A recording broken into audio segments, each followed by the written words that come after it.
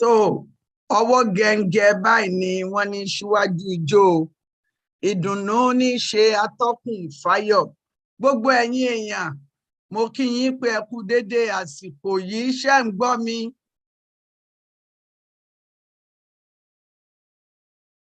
Bẹ́ẹ̀ ni à ń gbọ́ yín mà. Ẹ ṣeun o, ẹ ṣeun, mo dúpẹ́. So mo kí yín o gbogbo ẹ̀yin èèyàn. Àwọn èèyàn ò tí ì dé, ó yàtọ̀ lónìí. Ìdí ẹ̀ náà ni wípé ọ̀pọ̀lọpọ̀ àwọn èèyàn wọ́n lè má rí ìpè nítorí ohun tó ṣẹlẹ̀ sí fóònù Yorùbá Gbòde láàrin ọ̀sẹ̀. Ṣùgbọ́n ẹ rántí pé èmi ti máa ń sọ fún àwọn èèyàn pé ẹ rí pé o, ẹ rí pé o, aago 3 náà ni a máa ṣe Yorùbá Gbòde, ká fi sọ́kàn. Torí náà gbogbo ẹ̀yin èèyàn tí ẹ ti wọlé, ẹ bá wa pe àwọn ẹlòmíì tí wọ́n jẹ́ oníbàárà, àwọn kòyẹ̀kògbò tí wọ́n ṣe kí wọ́n má wá sí orí Yorùbá Gbòde. Ẹ bá wa pè wọ́n pé a tún ti dóde jó, kùtùkùtù ó ṣe, ṣẹ̀gẹ̀dẹ̀ ó ṣẹ̀. À ń retí àlejò wa náà lórí ètò yìí bí a ti ń bẹ̀rẹ̀. Ṣọlá Yusuf ni orúkọ mi. Alárápé ìbíyọ̀nù, èmi ní obìnrin gbọ̀ngbọ̀ngbọ̀n bí ẹni tẹ̀pá òjé, àìtó ní bá gbé ká má tò ní bá wí. Mo kí yín tẹ̀ṣọ́ tẹ̀ṣọ́, mo kí yín tológun tológun. Bí a ṣe ń wí, ọ̀kan ṣoṣo láti rí nínú àwọn ìgbìmọ̀ amòye, àwọn amòye 3 Yorùbá Gbòde, ọ̀kan ṣoṣo láti rí. Ọ̀mọ̀wé Olúwakáyọ̀dé Patrick Akínbọ́lá, àwọn ti wà ní. Ẹ ṣé ó pọ̀ mà, inú mi dùn láti darapọ̀ mọ́ gbogbo yín o, ẹ kú kalẹ̀ káàbọ̀. Ẹ ṣeun. So à ń retí àwọn yòókù, ìta ò tí ì pé débi pé ìrọ̀ ó pé. Bàbá amòye wọ́n ní àṣà ọ̀pẹ kò bẹ́ẹ̀ ọ̀nà ló jìn, wọ́n ń fẹniṣẹni, wọ́n ń fèèyàn ṣèyàn. Wọ́n ó darapọ̀ mọ́ wa láìpẹ́ láì jìnnà. Èyún kan Ọlọ́run púpọ̀ àti ẹ̀ tí ì rí 10% àwọn èèyàn tí àjọ máa ń ṣe Yorùbá Gbòde. Á dúró dè wọ́n, ẹ má jẹ́ àkánjú. Lẹ́yìn onísùúrù ńlọ́lọ́run wà. Àìkánjú lá ọbẹ̀ tó gbóná. Ṣé ẹ mọ̀ pé tí a bá kánjú lá, bọ́bẹ̀ bá tutù, egbò ti ń bẹ lórí ahọ́n, ohun tí ò tata yóò wá di ata. Ẹ jẹ́ ká ní sùúrù kí a máa bá kinní ọ̀hún bọ̀, torí pé ẹni tó bá lọ òun ló bá kú. Ọ̀mọ̀wé Akínbọ́lá, oríṣiríṣi nǹkan ni mo mọ̀ pé ẹ̀yin náà ti gbọ́ tí a gbé yẹ̀wò lónìí, tí a papọ̀ mọ́ àwọn nǹkan tí a máa ń ṣe tẹ́lẹ̀tẹ́lẹ̀. Lára ohun tí a gbé yẹ̀wò lónìí báyìí ó ní ọ̀rọ̀, yàtọ̀ fún tí a fẹ́ wá ṣe lónìí, àyàbá pọ̀, a sì ríbi yà sí láṣẹ Elédùà. Oríṣiríṣi àhesọ, lára àhesọ tí ó ń lọ káàkiri ni ọ̀rọ̀ ti bàbá, tí wọ́n sọ wípé àwọn kan wọ́n ń fi owó ṣọdẹ bàbá. A gbé ìwò lónìí lórí ètò Yorùbá Gbòde pẹ̀lú àwọn nǹkan míì tí a tún gbọ́.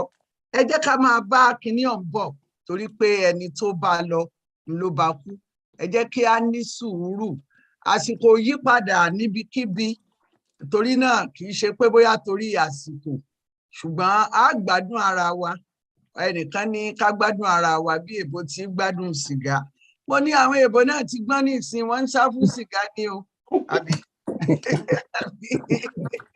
Torí jẹjẹrẹ, Ọlọ́run ò ní fi àrùn burúkú ṣe wá.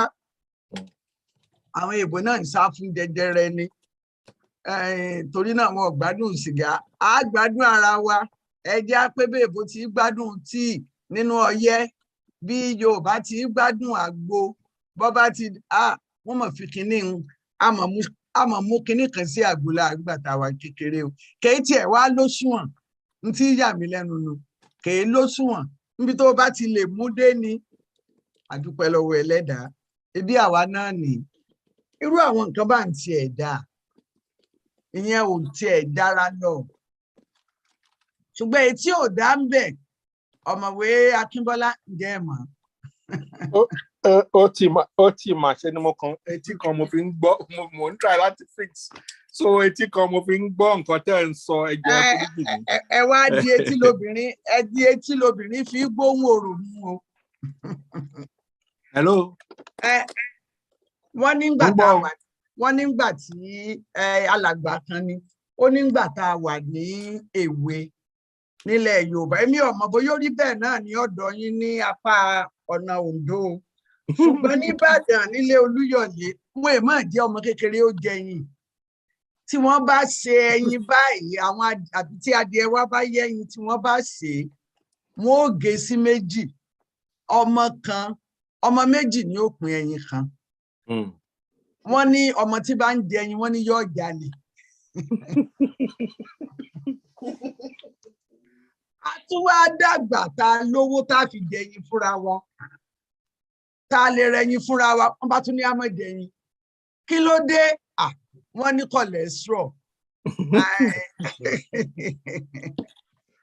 wọ́n ní ọ̀rá ìyẹ̀fun wọ́n ní torí rẹ̀ wọ́n ní àtúgbọ́dọ̀ jẹyin mo ṣe ẹwà fẹ́ gbáyé ni nígbà tá a lówó tá a fi jẹyin ẹni àmọ́ jẹyin ẹ̀yin sì lówó ẹ̀yin òbí ẹ̀ fún ajẹ́ a tún wá dàgbà ẹ̀tún ní àmọ́ jẹyin nítorí cholesterol ṣùgbọ́n o síbẹ̀síbẹ̀ akúkú dàgbà àgbọ́n wọ́n ní ọmọ tí a fìṣẹ́ wò ní dàgbà ọmọ tá a bá fojú ọjọ́ bí kò tó gègé ẹ jẹ́ a máa ní sùúrù kí a máa bá kinní ọ̀hún bọ̀ ohun tí mo fi ń fi ọ̀rọ̀ sùúrù ṣe náà ni pé àlejò wa gan lónìí wọn ò tí ì dé wọn ò tí ì rí àlejò wa pàtàkì bàbá Amoye bàbá àgbà ọ̀jọ̀gbọ́n Adéníran Adébóyè wọ́n ní yóò pẹ́ àwọn díẹ̀ ṣùgbọ́n a dúró dè wọ́n bó ṣe lè wù kó rí a ní sùúrù fún wọn. So lórí ètò Yorùbá Gbòde ibẹ̀ náà ni a ti ń bọ̀ mo fẹ́ gbìyànjú láti pe àlejò wa pàtàkì torí àmọ́ tó ṣẹlẹ̀ ó yẹ wọn ó ti wọlé.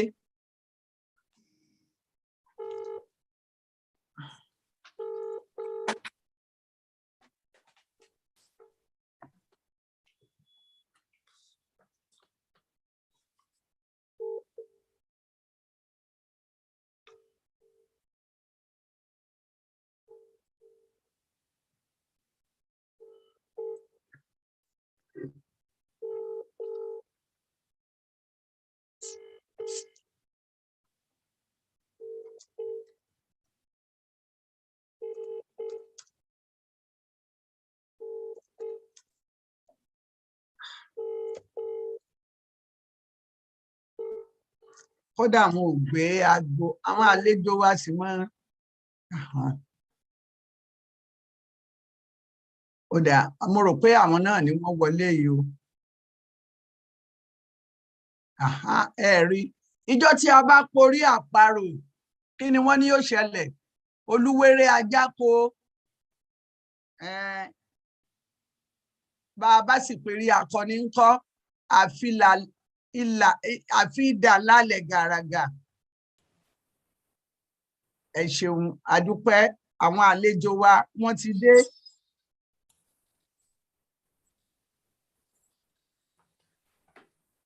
ẹ kú kàlẹ̀ ẹ kú wájú o. Ẹ káàbọ̀ mo kí yín pé ẹ káàbọ̀ mo kí yín tẹ̀ṣọ́ mo kí yín tológun à ń retí àwọn èèyàn wa ò kì í sábà pẹ́ báyìí ṣùgbọ́n tó ṣẹlẹ̀ ni pé ìjàmbá ó ṣe ẹ̀rọ Yorùbá Gbòde gangan ṣùgbọ́n èmi ti máa ń sọ fún wọn wípé ẹ̀rọ ìbánisọ̀rọ̀ Yorùbá Gbòde tá a fi máa rán yín létí ó lè ṣeé ṣe kó kú níjọ́ kan ká má lè rán yín létí ṣùgbọ́n kí àwọn èèyàn mọ̀ wípé aago 3 ó ní ètò Yorùbá Gbòde ló máa ń bẹ̀rẹ̀ ìdí ẹ̀ tá a fi wá tì rí ọ̀pọ̀lọpọ̀ àwọn èèyàn á jẹ́ pé wọn ò mọ̀ bá wa lẹ́nu ẹ̀ lẹ́yìn bí ìṣẹ́jú kan àbí ìṣẹ́jú méjì a bẹ̀rẹ̀ ètò torí nǹkan tí a gbé yẹ̀wò lónìí ó pọ̀ tí kì í ṣe díẹ̀. Iṣẹ́ ń bẹ, alágbàro náà sì wà dáadáa. Nítorí náà kò yẹ kí a fi àsìkò ṣòfò rárá lórí ètò Yorùbá Gbòde ní ti òní. Lẹ́ẹ̀kan sí mo kí yín pé ẹ káàbọ̀ sórí ètò. Mo kí yín pé ẹ kú sùúrù. Mo kí yín pé ẹ kú ìfọmọnìyàn ṣe lórí ètò yìí. A tún ti bẹ̀rẹ̀ bí àti máa ń ṣe tí a mọ̀ rọra bá fàájì wa bọ̀. Àwa ò ní bá lọ o, ìran àwọn tó bá lọ ò ní wọ́n bá kú. Bí a bá wá ní ká bẹ̀rẹ̀ ká mọ́ dúró díẹ̀díẹ̀ àwọn èèyàn wa, ó mọ̀ àdàbí ẹni pé ọ̀rọ̀ tá a bá sọ a sọ pé a sọ bẹ́ẹ̀ mọ́, a tún wá máa tún sọ. So mo fẹ́ fi àsìkò yìí kí n fi kí bàbá Amoye torí àwọn ti dé, wọ́n ti wà ní àárín wa lónìí. Bàbá Amoye wa alàgbà Adéníran Adébóyè ọ̀jọ̀gbọ́n, wọ́n ti wà ní bàbá. Ó dàbí ẹni pé ẹ̀ń ṣó ṣàbọ́nu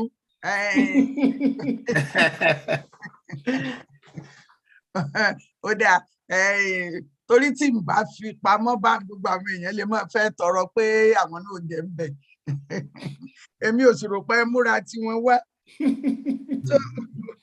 Bàbá mo kí yín pé ẹ káàbọ̀ sórí ètò Yorùbá Gbòde. Ẹ kú wájú, ṣé ń gbọ́ mi? Dáadáa. Mo ẹ̀ṣẹ̀ ń jẹun àárọ̀ ni mi ò sì fẹ́ fún ọmọ Ìbàdàn kankan ní nǹkan jẹ. Wọ́n ti jẹ́ pé oúnjẹ gbọ̀ngàn lẹ̀ ń jẹ, lè kò sí tá a ṣe. Gbọ̀ngàn dẹ òun. Àmàlà àti gbẹ̀gìrì ó jẹ́ oúnjẹ ìlú mọ́dà mi, lè mọ̀ fún mi jẹ o. Ok. Ṣùgbọ́n mo mọ̀ pé ẹ̀ di àmàlà àti gbẹ̀gìrì. No, ẹ̀kọ́ gbóná àtọ̀ọ̀lẹ̀. Àtọ̀ọ̀lẹ̀. Ó fẹ́ súnmọ́ ti Ìjẹ̀ṣà. Ìjẹ̀ṣà lóòrè. Ó ti o àkókò rẹ̀ mo ti gbé gbogbo àwọn ìlú ilẹ̀ Yorùbá. Pẹ́tírì làwọn kan ń pè mí. Àkókò ní ibo, ṣé Ọ̀ka ni àbí Kàràmù àbí Ìṣùà? Ìṣùà kọ́. Àkókò ṣé àkókò náà ni? Àkọ́ẹ̀dó. Ìdógún gan ni mo ti wá. Mo mọ Ọ̀ka, mo mọ Kàràmù. Gbogbo àdúgbò yẹn títí kan ti Ìmẹ̀rì, Tẹ̀dó, ti àwọn ibi táwọn fẹsẹ̀ pa ní ẹ láyé náà. Àwọn Somoríkà. Lórí òkè. Lórí òkè. Kukuruku Hills. Kukuruku Hills o. Ṣé pé àwọn òyìnbó ṣe nǹkan kan síbẹ̀ tẹ́ pé ká ní àgbọn ni.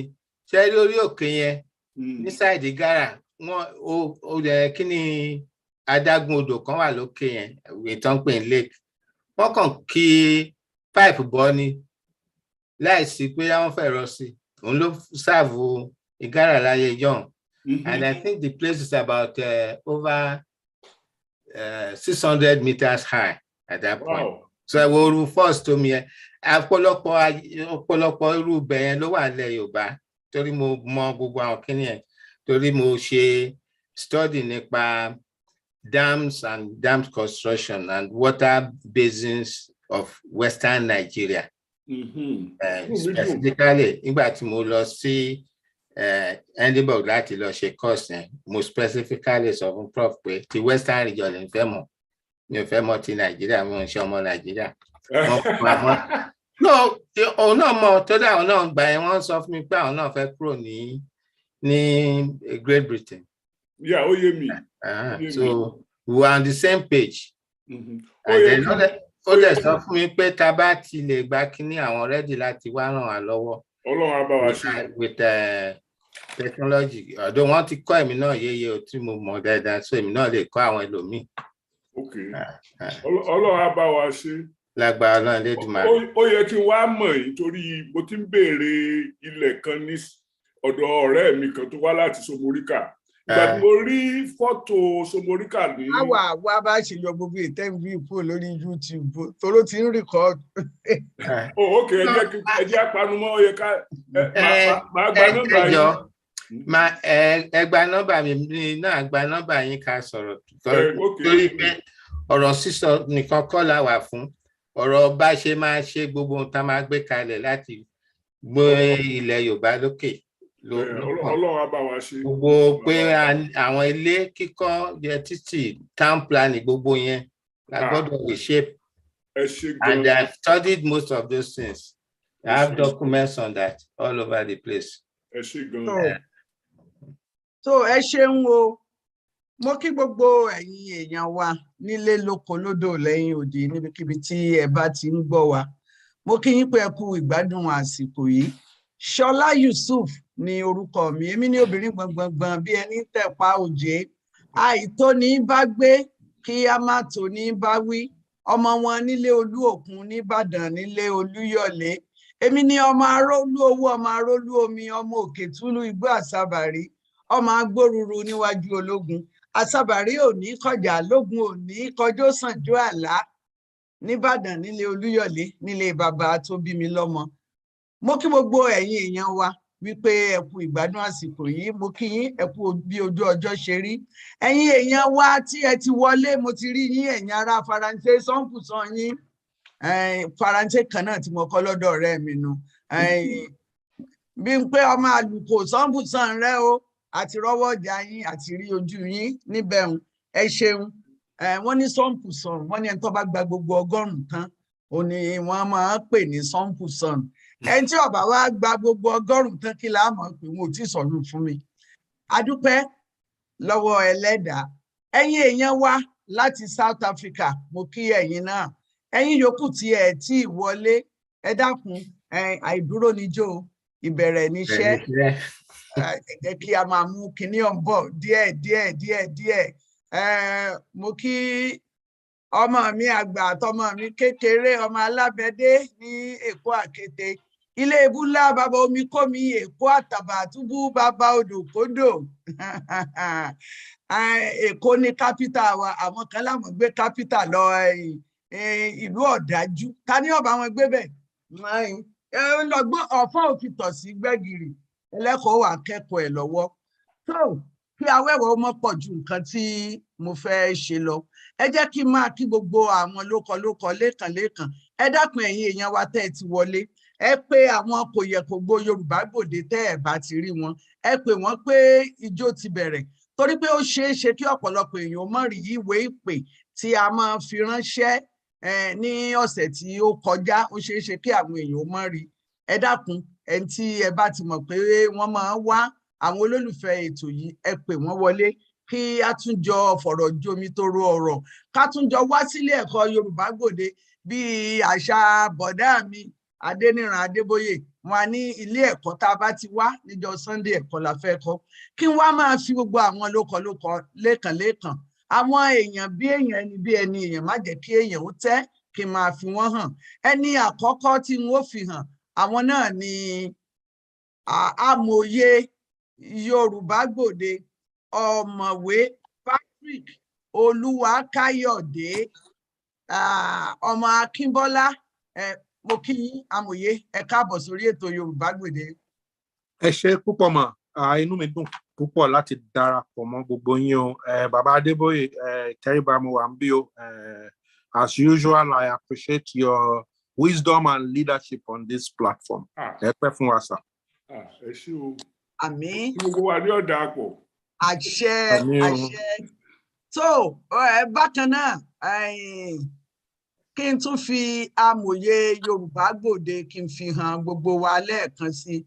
Bàbá Adébóyè èmi ń gbìyànjú láti gbé yín sáyé lórí kámẹ́rà bí bá tí ìwà ráyè wọlé tó bàbá Adéníran Adébóyè fún àwọn èèyàn tí wọ́n ṣẹ̀ṣẹ̀ ń wọlé tí wọn ò sí pẹ̀lú wa tẹ́lẹ̀ àwọn ni àwọn igi lẹ́yìn ọgbà tí a fẹ̀yìntì lórí ká mú ọgbọ́n wá ká mú tàn wá ká mú òye wá ká fún wa ní làákàyè látọdún méjì wọn ò jẹ wọn ò gbò lórí ètò Yorùbá Gbòde. Bàbá Adéníran Adébóyè ti ṣe alága fún ọ̀pọ̀lọpọ̀ ẹgbẹ́ káàkiri ohun tó jẹ wọ́n lógún jù ní bí ọmọ Yorùbá ó ṣe débi tó yẹ ká dé ní gbogbo ìgbà wọn lè sinmi tó bá ti di ọ̀rọ̀ Yorùbá ní àpapọ̀. Bàbá, mo kí yín pé ẹ káàbọ̀ sórí ètò Yorùbá Gbòde. Ẹ ṣeun, ẹ kú wájú. Mo dúpẹ́ púpọ̀ fún gbogbo iṣẹ́ ribiribi tí olóòtú wa ń ṣe. Mo sì dúpẹ́ fún ọ̀pọ̀lọpọ̀ àwọn amòye tí wọ́n wà níbí àtàwọn tí ò tí ì dé. Mo wá dúpẹ́ pátápátá fún àwọn tó ń wá sí ìpè yìí torí iṣẹ́ ńlá ni ó jẹ́ fún wa tá a fọkàn sí pé kílẹ̀ Yorùbá kó lọ padà sí ipò ńlá tó ti wà tẹ́lẹ̀tẹ́lẹ̀ tí ó bá dẹ̀ débẹ̀ nǹkan tí àwa bá mọ̀ ká tó ta tí rú pa ó yẹ ká fi hàn àwọn èèyàn tí ń bọ̀ lẹ́yìn wa. Ó ló jẹ́ kí Yorùbá Gbòde ó dàbí ilé ẹ̀kọ́ torí nǹkan tí àwọn aṣíwájú wa mọ̀ àwa lè má mọ̀ ṣùgbọ́n tí ilé ẹ̀kọ́ bá kọ́ wa continuity yá jẹ́ kí a ní agbára láti mú ìlọsíwájú Yorùbá di nǹkan tí ó ṣeé ṣe. Mo dúpẹ́ o, ẹ kú wájú. Ẹ ṣeun, àgbà ojú yín dà, a máa rí yín bá láṣẹ Elédùwà. So àwọn èèyàn wa ti pé ní orí YouTube, wọ́n ti ń gbọ́ wa bí wọ́n ṣe máa ń gbọ́ wa. Àwọn alájùmọ̀ṣe ìtẹ̀síwájú pẹ̀lú Yorùbá Gbòde Reef Note website, àwọn èèyàn ti dé orí Reef Note náà, mo ti rí ọwọ́ ọ̀gá wọn wípé àwọn náà ti wà pẹ̀lú wa. Àwọn èèyàn ti wà lórí rédíò Yorùbá Gbòde ní àwọn agbègbè Philadelphia àti ibòmíì tí wọ́n ti ń láǹfààní láti gbọ́ wa. Àwa la lè rí wọn ṣùgbọ́n àwọn ń gbọ́ wa bí a sì ṣe ń ṣe nù láti bí ọdún méjì sẹ́yìn. Inú mi dùn, ara mi yá gágá wípé a tún ti dé bí a ti dé. So Yorùbá ní àìfárí lẹ́yìn olórí, ẹnìkan wá fi kún, ó ní àfẹntí ọba fárí dọmí. Ẹmọ dọmí àwọn èèbó wọ́n fárí lẹ́yìn olórí nù. Ṣùgbọ́n àwọn ò ní fárí lẹ́yìn olórí. Àlejò wa pàtàkì wọ́n ti wà níkàlẹ̀. Àwọn àti bàbá Adébóyè ni wọ́n ọ̀dọ̀ fún wa ní ọgbọ́n lónìí. Wọ́n á sì gbádùn wọn dáadáa. Àlejò wa pàtàkì lónìí, ọ̀pọ̀lọpọ̀ àwọn èèyàn ni wọ́n ti mọ̀ wọ́n ní orí ọ̀pọ̀lọpọ̀ ètò míì níbi tí wọ́n ti ń sọ̀rọ̀ nípa Yorùbá, níbi tí wọ́n ti ń sọ ìtàn Yorùbá, àṣà Yorùbá, ìjà òmìnira Yorùbá àti ọ̀nà tí a gbé gbà. Àwọn náà ni alàgbà Alex Olúwọlé Ajala. Ẹ̀yin tí ẹ wọlé pẹ̀lú wa, ẹ ti gbọ́ díẹ̀ tí wọ́n wí. Wọ́n ní láti Àkókó ni àwọn ti wá, ojúlówó ọmọ Yorùbá ni wọ́n. Àríṣe ni àríkà, àríkà ò ní bàbá ìrègùn, níbi tí wọ́n ti ń bọ̀. Tẹ́ bá gbọ́lé ẹ̀kọ́ tí wọ́n kọ́kọ́ lọ, Great Ife, University of Ife, bàbá mi Wándé Abímbọ́lá, wọ́n á ní Ifáfitì Aládàn, níbi tí sọmọ́ǹtì gbé bolẹ̀, ibẹ̀ ni wọ́n ti lọ. Ìmọ̀ nípa bá àti kọ́ọ̀yàn ò ní wọ́n kọ́kọ́ gba oyè níbẹ̀. Ẹ rí wípé a gbádùn dáadáa. Ẹnjíníà Fíjì, dákun máa pe àwọn èèyàn wọlé. Ọlọ́run ní jẹ́ òṣìṣẹ́ oníṣẹ́, èmi mò ń ṣiṣẹ́ rẹ o. Bẹ̀rẹ̀ sí ní pé àwọn èèyàn wọlé, àti fún ọ lágbára, àwa mọ títún lọ o. O ṣeun. Wọ́n gba ìmọ̀ oyè nípa ètò ẹ̀kọ́, ìyún fi wá lọ́kàn balẹ̀ pé wọ́n ó kọ́ wa dáadáa lónìí. Èyí nìkan kọ́ o, wọ́n tún wá lọ sí Ifáfitì ti Èkó. Mo rò pé Ifáfitì tèkó ni bàbá pè ní Ifáfitì wọ́n ní ni bàbá pè ní Ifáfitì Aládàn, onítèkó ni Aládàn. Ifáfitì Aládàn, ibẹ̀ ni wọ́n ti lọ gba oyè ìmọ̀ ìjìnlẹ̀ nípa ìṣàkóso, ètò ìṣàkóso ìṣirò owó, business admin. Bákan náà, wọ́n tún gba ìmọ̀ oyè nípa hydroelectrical dam design and construction. Ṣẹ́rí pàdé ti gbà. èyí nìkan kọ́ wọ́n ní wọ́n jẹ́ ọmọ ìgbìmọ̀ the British Hydroelectrical Dam Association.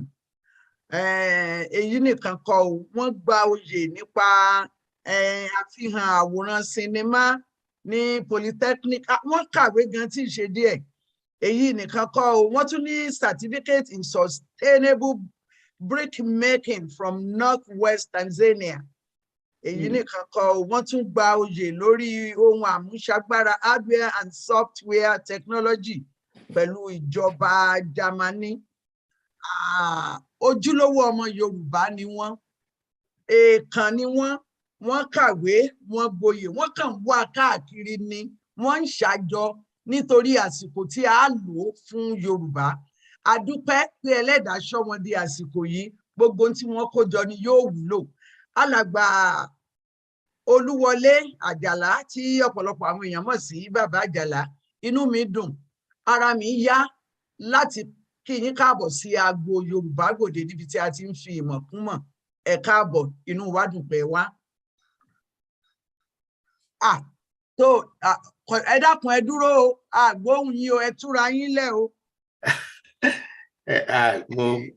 Ṣé ń gbọ́ mi ń sìn? Mo dúpẹ́ ẹ̀yin èèyàn mi, torí bẹ́ẹ̀ mi ṣe máa ń rí nìyẹn, gbogbo Yorùbá lèèyàn mi, èmi náà èèyàn yín.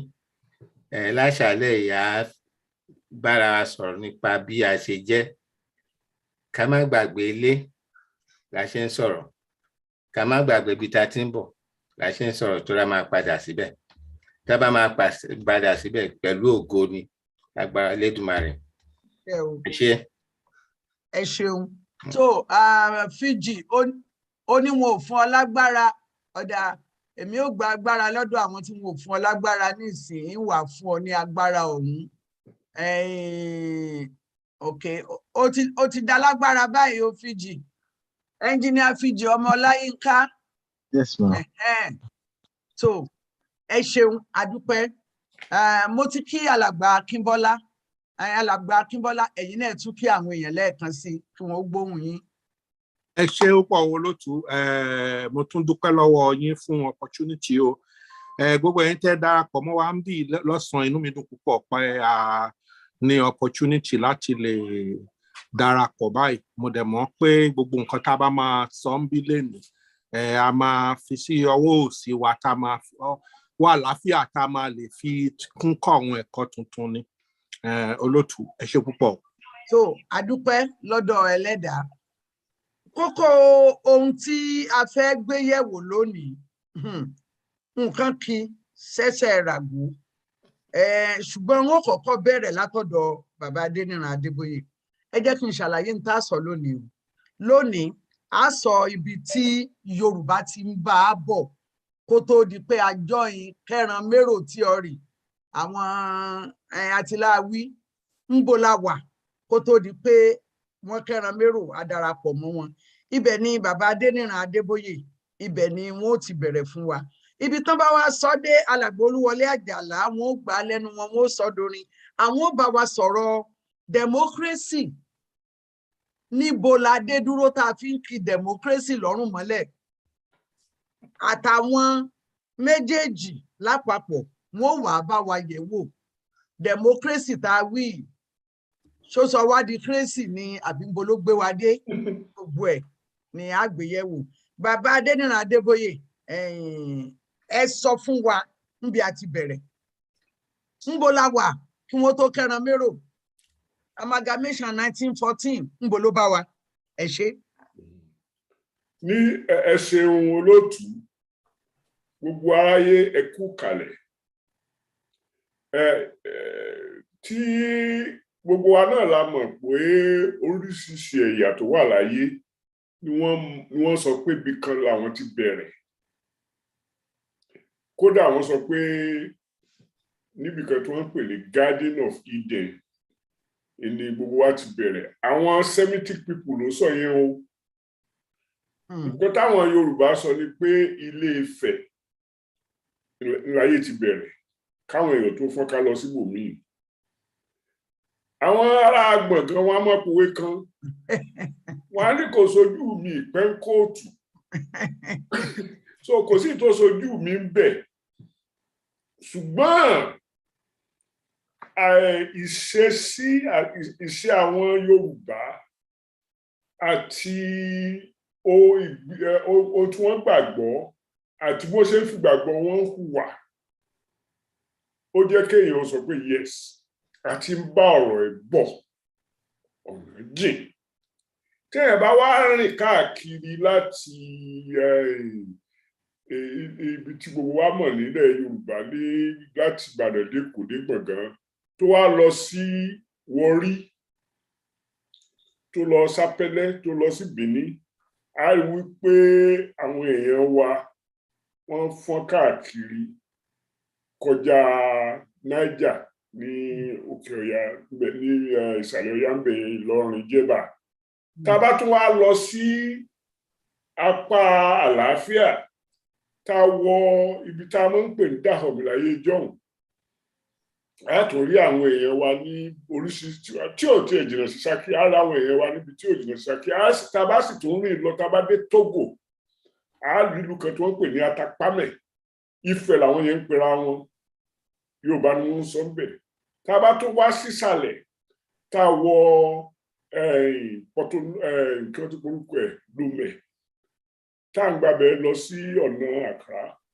a tún rí àwọn kan tó ń pè ní Ẹ̀bẹ̀ gbèdé wọn ò tiẹ̀ fi bẹ́ẹ̀ dàbí tiwa àṣà wọn Ifá ni orò wọn lọ́hùn so àti bọ́rọ̀ ẹ̀gbọ́n ti pẹ́ kódà ìgbà táwọn òyìnbó rò pé tí wọ́n rò pé àwọn fẹ́ mọ wádìí nǹkan lọ sí ibi tí ayé wà yàtọ̀ síbi tí wọ́n ń gbé ọ̀dọ̀ wa níbẹ̀ yẹn ní Ghana ní okun tó sún Ghana mọ́ Nàìjíríà kápẹ́ Ghana ní kápẹ́ Nàìjíríà nísìnyí ibẹ̀ ni wọ́n ti wá gbìyànjú bí wọ́n ó ṣe lè cross Atlantic àwọn èèyàn tí wọ́n bá ń bẹ̀ wọ́n ti mọ̀ wọ́n kí àwọn Christopher Columbus ó sì máa ibi tí wọ́n ti kọ́ bí wọ́n ṣe cross omi yẹn nìyẹn tí wọ́n rò pé àwọn ń lọ sí India so a ti wà níbẹ̀ ti pẹ́ àwọn tí wọ́n ṣèwádìí àwọn ọ̀jọ̀gbọ́n tí wọ́n ṣèwádìí wọ́n máa ń pe àwọn èèyàn tí wọ́n bá níbẹ̀ ní Kwa group Kwa kí ni jẹ́ bẹ́ẹ̀ nítorí bá a ṣe máa ń kíra wa ẹ kú àbọ̀ ẹ kú ìjókòó so Kwa people yẹn ọmọ rìn jìnnà ó kọjá Accra mo ṣiṣẹ́ níbì kan nígbà kan ní WAEC 1967 mo jókòó ní Accra àwọn ọmọ Ghana àtẹ̀mí àjókòó à ń sọ pé kí ló pa ìbòlédè wa ti papọ̀ níbi tá a ti ń mu bíà láti rí 137 words lálẹ́ ẹjọ́ kan tó jẹ́ pé wọ́n ń pè lórúkọ kan ní ọ̀dọ̀ wọn orúkọ táwa náà ń pè ní nígbà tí mo bá sọ pé àjẹ́ àwọn gan wọ́n ní àjẹ́ kí á níyàtọ̀ wọ́n á bèèrè lọ́wọ́ àwọn yòókù wọ́n ní kílẹ̀ yín pé witch wọ́n ní ọba Ifò ọba Ifò abẹ́yẹfò nìyẹn ibo wa ní Yorùbá ti bẹ̀rẹ̀ ibo ló parí sí àti mbọ̀rọ̀ yìí bọ̀ Yorùbá sì ti ní ìjókòó nílé Ifẹ̀ tí àwọn ọmọ tó wà ńbẹ̀ àwọn ọmọ Oòduà tó wà ńbẹ̀ fọ́n káàkiri tó ń lọ jọba ní oríṣiríṣi ìlú títí tó fi dé Etí Ọya Ìlọrin ní o Jẹ̀bà ní o Ìlọ́kọ́jà ní o Ìkàbà ní o even ní bó bá tún cross ibi tí wọ́n ń pè Nàìjíríà ní ìṣe lọ sí Dahomey àwọn ọba wà ní Dahomey wọ́n wà ní Togo so a ti ń ṣèjọba ara wa a ti ń mójútóra wa a ti ní àdé tiwa a ti ní ìgbàgbọ́ tiwa kí nǹkan burúkú tó dé ìgbà táwọn Lárúbáwá sì ń kó ẹrú ní Áfíríkà àwọn ò lè tètè dọ́dọ̀ wa láti kó ẹrú ṣùgbọ́n wọ́n ṣe ń kó ẹrú yẹn nígbà tí wọ́n á dọ́dọ̀ wa tó di pọ́mọ wa ń sọnù gbọ́mọgbọ́mọ ń gbọ́mọ wa lọ tí wọ́n bá dẹ̀ gbọ́mọ tí wọ́n bá gbọ́mọ ní Gbọ̀ngán ilẹ̀ Yorùbá náà ni wọ́n gbé gbà títí tí wọ́n fi débi tí wọn ò ti gbéde rẹ̀ mọ́ báwo la ṣe lè ráwọn ọmọ yẹn gbà padà ibẹ̀ láti bẹ̀rẹ̀ sí kọ́là tó o bá ti rí là lójú èèyàn báyìí bó ṣe kọ́là yẹn wá ti mọ̀ ìdílé tó ti wá tó o bá rọ́mọ yẹn he àbọ̀ báwọn tó ń mú lọ jà tó gbọmọ lọ́wọ́ wọn òmòbí tó mọ̀ dá padà sí nítorí jẹ́ kí mo sọ ọgbẹ́lẹ́ yìí ni pé èmi náà mi ò mọ nǹkan tó rú àwọn Professor Ajala o ṣùgbọ́n tátàtà tí mo mọ̀ kì í jẹ́ kí n fẹ́ bẹ̀rẹ̀ ọ̀rọ̀ ilẹ̀ Yorùbá ní 1914 torí òjò tó rọ̀ lọ́kẹ́ nípò mádìẹ. So tá a bá wá dé ìgbà tí wọ́n ń lo àwọn aráàta láti kó wa lẹ́rú ta ni wọ́n lò àwọn tó súnmọ́ wọn jù tó súnmọ́ tádé wọn àti ìbẹ̀rẹ̀ wọn tó súnmọ́ àwọn òyìnbó jù àwọn ni wọ́n ń pè ní Fúlàní àwọn ni wọ́n ń pè ní Suwa Arabs àwọn ni wọ́n ń pè ní oríṣiríṣi orúkọ àwọn ni wọ́n lò tó fi wá bá wa lójijì tí wọ́n fi bẹ̀rẹ̀ sí kẹ́rù wọ́n bá mú ọmọ kan tí wọ́n ń pè lájà yìí tó pè rẹ̀ ní káwádà lẹ́yìn ìgbà yẹn wọ́n mú lọ kì í sóò ní wọ́n kọ́ mú o ṣùgbọ́n olókọ jàǹkàjàǹkà bíi irú tiẹ̀ òun ni mo ń sọ yìí. So by 1820 wọ́n ti kó wa lẹ́rú ẹrú tí wọ́n sì ń kó wa yìí ó ní wa lára kódà wọ́n tiẹ̀ tún halẹ̀ máwọn èèyàn wa tó jẹ́ páwọn náà tún ta ara wọn ìgbà tí wọ́n bá dé ààfin ọba tí wọ́n pa ewúrẹ́ tó wọnú ilé ọba tí wọ́n yìnbọn pa àyà ọba jà tó bá ní kó lọ mú pé dáàbò rẹ̀ làwọn máa mú lọ yóò bẹ̀rẹ̀ sí sunkún ni ibi ọba ti sunkún tí ó ti ń bẹ̀ wọ́n wọ́n sọ pé kè lọ kó bíi 4 5 wá ń bò mí àbí 10 15 ibẹ̀ làwọn náà ti bẹ̀rẹ̀ sí kó àwọn tí wọ́n fi gba ọmọ wọn lẹ̀ so a lè sọ pé wọn ò dá sí a lè sọ pé bí wọ́n ṣe dá sí ó di àpàpàǹdodo ṣùgbọ́n ìgbà tí wọ́n wọlé nǹkan tá àkọ́kọ́ tí wọ́n kọ́kọ́ fẹ́ sọ ni pé ìgbà tí Osman Dan Fodio wọ Gobir tó sọ pé òun gbọ́dọ̀ tún ẹ̀sìn mùsùlùmí ṣe ní apá abẹ̀yẹ tó tan àwọn Haúsá pé ọba wọn ọ̀dà ìgbàgbọ́ rẹ̀ òkun tó kí wọ́n yá mútu ẹ̀ kí káwọn lè bá fẹsẹ̀ mùsùlùmí Islam wọlé ibẹ̀ ni wàhálà ti bẹ̀rẹ̀ 1804 wàhálà yẹn wá ń tàn káàkiri kò pẹ́ kò jìnnà wọ́n ti gba gbólẹ̀ Haúsá ní wọ́n mọ nǹkan tí wọ́n ń ṣe wọ́n ti ń bá wọn ṣe kíní yí ọjọ́ ti pẹ́ láyé Ìṣògé empire láyé Mali empire láyé Ghana empire ní Fúlàní ti wà ní Sahel tí wọ́n ti ń bá wọn gbàjọba tí wọ́n ti ń bá wọn ṣoríṣiríṣi nǹkan bẹ́ẹ̀ yẹn so wọ́n wá dé wọ́n dọ́dọ̀ wa wọ́n dé lọ́rin wọ́n láyé ìgbà náà Aláàfin Ọ̀yọ́ ní agbára wà lọ́wọ́ rẹ̀ gbogbo ilẹ̀ Yorùbá àti tí ìṣẹ̀lẹ̀ Yorùbá gan wọ́n bẹ̀rẹ̀ sí ṣe ìtẹ̀jẹ̀ wọ́n rí Álímì rí Àfọ̀njá wọ́n jọ pa wọ́n jọ dé bí wọ́n sì gbàgbára lọ́wọ́ Aláàfin Ọ̀yọ́ ogun dé sílẹ̀ ọ̀dọ̀ wa ogun náà ni ajàtán tó sọ ọ̀rẹ́ dọ̀tá tó sọ̀tá dọ̀rẹ́ tí ó fi di pé láti ìgbà yẹn títí di 1880s nígbà tá à ń sign kí ẹ ti porúkọ Creed Treaty wọ́n ní díẹ̀díẹ̀ nínú ẹlẹ́dẹ̀ wọgbà àwọn tí wọ́n negotiate Creed Treaty yẹn pẹ̀lú àwọn òyìnbó ni wọ́n kó ayọjọpọ̀ wọ́n ti mọ nǹkan tí wọ́n fi gbogbo ẹ̀ ṣe kò pẹ́ lẹ́yìn yẹn ni wọ́n sọ pé àwọn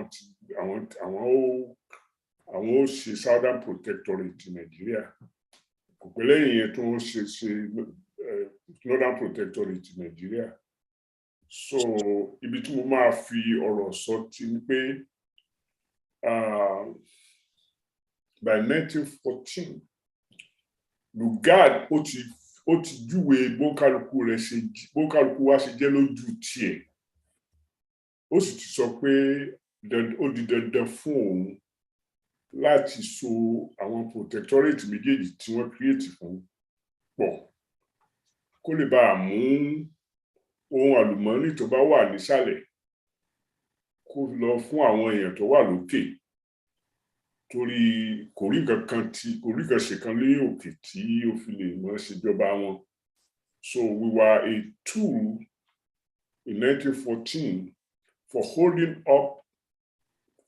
on to Northern Protectorate, which had fewer resources than the Southern Protectorate. Ibi tí mo bọ́rọ̀ dé nìyẹn. Ṣùgbọ́n a ṣe yí mo fẹ́ ká rántí pé ìgbà tí wọ́n ti lọ dẹ́sìn ìgbàgbọ́ lẹ̀ ní Sierra Leone tí wọ́n fèèyàn wa tó jẹ́ pé àwọn èèyàn wa tí wọ́n kó padà ni wọ́n ń ṣe àwọn Àjàyí Crowther, àwọn Abat Macaulay. Gbogbo orúkọ tí mò ń dá ikú sórúkọ Yorùbá o, bọ̀ gbogbo wa la mọ̀ pé Yorùbá gbogbo wọn. Ògbómọ̀ṣọ́ ni family Abat Macaulay ti wá. Gbogbo wa náà la mọ̀ yẹn. So àwọn ló wá dá iléèwé kan lẹ̀ ní tó ń pè ní Forabe College. Ibẹ̀ ni wọ́n ti kọ́ àwọn èèyàn wa bí wọ́n ṣe máa wàásù tí wọ́n sì sọ gbogbo wa lónígbàgbọ́. Ìgbàgbọ́ kìrìyó. Àwọn àmọ́ ìyàtọ̀ ní ìsìn nínú onígbàgbọ́ àti onígbàgbé o. Ṣùgbọ́n bí Ọlọ́run ṣe tí ìdààmú ń bọ̀ láti òkè, wọ́n sì mú àwọn ọmọ wa tí wọ́n kọ́ ní wọ́n ṣe lónígbàgbọ́, wọ́n ń bọ̀ láti apá òsì báyìí, gbogbo wọn pàdé pọ̀ sí ibi tí mo máa ń pè ní the triangle of change, Badagry, Abẹ́òkúta, Lagos. Ibẹ̀ ni gbogbo ẹ̀ ti bára wọn mu. Mọ́ṣáláṣí tó wà lÉkòó, mo ti gbàgbé orúkọ mọ́ṣáláṣí, the very first mosque tó wà nílẹ̀ Yorùbá, Èkó ló wà. Christ Church Cathedral tó wà lÉkòó, kìnìkan tó wà ní Gbàdáríjì. So all of those things, ibi tí new Yoruba vision ti bẹ̀rẹ̀. Kì í dẹ̀ ṣe gbogbo ẹ̀ ní straight line. Take 4 steps forward and 5 steps backward. Náà lọ́rọ̀ wa until 1914. But ibi tá a dé dúró ní ìsìn tí wọ́n panu mi mọ́, òun ni pé after 1914, adìẹ bà ló kùn, aró òru kùn. Ẹ ṣeun bàbá. Ẹ ṣé. Ẹ ṣeun kẹpẹ fún wa o. Ẹ̀yin èèyàn wa tẹ́ ẹ bá ṣẹ̀ṣẹ̀ ń wọlé, mo kí yín pé ẹ káàbọ̀ sórí ètò Yorùbá Gbòde. Àwọn àgbà wa tí wọ́n ń bá wa sọ̀rọ̀, bàbá Ajala láti ìlú ọba lọ́hùn àti bàbá Amoye ọ̀jọ̀gbọ́n Adéníran Adébóyè, àwọn ni wọ́n ń bá wa sọ̀rọ̀ lórí Yorùbá Gbòde lónìí. Àkòrí ọ̀rọ̀ wa ó ní níbo la wà kí democracy ò tó dé? Níbo ni democracy gbé wa dé? Níbo ni democracy ń gbé wa lọ? Bàbá Ajala, ó dọ̀wọ́ yín. Democracy ò wá bá wa. Àti ní democracy ilẹ̀ Yorùbá kún ìbò tó dé. Ìtàn kan wà lẹ́yìn ayé ìgbà Queen Elizabeth I, about 500 years ago. Ọ̀rọ̀ pọ̀, bóyá màá gbìyànjú láti ṣe ní ṣókíṣókí tó lọ́rọ̀ pọ̀. Èèyàn mi bàbá Adébóyè wọ́n ti sọ púpọ̀ nínú ọ̀rọ̀ tó wà nílẹ̀. Ìkan nínú ọ̀rọ̀ tí mo tún fẹ́ sọ ni pé àwọn Yorùbá wà ní East Africa, àwọn tó ń pè ní Luo, ìran Obama. Ta ni wọ́n? Ọ̀yọ́ láwọn náà ti wá. So bàbá Adébóyè sọ pé àwọn Yorùbá á ti rìn, but a mọ orísun wa. Tá bá rìn lọ, a ti rìn gbogbo àgbáyé. Tá bá wo kíni records, even DNA samples, even títí kan bí Newcastle bí báyìí, DNA sample, ancient DNA sample Yorùbá wà ń bẹ. So a ti rìn. Kíni ibi Canaan náà láti máa ń gbà padà wá kọjá through Egypt, kò tí sí Mùsùlùmí gbà yẹn, kò dẹ̀ tí sí Christian gbà yẹn, tá máa padà sí Ifẹ̀. That's how the Yoruba race is over 10,000 years old. That's the fact. Àwọn ibì kan wà ń fẹ́ tí wọ́n ti ń wá ìtàn àdábáyé tó ń pè ní archaeological finds. Ó ṣó nǹkan tí mò ń sọ. A ní ọ̀pọ̀lọpọ̀ bí káàkiri bírú Ìwó Elérú tó wà níbi Èkìtì.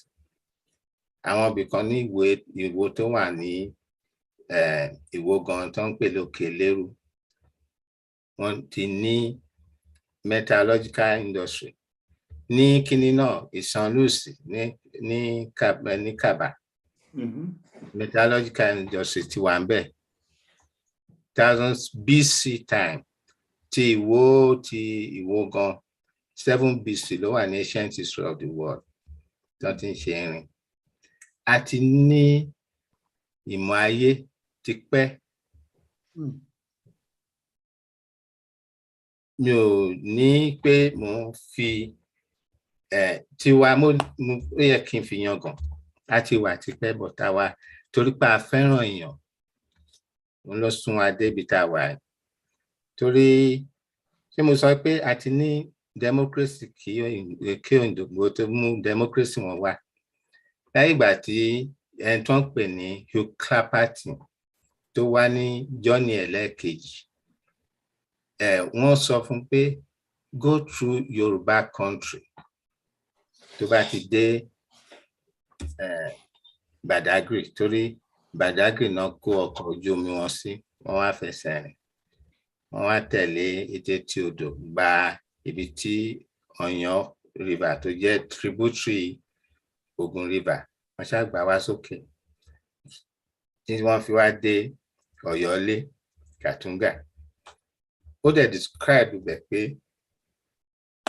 ìlú Ọ̀yọ́ yẹn was about 15-mile radius and very well laid out streets, wide streets with the Aláàfin, it said Aláàfin's palace stuck in the middle and a big market. Then ní àwọn tí a pa àwọn ìbò wọ́n fẹ́ràn pé kán máa wádìí ìlú káàkiri kán tó wá bọ́ ibi tí wọ́n máa jókòó sí láti ṣe òwò. Máa fi yé gbogbo wa pé òwò náà wá ṣe wọn wá dàlú lẹ̀. Òwò náà wá ṣe l'Áfíríkà wọn wá dàlú lẹ̀ pé this country wọ́n kàn sọ ìlú wọ́n kàn sọ ìgbà ọjà owó wọn lórúkọ against àwọn yòókù pé ẹ̀yin friends yóò ibi tá wà yìí Nàìjíríà ti wà lélẹ̀. Àwọn friends wọn á wò pé okay ṣe bí orí river Niger náà ni àwọn náà wà Nàìjíríà kejì tó ń sọ Faransé ìyẹn tó so invariably there are 2 Nigerians in West Africa. Àwọn aláfojúsí. So nǹkan tí mò ń sọ bọ̀ ni pé a lè máa kó ajá àtẹran pọ̀ sí ìlú kan náà. Àwa la gbà nítorí pé ọ̀rọ̀ democracy máa bóyá ìjọ mi máa tún padà wá tó rọ̀rọ̀ yẹn pọ̀. Jẹ́rí 1914 was a Thursday, January 1914. Before January 1914, 1902, Churchill sọ fún Lugard pé wò já fi Northern region yẹn lẹ̀ kó wọn mú owó kankan wá. Bí mo sọ fún pé òwò náà wá ṣe ìtọ́jà wọn lógún nìyẹn. Wọ́n wá tún wá jẹ South Africa lówó 250 million lórí reparation ogun ìtọ́ ń pè ní ogun Boer War. So wọ́n wá ṣètò pé Dominion of Canada, Australia àti New Zealand wọn lè máa dá owó yẹn san and then wọn lè máa tún send owó fún Lugard láti ṣe administration ní Northern region. Lugard ń parọ́ fún country pé Northern region ní oríṣiríṣi mèremère pé ìgbà wo àwọn lè filẹ̀. Churchill tó mọ geography jù lọ even though Lugard sójà ni jọ fi bẹ̀yẹn lẹ̀ ná wa lówó ni Lugard kọ lóní à ṣé torí pé ó jẹ́ ọmọ olówó torí ọmọ olówó ni Churchill ló ṣe ń sọ báyìí fóun ló wá gbẹ̀yìn lọ sọ fún kíní head of government ìyẹn Lugard pé òun mọ̀ bóun ṣe máa ṣe tó máa rówó láti tọ́jú North because ó kọ àwọn documents kan pé North about 9 million tí ò tó bẹ́ẹ̀ kíní kan Kano about a million plus ni wọ́n tàn ju bí 200,000 lọ so gbogbo ọ̀rọ̀ yẹn wà nílẹ̀ tẹ́ni tó bá fẹ́ mọ̀ ó wà nílẹ̀. àṣà wọn ni wọ́n kọ́ wọn nírọ́ ó fi wá mú wọn lára. ẹ dúró ẹ máa gbọ́ lọ Lugard ló bẹ̀rẹ̀ pé ká máa hẹ́wọ́ àkáǹtì ìjọba ó wà nínú document ìgbà tán bí wọ́n fẹ́ yọ ìgbà tán ọ̀rẹ́ tán máa fi replace wọ́n ṣàfilẹ̀ pé ìwẹ̀ tó bá tún yọ ò gbọ́dọ̀ kọ́lẹ̀ bọ̀ tó máa ń parọ́ ẹ̀ ìgbà kan gba owó láti ìsàlẹ̀ ṣé ọ̀rọ̀ yìí ó já mọ́ democracy tí mo máa sọ díẹ̀ lára yẹn náà torí mo ti sọ pé democracy ti wà láàrin wa kí òyìnbó tó dé torí a ní àwọn ọba ṣe àwọn ọba wa àtàwọn ìjòyè tó máa ń bọ́ ọba jíròrò àwa tún ní àwọn aráàlú tí wọ́n máa ń ṣe agbẹjọ́rò fún ọba tó máa sọ fún ọba pé nǹkan báyìí ló ṣẹlẹ̀ ládùúgbò àwọn àti gbogbo ẹ̀ that's democracy the purest form of it and then ilẹ̀ kí ni land registry la fi ń ṣe láyé ìjọ́un ọba mọ̀ pé lágbájá ló nílẹ̀ kì í ṣọba ló ní tẹ́ bá fẹ́ ra ilẹ̀ ọba ní ẹ lọ bá lágbájá ìdílé wọn ló ní ilẹ̀ tó wà ń bẹ̀ yẹn iyekíye tẹ́ bá fẹ́ san tẹ́ bá ti ṣètò ẹ lè ra ilẹ̀ lọ́wọ́ wọn but by the time tó òyìnbó dé wọ́n wá ń ṣe rẹ́kọ̀dì ẹ̀ pé ilẹ̀ báyìí òyìnbó wá introduce pé kán máa ṣe survey so these are part of democratic process nǹkan agbára democracy àwọn èèyàn ló wà lọ́wọ́ ẹ̀ kì í ṣe àwọn tó ń yàn sí ipò pé ìwọ ni nǹkan honourable mi ò rí nǹkan tó ń honourable fún un nígbà tó ń tọ́jú aráàlú tẹ́ pé ìyá bímọ kò sẹ́ni tó máa ràn lọ́wọ́ kọ́kàn ìpè láyé ìgbà wúlọ́ wọ́n ṣe díẹ̀ tó ń introduce free health service and free education àti gbogbo ẹ̀ àtòkò ṣíṣe àti education services that's the package of democracy kì í ṣe pé ká lọ ṣe election is actually not democracy election ni pé àwọn aráàlú wọ́n fọwọ́ sàyà pé ok ìwọ báyìí lọ ṣaṣojú wa so mí pa àwọn aráàlú ló lágbára kì í ṣe àwọn tó ń fi síbẹ̀ so àwọn aráàlú ní àṣẹ láti sọ pé lágbájá ò ṣe dáadáa máa pa ọjà bọ̀ nílé but I exercise power yẹn àwa ń ṣe bí ọ̀dẹ̀ sí àwọn tá a yàn síbẹ̀ because ẹ wo louis ẹ wo Amẹ́ríkà tí téèyàn bá ṣe dáadáa tó represent wọn wá ní kúrò ń bẹ̀ a máa yẹn lòmíì but we cannot do that in Africa kì í ṣe Nàìjíríà nìkan so àti democracy tí àwọn bàbá wa fún wa ti torí ẹ̀ kodò ẹ̀rù ń bà wá láti bá àwọn tá a fi síbẹ̀ sọ̀rọ̀ kò yẹ kó rí bẹ́ẹ̀ ẹ ṣeun democracy yẹn kò yẹ kó rí bẹ́ẹ̀. The power of democracy lies in the citizens who elect people to represent them in the affairs of government because kì í ṣe gbogbo èèyàn ló lè lọ sí òkè òyìnbó bí ṣe máa ń pè bí tí wọ́n ti ṣe kiri ni ẹ̀ gbọ́n tí bàbá mi máa sọ pé wọ́n ní káwọn wá sókè òyìnbó mú dé ìgbà yẹn wọ́n ti sọ láyé ìgbà yẹn pé ìkan tí wọ́n ń ṣe yìí Nàìjíríà tá a fẹ́ ní yìí o sorry nírọ̀gbọ̀ torí àgbédè ara wa ṣéde èbó la máa fi ṣèjọba. My grandfather told me that and that inspired me to start to find out even though gbàtà wà secondary school English and European history la ṣe fúnra mi mo kọ́ra mi pé kí n lọ wádìí and I've done that ibẹ̀ mo ti bẹ̀ sí ń ṣe oríṣiríṣi courses káàkiri and then mo jẹ́ member British Library àti kíní so anytime tí n bá fẹ́ information mo lè rí. Mo dẹ̀ ti náwó láti wádìí ọ̀pọ̀lọpọ̀ nǹkan tí mo fẹ́ kí àwọn tó ń gbọ́ mi káwọn náà mọ̀ ni pé a nílùú wọ́n pín wa mọ́ Nàìjíríà ni Nàìjíríà ò kì í ṣe orílẹ̀-èdè ilẹ̀ Yorùbá ní orílẹ̀-èdè tó wà nínú Nàìjíríà. Lọ́dà fún yóò. ilẹ̀ Ìgbò ní orílẹ̀-èdè tó wà ní Nàìjíríà, ilẹ̀ Haúsá ní orílẹ̀-èdè tó wà ní Nàìjíríà, wọ́n pín wa sínú Nàìjíríà ní Nàìjíríà kì í ṣe orílẹ̀-èdè. Ètò bá máa túmọ̀ Jack Straw bíbáyìí, ó sọ ńgbà tó fẹ́ lọ sí the first European Foreign Ministers meeting, which is the same thing tẹ́mi ti mọ̀, pé a nation is made up of a people of a common ancestral origin, common way of life, common way of celebrating birth and death, food preparation, agriculture, dressing, and all that. Báwo la ṣe jọ Igbo tàbí Hausa o? Ẹ dá sí.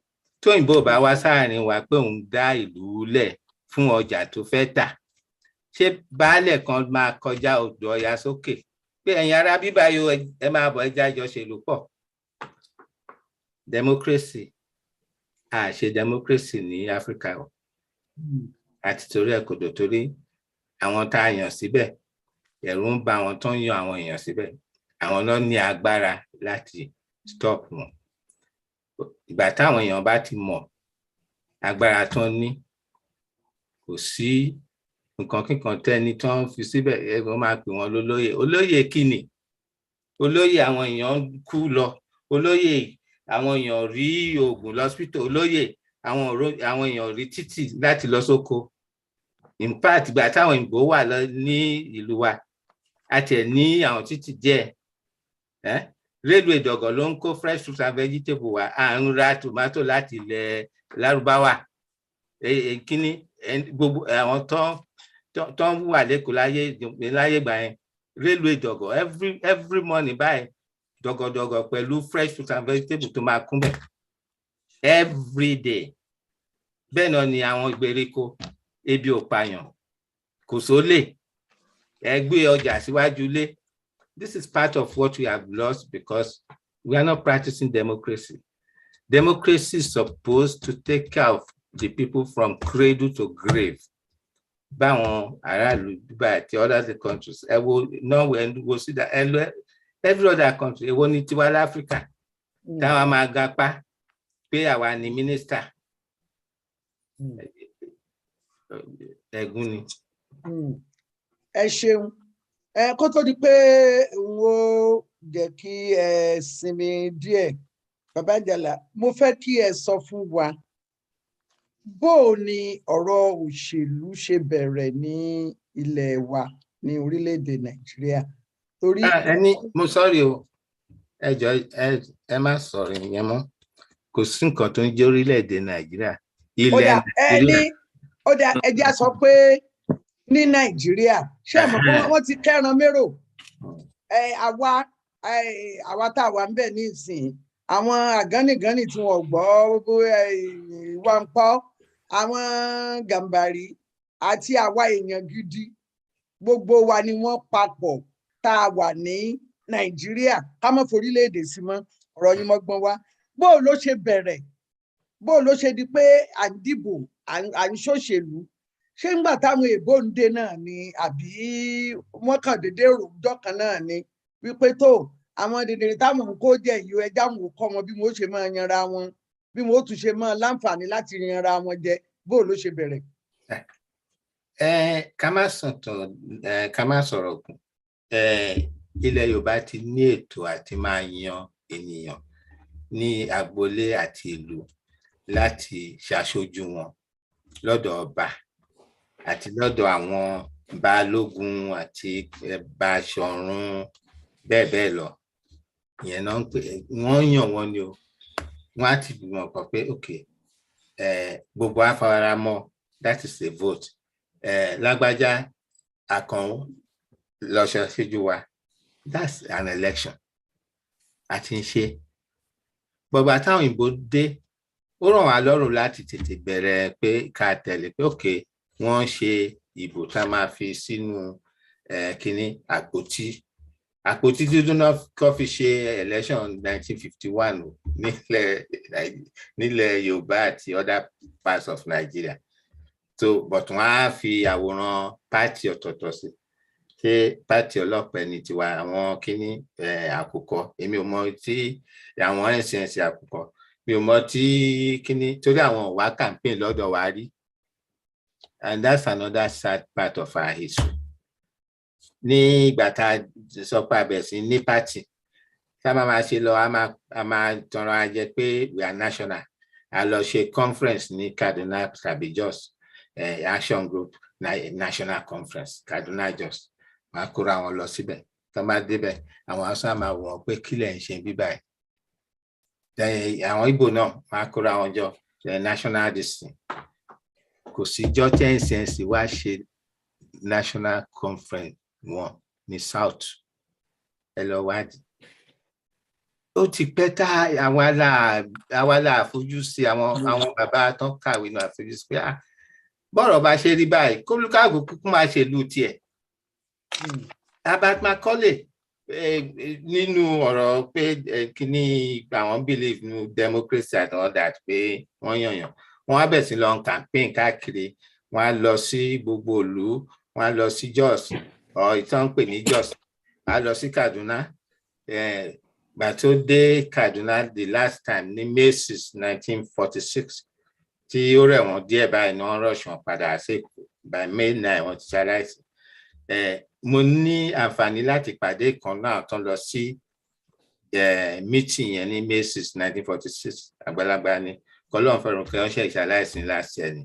Onígbà táwọn bá wà ní kíní agbo yẹn táwọn ń pariwo pé give Nigeria kíní independence, we are capable of doing this thing gbà wo wọ́n ní àwọn Fúlàní àwọn àjò bẹ́ẹ̀ ń pé eré ìtàgé làwọn ṣe, wọ́n á dúró máa wò wọ́n lọ́ọ̀kan pé kí làwọn arábí yìí wá ṣe pé èdè ìbò náà sọ àwọn òkùnkùn gbé ìbò.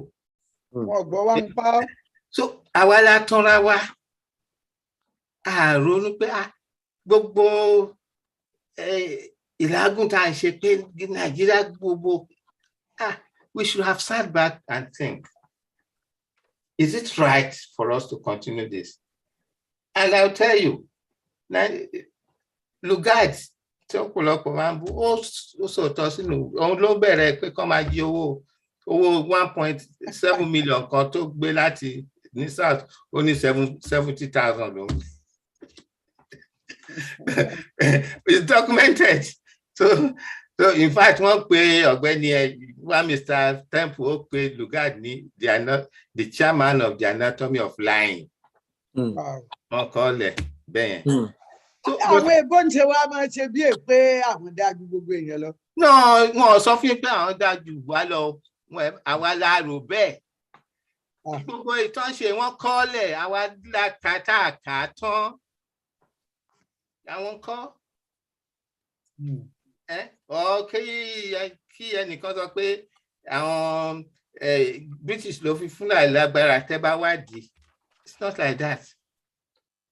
Even slavery, àwọn Fúlàní yẹn wọ́n ta ẹnìkankan wá fún òyìnbó ní the coast. Wọ́n máa ń tà wá fún kíní ni àwọn Dahomey. Torí àwọn Dahomey ọ̀hún jẹ́ kán kọjá. That's another thing tọ́pọ̀lọpọ̀ ọmọ. Wọ́n ń kọjá. Ọdún olè òru ni wọ́n tó máa ń jíyàn gbé. So that's another thing. So gbogbo ẹjọ́ wa ni àlájúlẹ̀ àròbí bóyá torí pé ṣe pé mo ní kíní sọ ìyẹn Clapperton ní pé àwọn Yorùbá èèyàn dáadáa ni wọ́n, they are very welcoming, accommodating, they will take care of their host until they leave their country, Yoruba country. Ó kọ́lẹ̀. This mo ń tẹnu mọ́ ilé because àwọn kan accuse British government pé British Parliament pé wọ́n gbórúkọ Yoruba country pamọ́. It was the most cheeky and maybe I don't know how to say it, an uninformed statement. To me it pains me. Ṣe wádìí. Even ìwé Hidara tí wọ́n kọ ní 1874 wọ́n tà ní Odúṣọ̀tẹ̀ Bishop Ìbàdàn. Kí ni Kúdẹ̀tì Girls School ibẹ̀ náà ti bẹ̀rẹ̀ University of Ìbàdàn.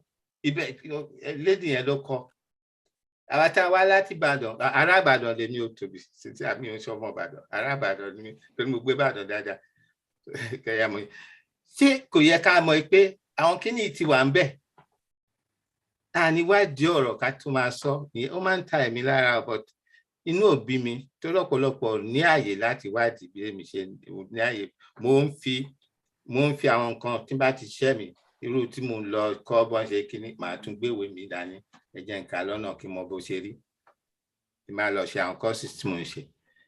Èèyàn gbọ́dọ̀ balance life pẹ̀lú pé téèyàn bá fẹ́ mọ òótọ́ ọ̀rọ̀ ìjìnlẹ̀ ọ̀rọ̀ ó yẹ kéèyàn ní àyè fún láti wádìí. Torí Lugard sọ pé O1 is handing over note. The Fulanis are a menace and a nuisance to anybody they find themselves attached to. Are they not? Ṣé àwọn bàbá yẹ kí ó yẹ kán fúnra sí kí ni statement yẹn? The only one tó fúnra sí ni kí lórúkọ ẹ̀ this òyìnbó wọn sọ pé he's a very rude man. Ara nǹkan tí yóò fi pẹ́ láyé náà nìyẹn Bọ̀dé Thomas. Ó sọ fún wọn nípàdé pé àwọn ará bí òun ṣara wa jẹ́ kán máa lọ káwọn náà dá dúró. We refused, our leadership refused. And even ìpàdé yẹn ní Lancaster House was a wrong representation. Àwọn òyìnbó sọ ní May that year pé káwọn pé àwọn tó wà Nàìjíríà the different ethnic nationalities. Wọ́n sọ tribe nínú ìwé tí wọ́n àwa là ń pera wọn tribe. And which is an insult anthropologically. When you are more than 5,000, you are no longer a tribe. And when you are sedentary, to nílé, to ní oko, to máa ń jí lọ ṣe, you are not a tribe. Tribal people are people who move from one spot of the farm, from one spot of the land to another, looking for fertile land to habitate. And after a while, if that place is no longer suitable, they move to another place. Those are tribes. We are not tribes. We are settled people.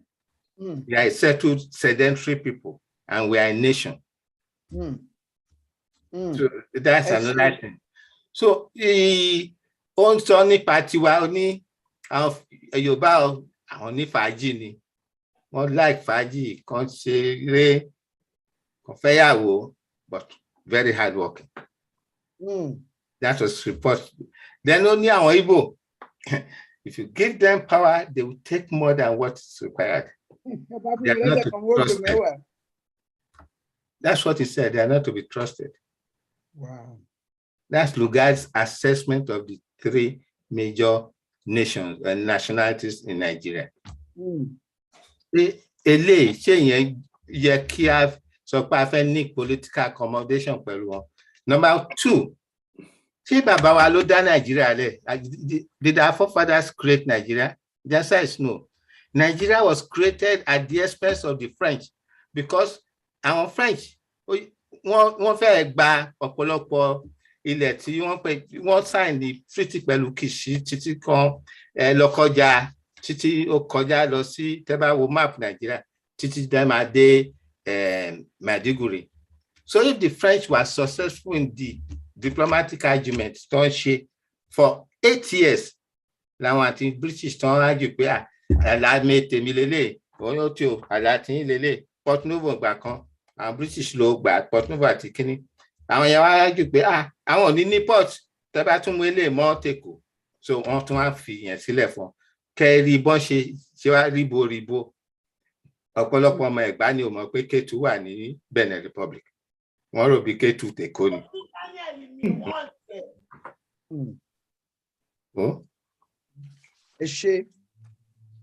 Ẹ ṣeun adúpẹ́ tó ẹ̀yin mi ní ká ẹ dákẹ́ o tẹ́ bá ẹ sì lè máa sọ̀rọ̀ lọ. àwọn sọ ni pé democracy yẹn ó yẹ ká mọ̀ túmọ̀ ẹ̀ àmọ́ túmọ̀ ẹ̀ tán láyé ìsìn láyé àtijọ́ àwọn bàbá wa wọ́n mọ̀ ìtumọ̀ ẹ̀ torí ẹ̀ náà tí wọ́n ṣe òfin ilẹ̀ pé tó bá ṣe àṣemáṣe nílùú wa ní kó ṣígbà. That's democracy. Go away. We are going to choose somebody else who's going to serve us well. But now, mo sì ní jẹ́ ojú náà láti máa dalẹ̀ rú kọ́ máa bá tiẹ̀ lọ ní. Bẹ́ẹ̀ náà ni o.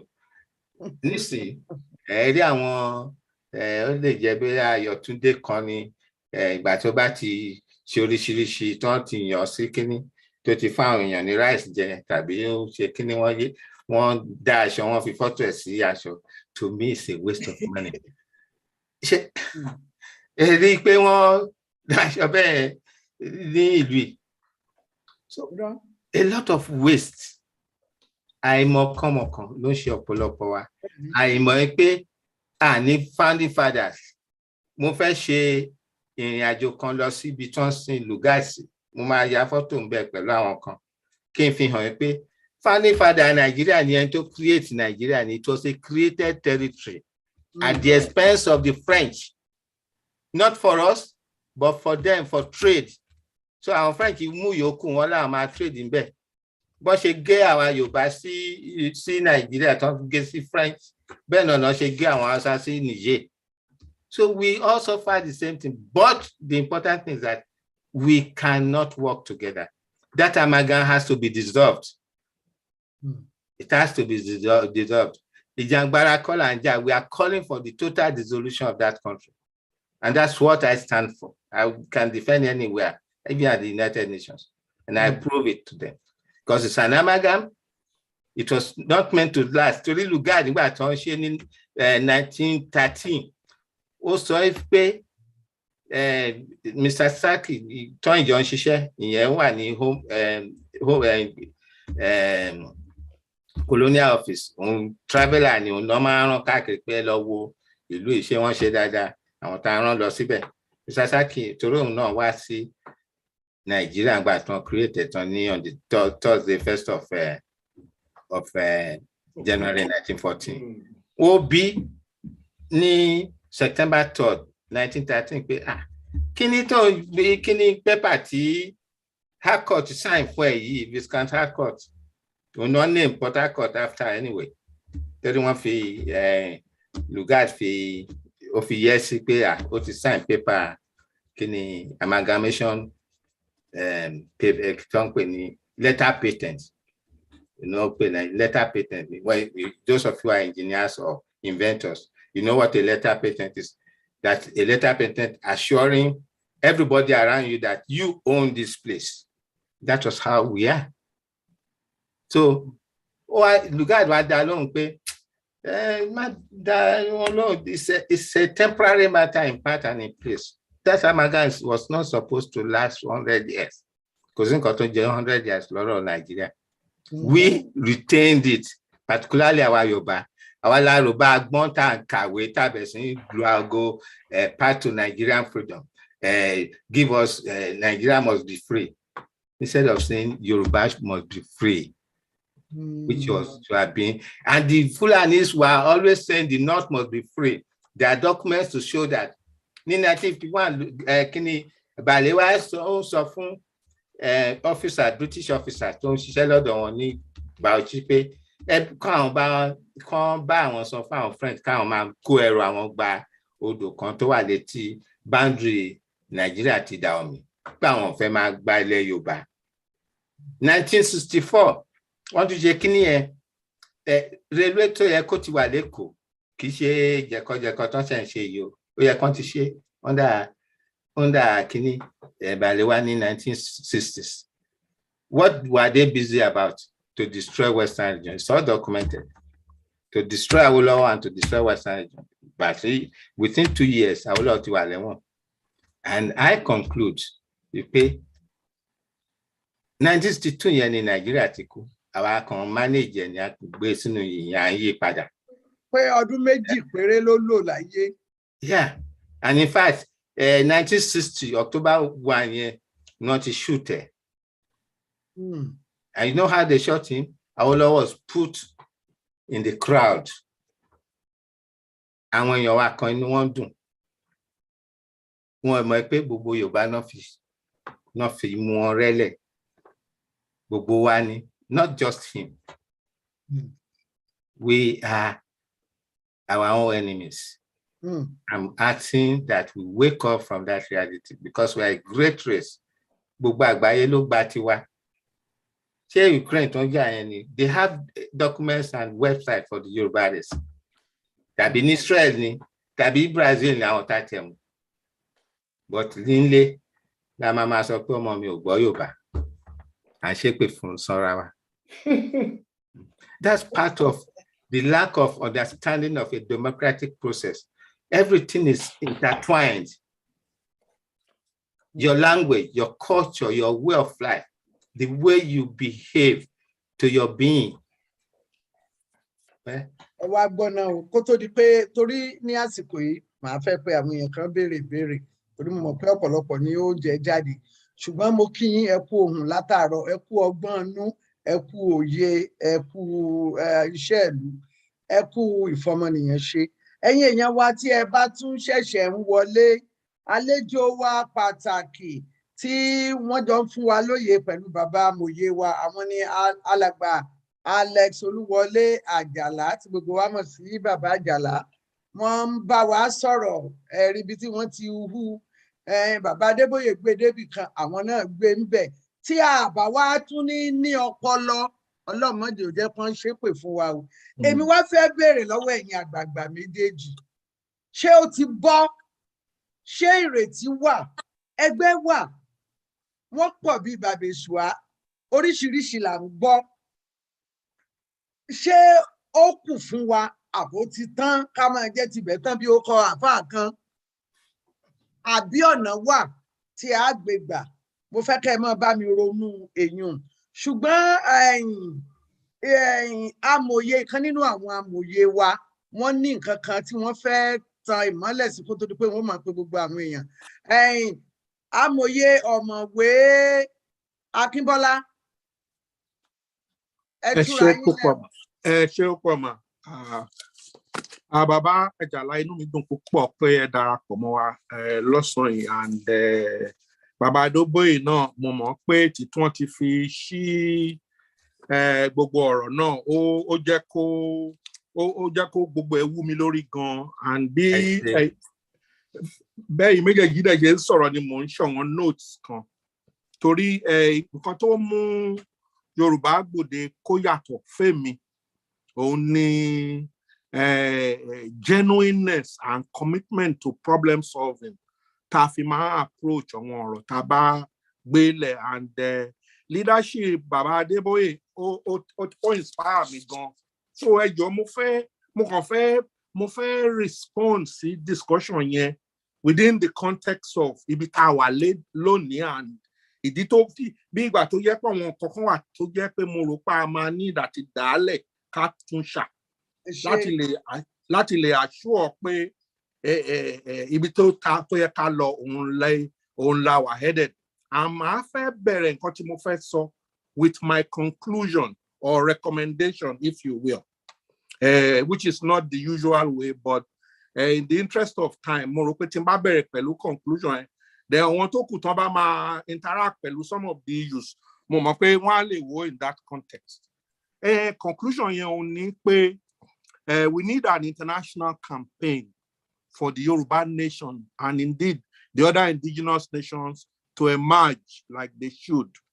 And this requires a new paradigm in leadership for us in the Southwest. So, ìyẹn ni conclusion mi. But ṣé mo fẹ́ dúpẹ́ lọ́wọ́ Bàbá Àjàlá again nípa some of the very sensitive details tó ń share pẹ̀lú wa lónìí nípa history wa. I mean, for a lot of us who are in our 60s or longer, tá a rò pa ti ka nǹkan mélòó kan. Tá bá ń wo some of the missing pieces nínú nǹkan tá a kà. And irú àwọn details yẹn náà ni Bàbá Adébóyè máa ń fún wa ní program every week tó yẹ kó ń inspire mi gan. The right analogy will be a jigsaw puzzle kind of effect, whereby you have some pieces and you know some other pieces exist, and you know you won't have the full picture until you get most of the pieces. One of the things that is getting clearer to me, òní pé bá ṣe ń lo wrong platform yìí láti problem solve, láti gbọ́ra wáyé and so on.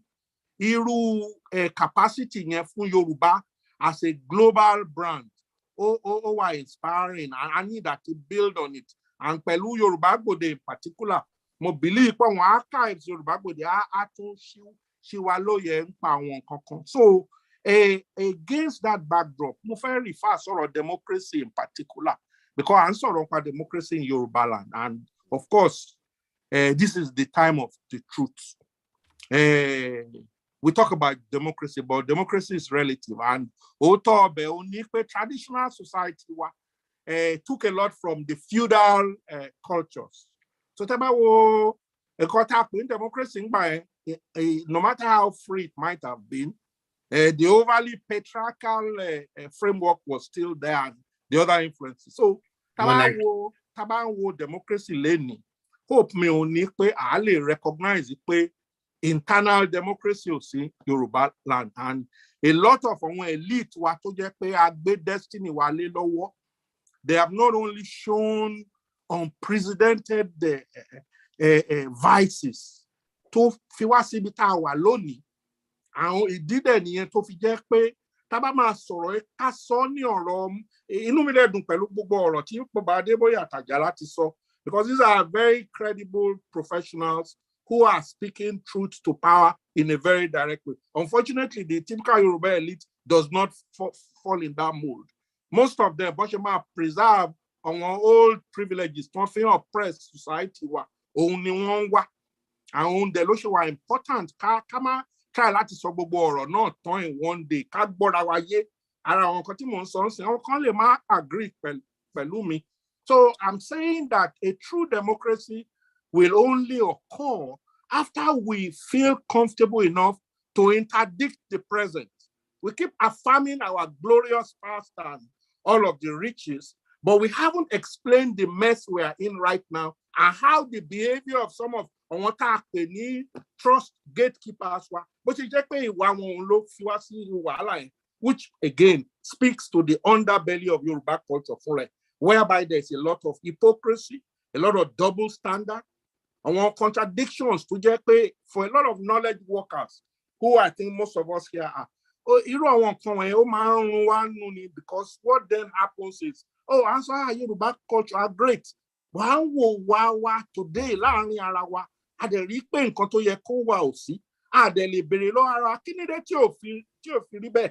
so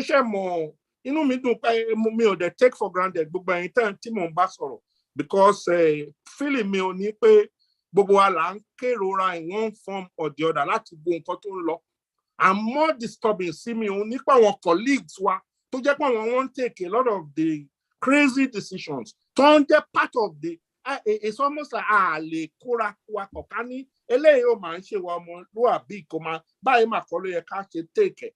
So Shemo, I have been very directly involved with the self-determination movement at some level. And Shemo, when you hear some of the passion with which I speak, it is because of what I see as the absence of a truly credible, formidable structure. To feel a seriously, can recognize it, our intelligence, our power, to a commitment, Yoruba must go here is real. And they are ready to make but just at an intellectual level, be engage effectively. Obviously more passionate than I really wanted to be, but suffice it to say that time is getting late and a lot of people are getting tired because very few people are doing it work that most of us should be doing. And my hope and desire only reach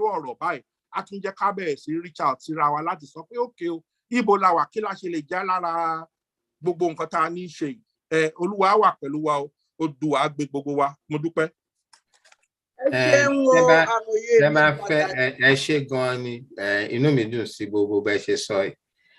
But one key thing to yẹ kí a ṣe is to reach out to our people at home. Because there are things democracy gives power. The people have the power. They only extend the power of sovereignty to a select people they elect. But our people at home do not know that. Instead, they start calling them Babake, honorable. They don't deserve it until they are able to do the things they are elected to do. So I want information until they do honorable things. Yeah, so sadly, because wà ní ẹgbẹ́ kan tí mo gbìyànjú láti fún wọn ní òye. So tí wọ́n bá fẹ́ introduce me, wọ́n á ní èmi honorable. Mo ní no, don't call me honorable. I don't deserve to be called honorable until we have our Yoruba land. And even then, I would think a little bit more. Just call me Oluwole. It's not the name, it's the work you do that will showcase you. I would not want to add that I'm Professor Kiniko, but if you, from my work, you call me professor, I will not deny that. So we have to tell our people, I think, one of the key things, Timonru, Nipe, one of first election, we should encourage everybody to electoral register updating. Can't refuse that. And we should explain to them why. Because one of the greatest danger facing us now is that they are skimming money from our people for the Arewa Republic Trust Fund. Only bandits don't pay the million is going into a trust fund for the Arewa Islamic Republic. That's the fact. They know, and they know of me saying these points. Tori, Kiniti sending your Simiri in London, Biba in Kotoku at the Bay Road, the Emir of Kano.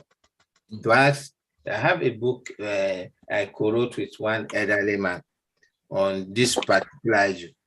So, I've been from Bobo states, and on Yoruba states, so down alone, it was only the North that responded. That's how bad our people are in terms of using knowledge to free themselves. It won't burrow, but one will be boya me so boya can you maybe they were bought it. But we gave them free. We first of all sent 9 copies to him. But more to Lori one nile Tinubu in London Bibai. More already copy. More go 4 copies pada from. And all these people I have interacted with. It is not my joy to know them. It will be my joy if they did what I expect them to do. That's my attitude. No. What's the relevance of the photograph with Tinubu when it's not doing what we expect for the Yoruba race? It's supposed to serve us, not us serving him. Any politician that we elect is supposed to serve the people, to make sure that the institutions of governance and the instruments of power that lies in the electors is exercised properly, particularly free head. I say with all confidence that there's no country in Africa that cannot put in free head and free education and water supply into every home. But are we doing that? Because most of our people who have the power worship those who we put there.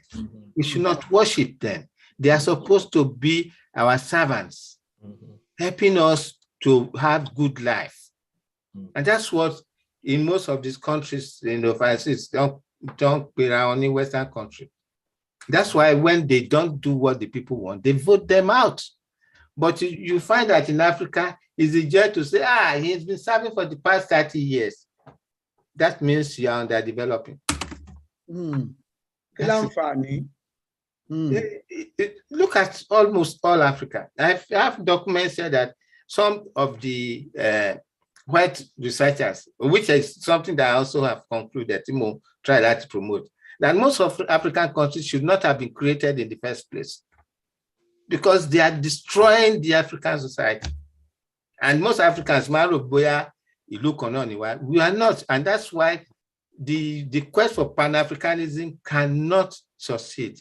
We should start from the village, develop, create a rural area that is livable. And therefore, it will decongest the cities when the people do not run away from their villages. There's so many, that's part of town planning, of which part of what I did at some point.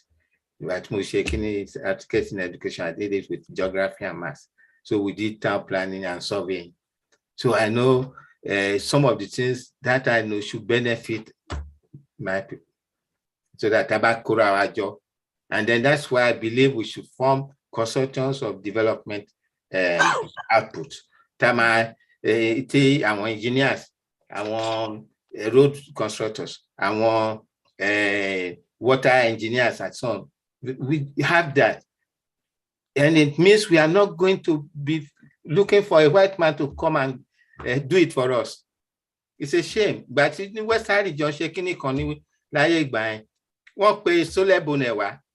When Sole Bone arrived, they did not monopolize all the contracts.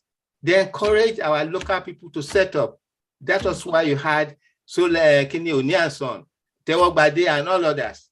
They were all working together. That is, they want the African to do it. Are the Chinese doing that with our people? They even bring their cleaner. So,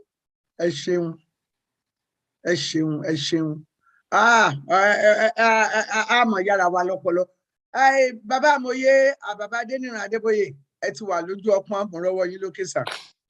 Ẹ ṣé púpọ̀. Kódà inú mi sò dùn lónìí. Bẹ́ẹ̀ bá gẹ sínú mi kò ní kọsẹ̀. Mo dúpẹ́ lọ́wọ́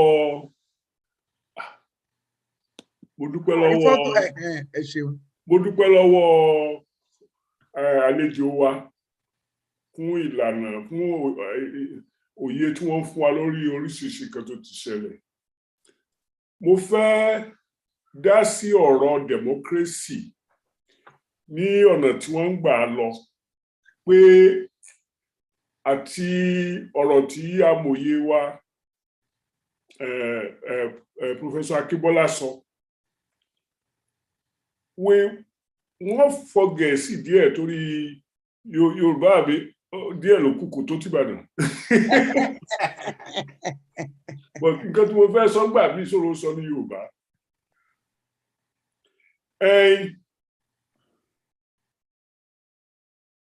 First of all, báwo kú iṣẹ́ ọ̀tán? Yorùbá nù o. Báwo Ìṣàrẹ̀ èkó tẹ́lẹ̀ sọ. Iṣẹ́ ọ̀tán? We must never give up. thank you. It doesn't mean that everything we do when we are not giving up is the right path, but we are going to make some mistakes and we're going to learn from them. But until kingdom come, we must fight using whatever tools are necessary to redeem our land and people. Let that be eminently clear. That's all I'm living for. And that will be well what I will die for.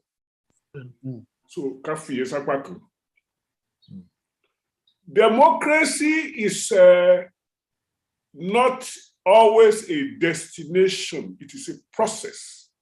The earliest form of institutionalizing democracy dates all the way to Hammurabi, the king of Babylon, who decided that certain rights must be allowed the people of Babylon. That was in the same time period as Abraham of the Semitic race. When you move away from Hammurabi, I'm going to jump all the way to the Greeks, who took some of Hammurabi's ideas and created little democratic activities in Athens. But that was a democracy of voice vote in which the people argue until they agreed or until a majority of them agreed. That kind of democracy is not possible outside of a small territory like Akiriboto, because Athens wasn't much bigger than that. Parliamentary democracy is an approximation to the Greek democracy. It is not democracy the way it's intended for small towns like Babylon and Athens. When you put it on larger territory, then you are going to have some kind of representative democracy. There is a book published in 2005 that says the imperative of cultural democracy It was published by Gbode and Shekoni. The first article in that book was written by somebody you know. There are 23 pages of it. And I did try to share my knowledge and my ignorance, but I think the book is still worth looking at about democracy. There cannot be a democracy when you don't speak the same language. Baba, one title when you again. The imperative of cultural democracy. The imperative of cultural democracy. I'm not in the house, I'm in my backyard office, so I would have taken it off my bookshelf to show you, but I think I've done that before. I'm sorry, I should have brought it in. But next week, Baba, okay. But I'm writing the title. Yes. So we know that if democracy is about talking and discussing things until we agree, we cannot do it in somebody else's language. That's why Yoruba nation can have a democracy that Nigerian land cannot have. Now, having said all of that, I give credit to people like Hammurabi, king of Babylon. I give credit to Greeks. I give credit to Napoleon Bonaparte. But let us not fool ourselves. There is no absolute democracy anywhere on our planet. Now, democracy without problem, that is a little bit of patrilineal dominance.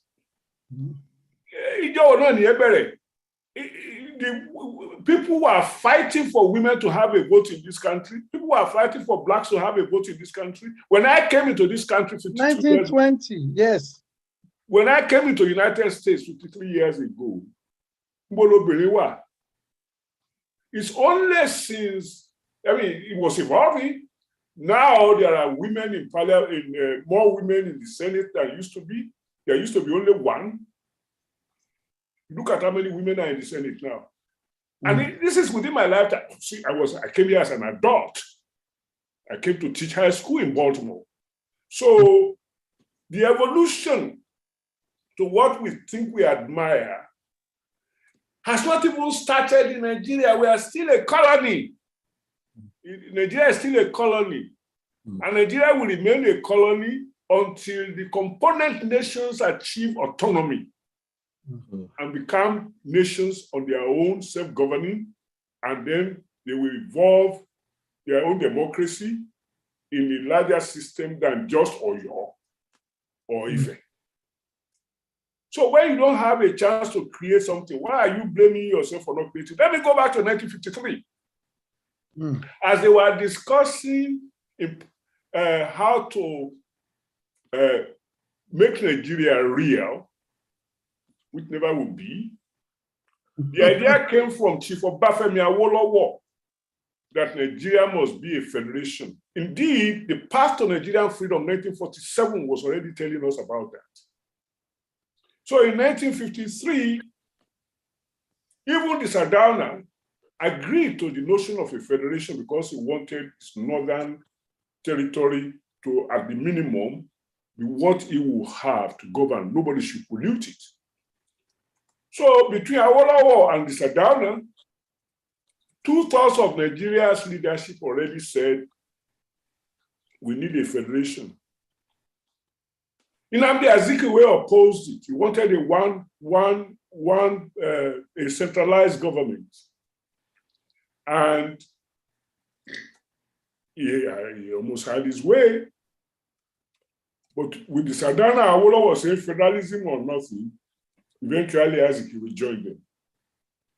Then Awolowo said, and in 1953, I was not exactly a baby.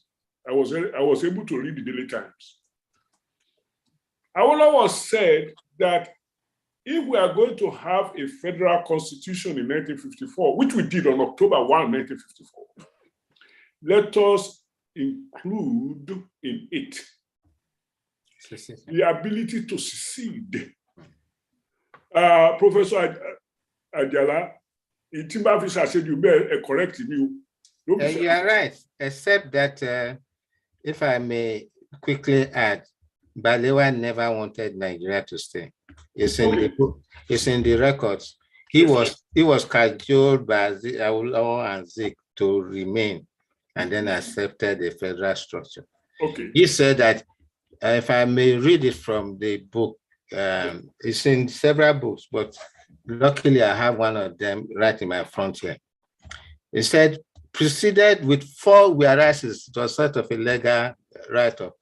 It was resolved by the North to virtually break up the federation. Each region, they have said, will have its own defense, its own external affair, its own customs, its own research institutions, and there will be no central legislative body, and there will be just a custom union. That is the agreement. I remember. So that was the position, and then they tried to up it in 1964 again in their publication of West African Pilot, December 30. Okay. They sent that document to you. They wanted the country to break up, that 1964.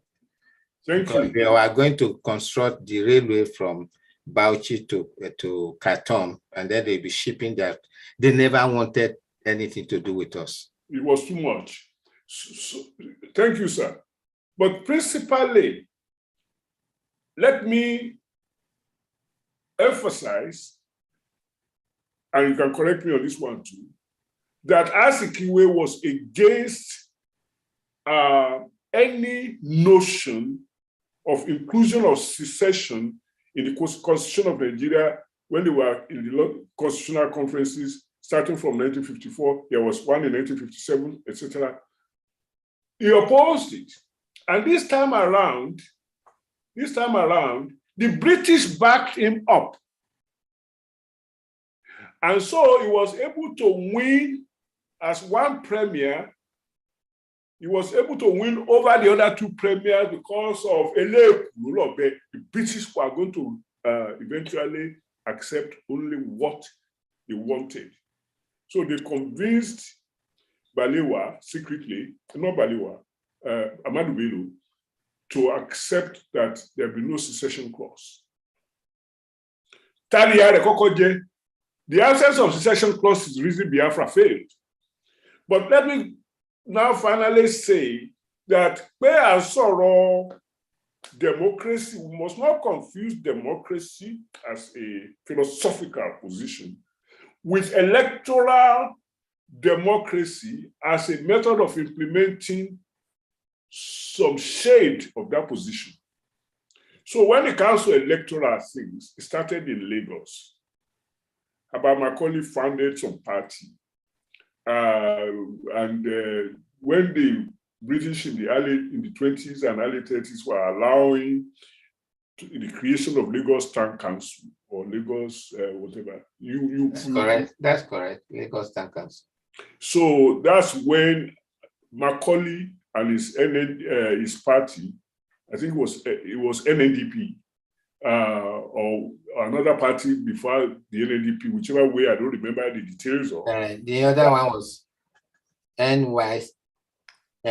Nigeria Youth Movement, yes. Yeah.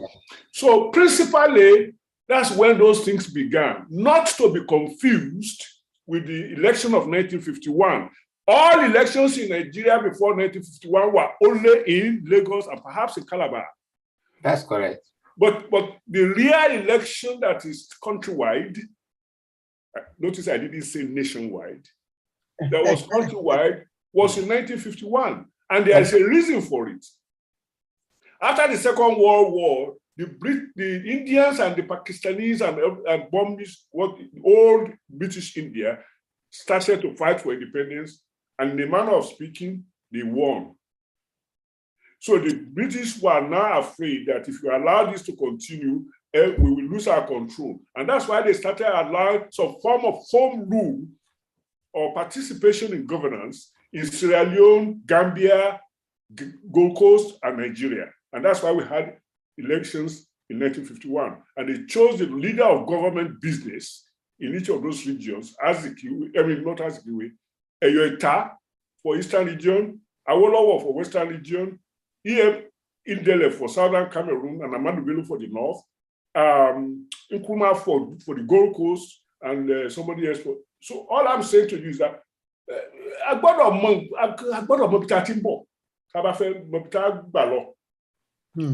those elections were conducted by the British Home Office, by the British administration in those countries, and yielded the result that they announced. If they rig elections, who will know? Olegbe Olegba. And then, but I know they rigged the 1953 census, because after the 51 election, they realized that àwọn táwọn fẹ́ bá ṣe pọ̀, wọn ò ní èèyàn tó bẹ́ẹ̀, obìnrin wọn sì dìbò. So báwo la ṣe máa wá ṣe? Bí wọ́n ṣe ṣe is to say èrò pọ̀ ní northern region to southern region lọ, ẹ jẹ́ ká fún wọn ní census result táwọn yòókù lọ. And that was what was going to be used in the delimitations of constituency. And that's how we inherited rigging. Before the alleged independence, rigging was going on in the hands of powers that be, which were British. Tó bá wù wọ́n ni wọ́n jẹ́ kó ṣẹlẹ̀. So,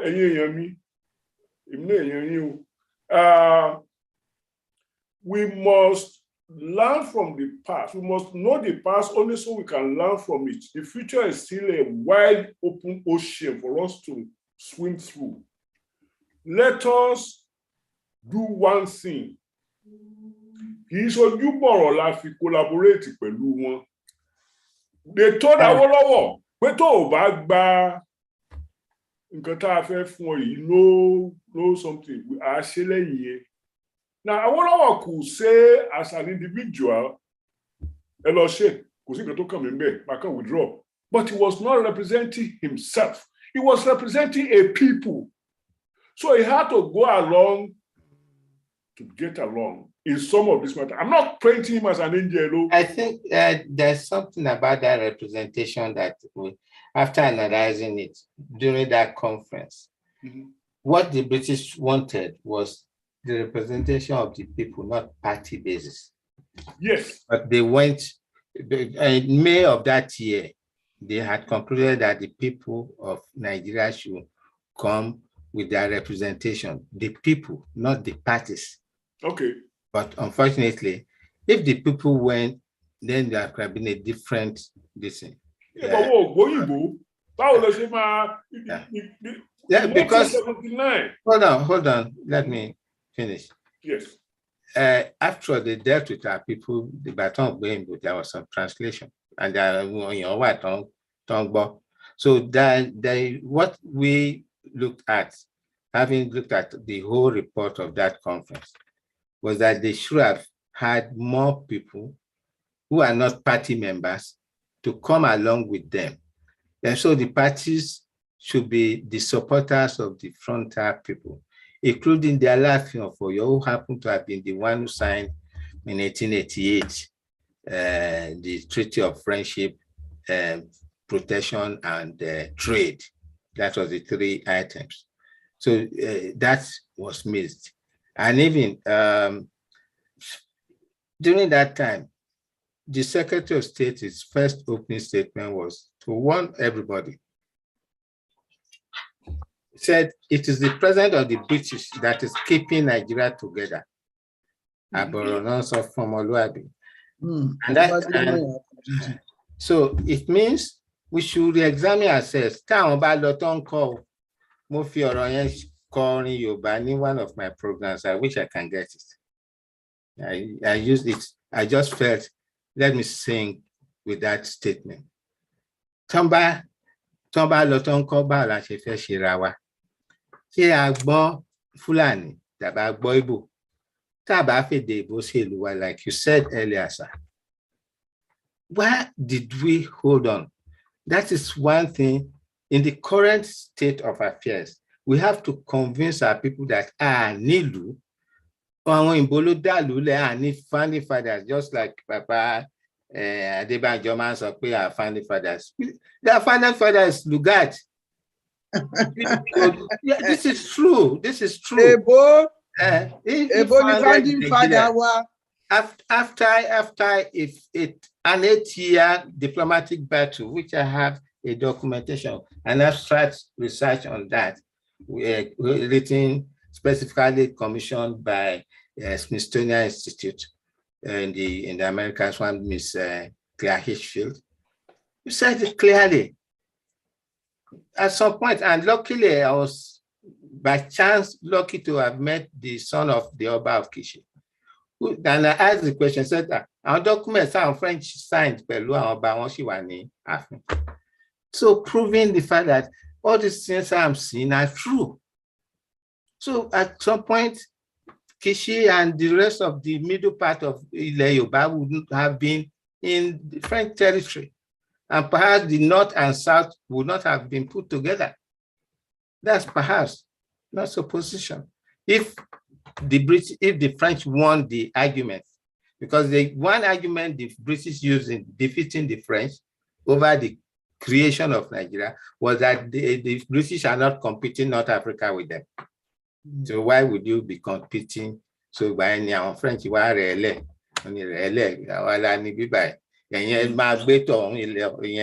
the northern part of the River Niger. Like I sometimes say, even when I was in secondary school, any part of that River Niger could have been called Nigeria because it's named after Nigeria, from Ajala to the sea.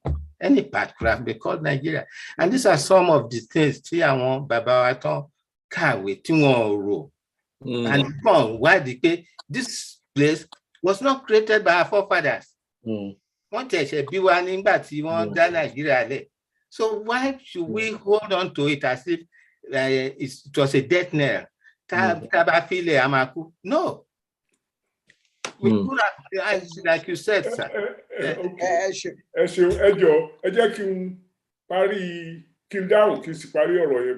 Okay, sorry to.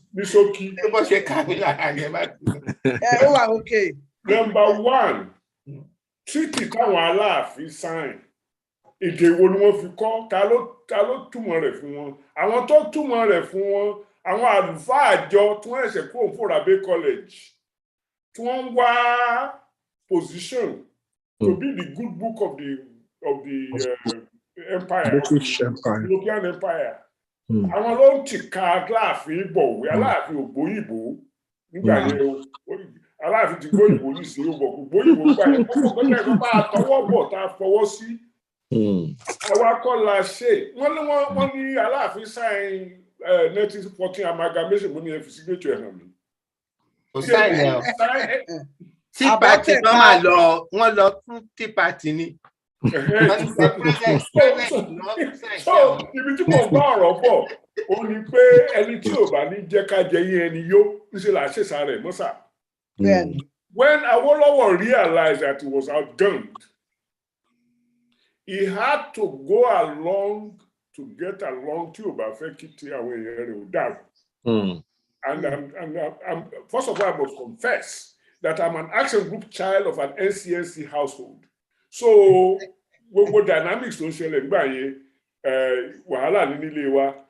But having said that much, again, kì í ṣe ibi tá a ti ń bọ̀ nìkan ló ṣe pàtàkì, ibi tá a fẹ́ lọ ó ṣe pàtàkì, ibi tí a ti ń bọ̀ lọ.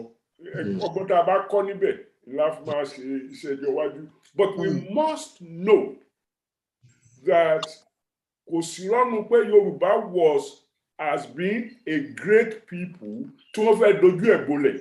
Wọ́n ti fẹnu wá bolẹ̀ nísìnyí. Let me tell you about one woman and I will shut up. In 1979, there was going to be an election in Nigeria. And a woman called me and said, wọ́n wà ládìbò fún nǹkan tí wọ́n ń pè ní president nísìnyí o pé gbogbo Nàìjíríà ló dìbò fún. Ẹgbẹ́ kan wà níbẹ̀ tí wọ́n ń pè ní báyìí olórí ẹgbẹ́ bàbá rẹ ló wà níbẹ̀ ìyẹn Azikiwe.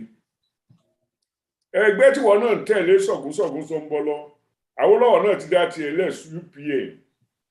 Ẹgbẹ́ kẹta ó ní MPN àbí nǹkan mi ò tiẹ̀ mọ̀ nǹkan tó ń pè gbà yẹn mọ́ pé èwo ni ká tẹ̀lé ń bẹ̀ ṣé o ti wà lẹ́yìn Awólọ́wọ̀ àbíbó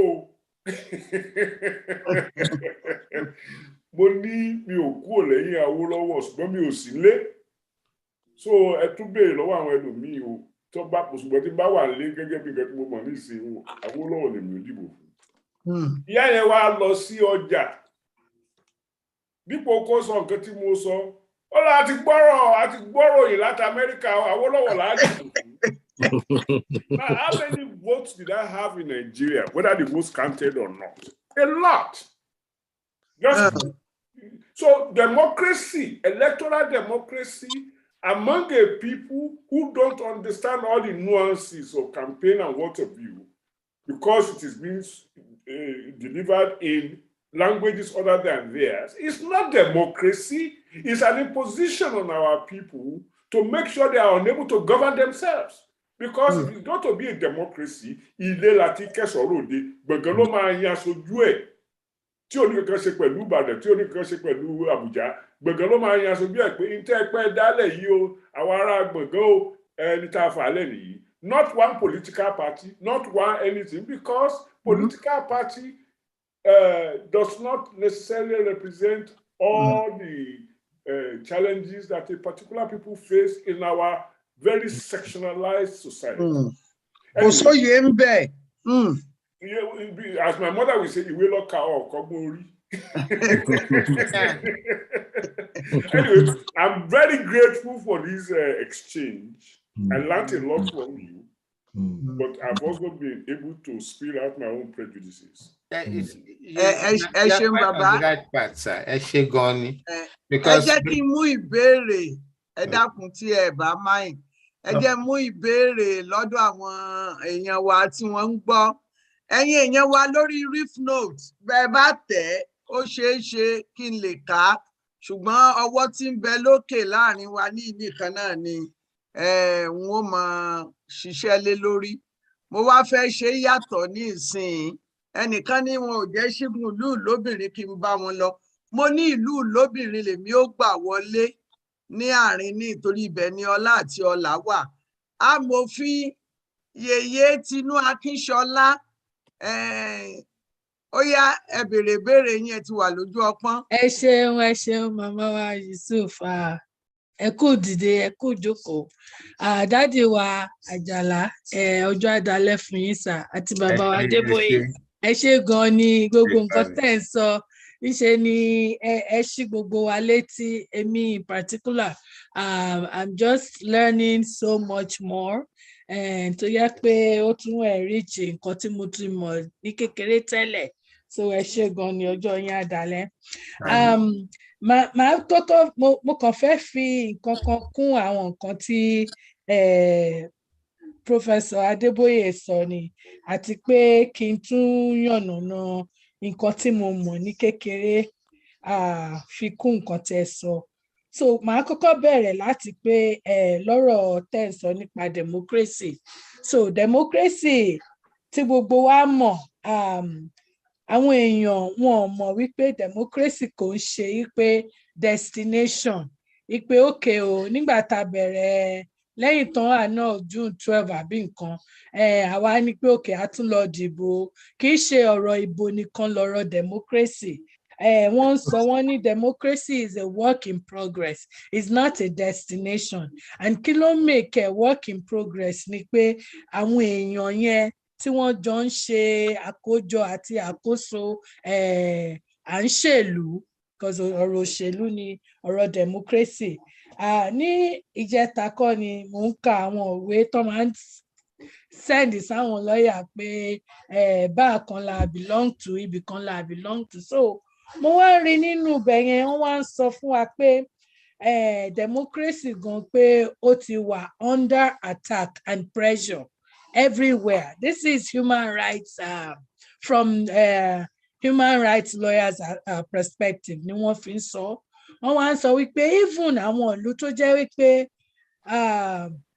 originally o pé wọ́n ti ń try wọ́n tiraka láti jẹ́ pé kí democracy máa ṣe déédéé ní ìlú wọn bí ìlú wa tá wà yìí l'Amẹ́ríkà àbí ní ìlú òyìnbó àbí ní gbogbo àwọn apá west yẹn pé oríṣiríṣi nǹkan ló ti ń dé bá ọ̀rọ̀ democracy wọn tó ti ń fún wọn ní bí challenge ṣe mọ̀ so wọ́n wá ń sọ wọ́n ní wọ́n ti ń lọ sẹ́yìn ìfàsẹ́yìn ti ń wà fún wọn so ẹni yẹn wá sọ ó fún wa ní bí nǹkan márùn-ún tí democracy jẹ́ wípé democracy is not only electoral eléyìí tí gbogbo wa mọ̀ wípé it's also something egalitarian inú mi dẹ̀ dùn dádì Àjàlá torí allude sí fact yẹn bàbá Adébóyè náà sọ a little bit about the egalitarian thing ipe bí equality nìyẹn pé ọ̀rọ̀ tọkùnrin àti tóbìnrin because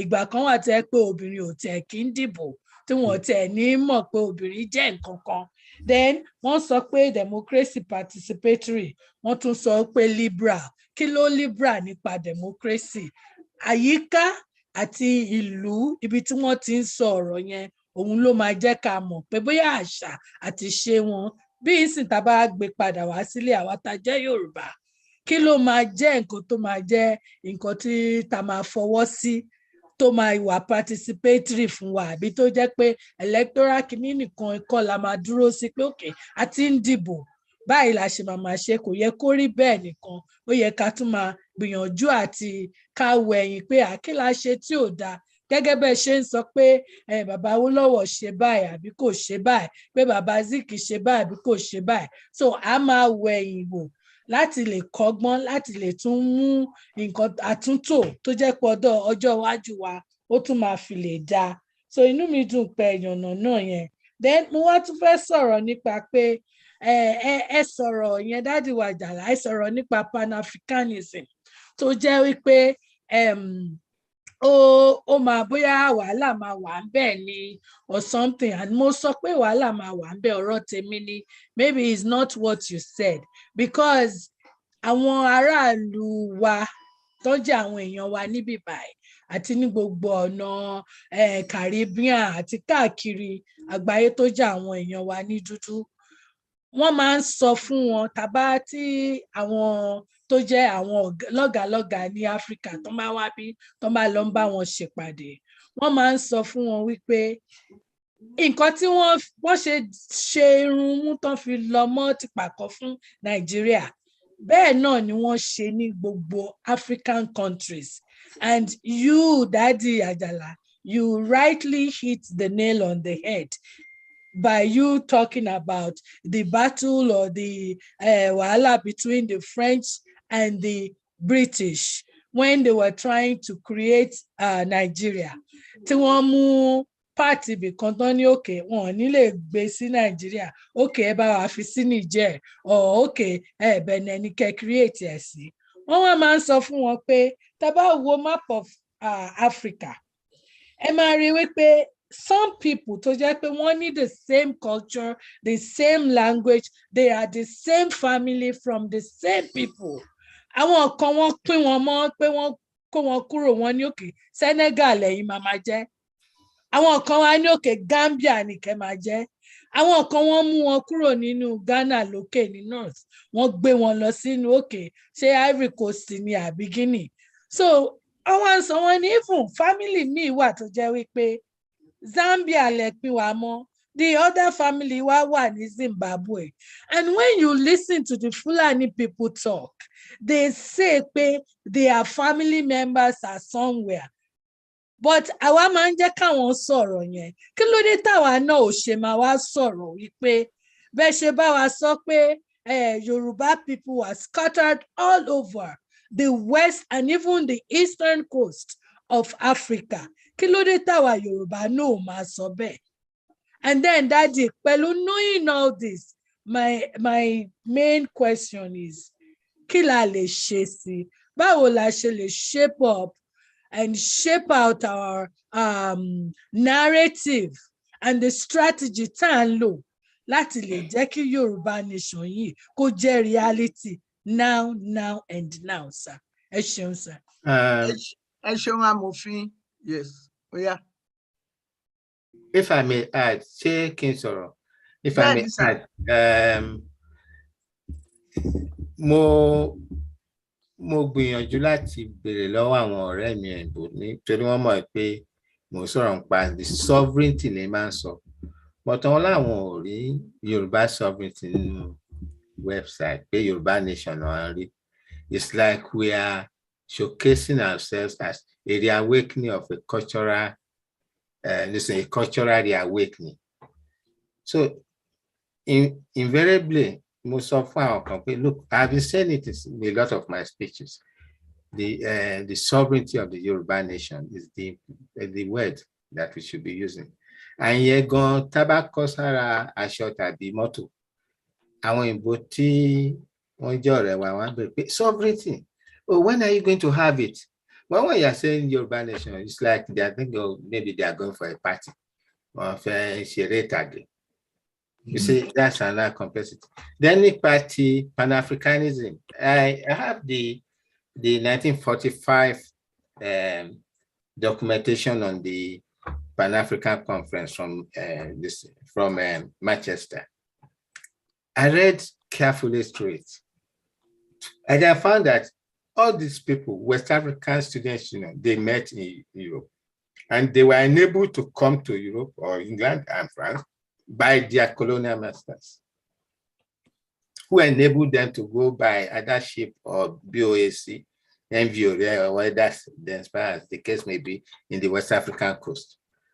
Now they came, and for the first time they are meeting. Oh, you are from Kenya. Kenya, Fitobashima. Oh, you are from Zimbabwe. Oh, you are from South Africa, and all that. And then the narrow view where Africa is a country, which is the biggest mistake we are making. Africa is not a country. It's about the largest continent. The Mercator presentation, the map cartographical system, woman show Africa as being small. It is not.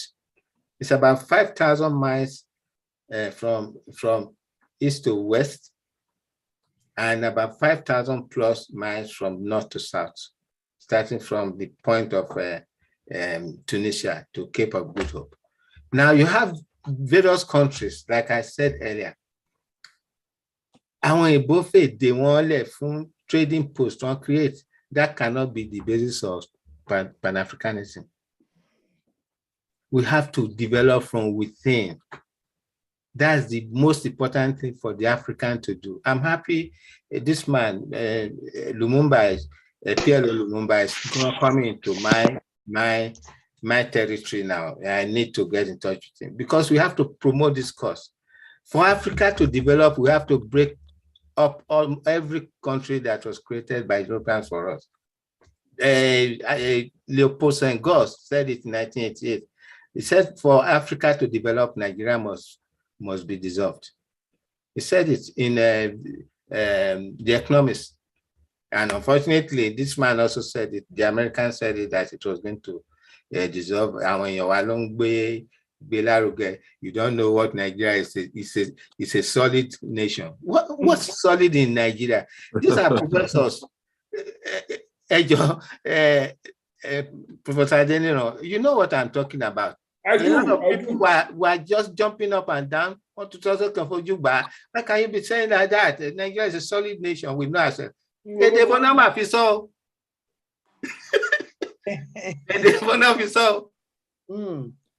And this had Sherry, this is one thing we need to campaign to our people at home, they both young and old. Most of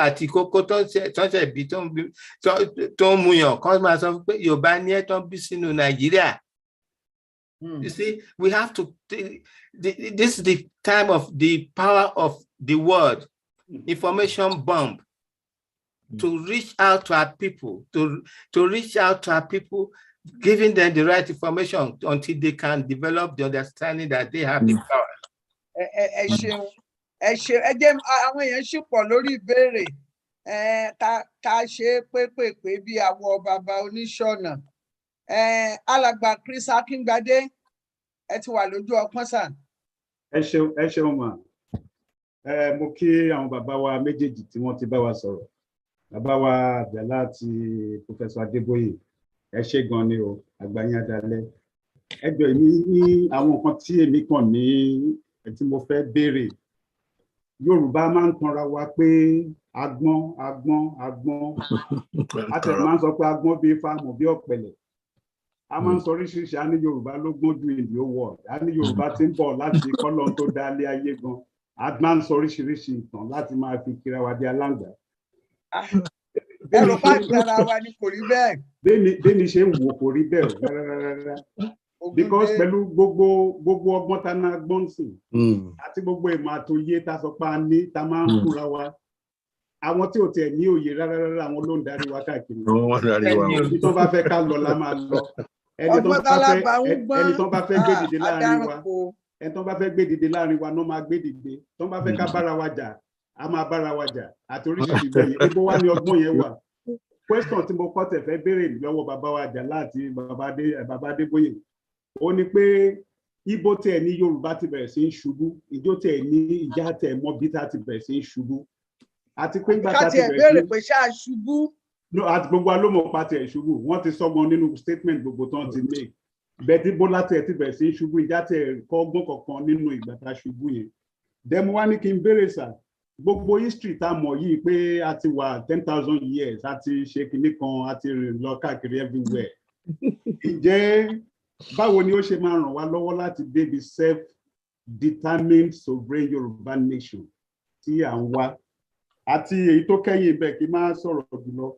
Ó ní pé ṣé a máa dúró kí gbogbo wa 100% àwọn èèyàn kí wọ́n fọwọ́ sí self-determination Yorùbá, self-determined sovereign Yorùbá nation ni?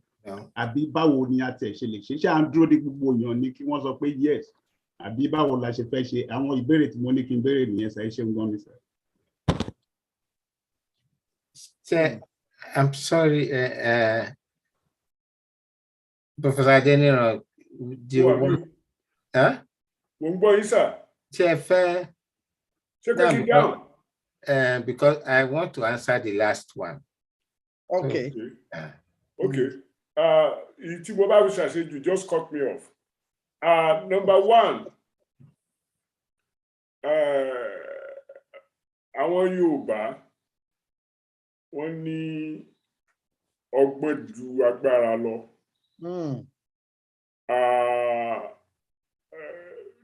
That's a decision to make that we can challenge, because lẹ́yìn ìgbà tí gbogbo ọgbọ́n wa ti wá dàbí gbà pé kò ṣeé ṣe, làwa náà wá sọ pé the man with the gun is the majority. Ó mì pé agbára ju ọgbọ́n lọ. Ṣé ẹ gbọ́ mi sà? Bẹ́ẹ̀ni. So lójú tèmi, inú ìṣirò níṣẹ́ mi o, so tá a bá ti débi tí nǹkan ti di kókó, a máa ń sọ pé singularity ṣẹlẹ̀ ń bẹ. Resolution of the singularity ńlá wà lẹ́nu ẹ̀ yìí. Yorùbá Gbode jọ mí lójú, because ibẹ̀ ni a ti tú palẹ̀ tá a tún pín. Mi ò sọ pé àwa nìkan là ń ṣe o, but I mean, Gbode has been here for some time, and we are coming every week and arguing and agreeing and learning. The principal part of it is learning. A máa worú ọgbọ́n wo ni à ń lò tá a sọ pé ọgbọ́n jagbára lọ. A lè máa mọ ibi tí agbára wà tó ju ọgbọ́n lọ. Ọgbọ́n tá à ń pariwo rẹ̀ is mainly individual wisdom that comes out of our people being extremely diplomatic and allowing things to happen on a local level within the Yoruba community itself.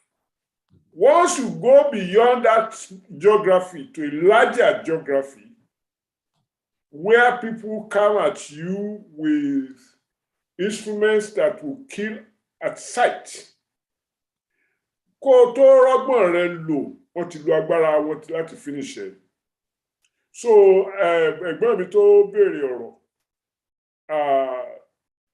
àpá àgbọ̀n ṣùgbọ́n ó wà níbi tí ọgbọ́n mọ mo ṣe fi ìbú tí màmá mi máa ń bú nígbà tó wà kékeré ìwé ló kà ó kọ́gbọ́n wẹ́ àtìwé tí mo kà ó àtọgbọ́n o tí jàǹdùkú kan bá wọlé pẹ̀lú ìbọn tó yìn ìbọn lu èèyàn méjì tí wọ́n kú ibo lọgbọ́n wà bẹ́ẹ̀ tí mo lè lò ọgbọ́n kí n sọ pé dákun torí Ọlọ́run wọ́n pàwá yòókù wá ṣerú rẹ̀ so ọgbọ́n yẹn wá jẹ́ ká wà láyé ṣùgbọ́n àní wà láàyè wa so things have become complicated as we are joined by the rest of the world or as we join the world. We have to fine-tune our wisdom and we have to acquire power.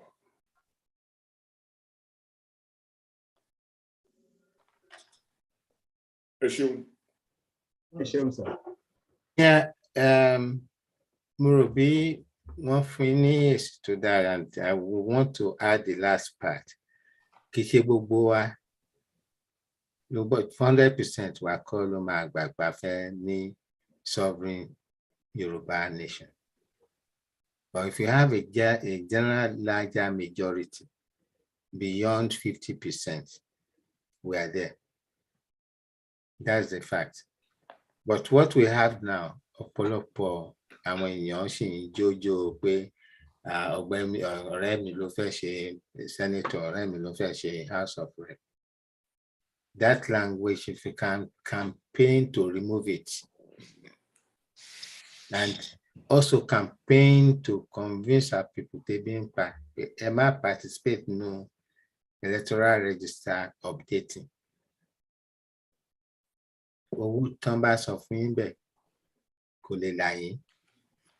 And even our Arabic by Gbode wa lọ àwọn Fulani, they are very cunning people. Even Clapperton also, their intention in West Africa is to colonize, part colonial, part land grabbing, and then using the cattle diplomacy. Well, nowhere in 1840. Take Clapperton back to West Africa. They've warned us several times. That's why sometimes Emil came back. We have not got enough warning. 1957, Mori, there are about 4 or 5 newsreels. Taulo or Wambe. That veiled attempt to ask Awolowo to say that since we are highly developed and the other regions might be dragging back our civilization, it's best for us to dissolve the amalgam now. It's not calling for secession. It's not secession, it's dissolving the amalgam now. Because he was asked the question, now that you've got your self-rule and it appears that you are highly developed other than the other 2 regions, what is your view? Enlightened Nigerians want Nigeria to be strong. The man asked, who are the enlightened Nigerians? Most Nigerians, most of you must have seen that little video. I was like, I will tell you frankly, as at that time, primary school, working in, I expected, like my grandfather said, to say that, look, and you seem to like our development, and you even helped us to develop rapidly. You gave us the largest agent general's office in your country. The embassy here is for Western region. If you have Fulani in so pé àwa ní pé ìjọta bá gbọ́n ta pín àwọn àgbẹ̀ embassy wa padà fún wa. I've had it being said to me by the Fulani workers there. But we are not wise. You find some of our professors that they start to put words out to prove that that country must work. What country? Look at, it's enough to say no to that Nigeria. Lagos, a city of 21 million people, no electricity. a Lagos that should have been a buoyant economic center, the hub of industry. What are we having? Most this is all of to create Ikeja and all other estates. They are gone. And yet we are sitting down and we are now bringing another bag, Buffalo election. Are we caused? Man kan òyìnbó kan náà sọ 1959 or repeated in 1998.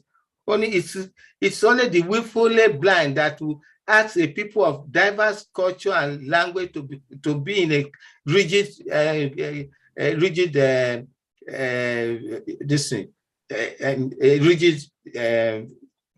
system of a rigid country like Nigeria. We are the ones who are not looking at the events happening around us. We should have gone.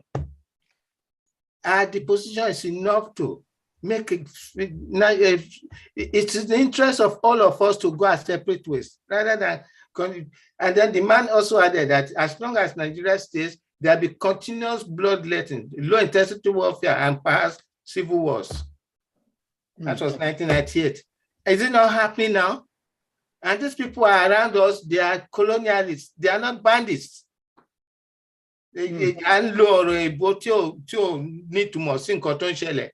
are coming to colonize us.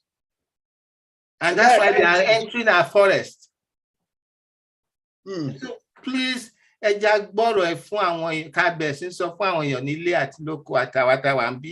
should understand that fact. We're in a grave danger. Yes. Very soon, we're going to be having emirs of Lagos and emirs of Ibadan. Okay. They are already setting up. So we should not allow it to happen. Ẹ dákun ìbéèrè tèmi wá ni pé wá mọ̀ pé Paul ń gbìn Apollo ń bomi ṣùgbọ́n àwọn kan wà tí wọ́n ń da oyin àti kán sórí oko wa níbi tí nǹkan dé dúró ní ìsìn. Mo gbọ́ wípé àwọn olóṣèlú wọ́n ń lo àwọn jàǹdùkú láti máa bá àwọn oní Yorùbá nation jà. Àwọn jàǹdùkú wọn tán máa ń lò fún òṣèlú wọn ti bẹ̀rẹ̀ sí ní àtáàkì àwọn tó ń polongo Yorùbá nation. Nínú àwọn ọ̀mọ̀wé 100 orí wọn pé wọ́n ń sọ wípé ó yẹ ká máa lọ torí àrùn ojú ni kì í ṣàrùn mú. Ìgbà tá a bá gbé imú níkà tá a bá gbé símú gan àní gbóòórùn rẹ̀ ṣùgbọ́n Ọlọ́run là wá lójú àríná. Wọ́n wá ń sọ àwọn yẹn ń sọ wípé ìgbà wo yẹn àwọn 100 ṣùgbọ́n àwọn 20 yẹn ọ̀nà wo la fẹ́ gbà? Wọ́n ti di bàṣẹjẹ́, wọ́n ti di bàṣẹjẹ́ aáyán tó kó sínú ọbẹ̀ gbẹ̀gìrì. Ọ̀nà wo la fẹ́ gbà? Ibi tí béèrè mi wà nù. Ọ̀nà wo la fẹ́ gbà àwọn bàṣẹjẹ́ 20% yìí kágbára wọn sì pọ̀ ju 80% lọ. Wọ́n ti ẹ̀ tó 20%. Ọbẹ̀ gbẹ̀gìrì kẹ̀. Tó wà bẹ́ẹ̀ pé àní dákẹ́ ẹnu. And one thing, èmi ò ní fẹ́ sọ àwọn ọ̀nà tí a máa gbé pa ní lójú ọkàn because kì í ṣe títorí àwọn èèyàn wa, títorí àwọn Fúlàní tí wọ́n ń plan ní kíní. And they have already drawn a map of their new country. And if we happen to remain behind, we will become provinces of the Arewa Islamic Republic. And they want to establish it in 1926. That's a fact. So our gbọ́dọ̀ máa gbọ́dọ̀ jẹ́ kó rẹwà. A gbọ́dọ̀ máa sọ fún àwọn èèyàn wa pé àwa nú ewu owó tẹ́ ń gbà lọ́wọ́ àwọn kíní politician. Ó máa tán. Gbogbo nǹkan tó yẹ kí ó wà ní mèremère kò sí. Àwa báyà lọ sanwó léèwé. Títí kan gbogbo yunifásitì mo lọ Nàìjíríà mi ò san kọ́bọ̀. Yàtọ̀ sówó bọ́tìrì and which is also subsidized. So now our children from cradle now have to go to expensive so-called international nursery school. What is international in a nursery school that is under a shed? You see, I've observed all these things. It pains my heart that we are not waking up to the reality of the environment. Our Yoruba, at other parties of one as the son, lakayin. And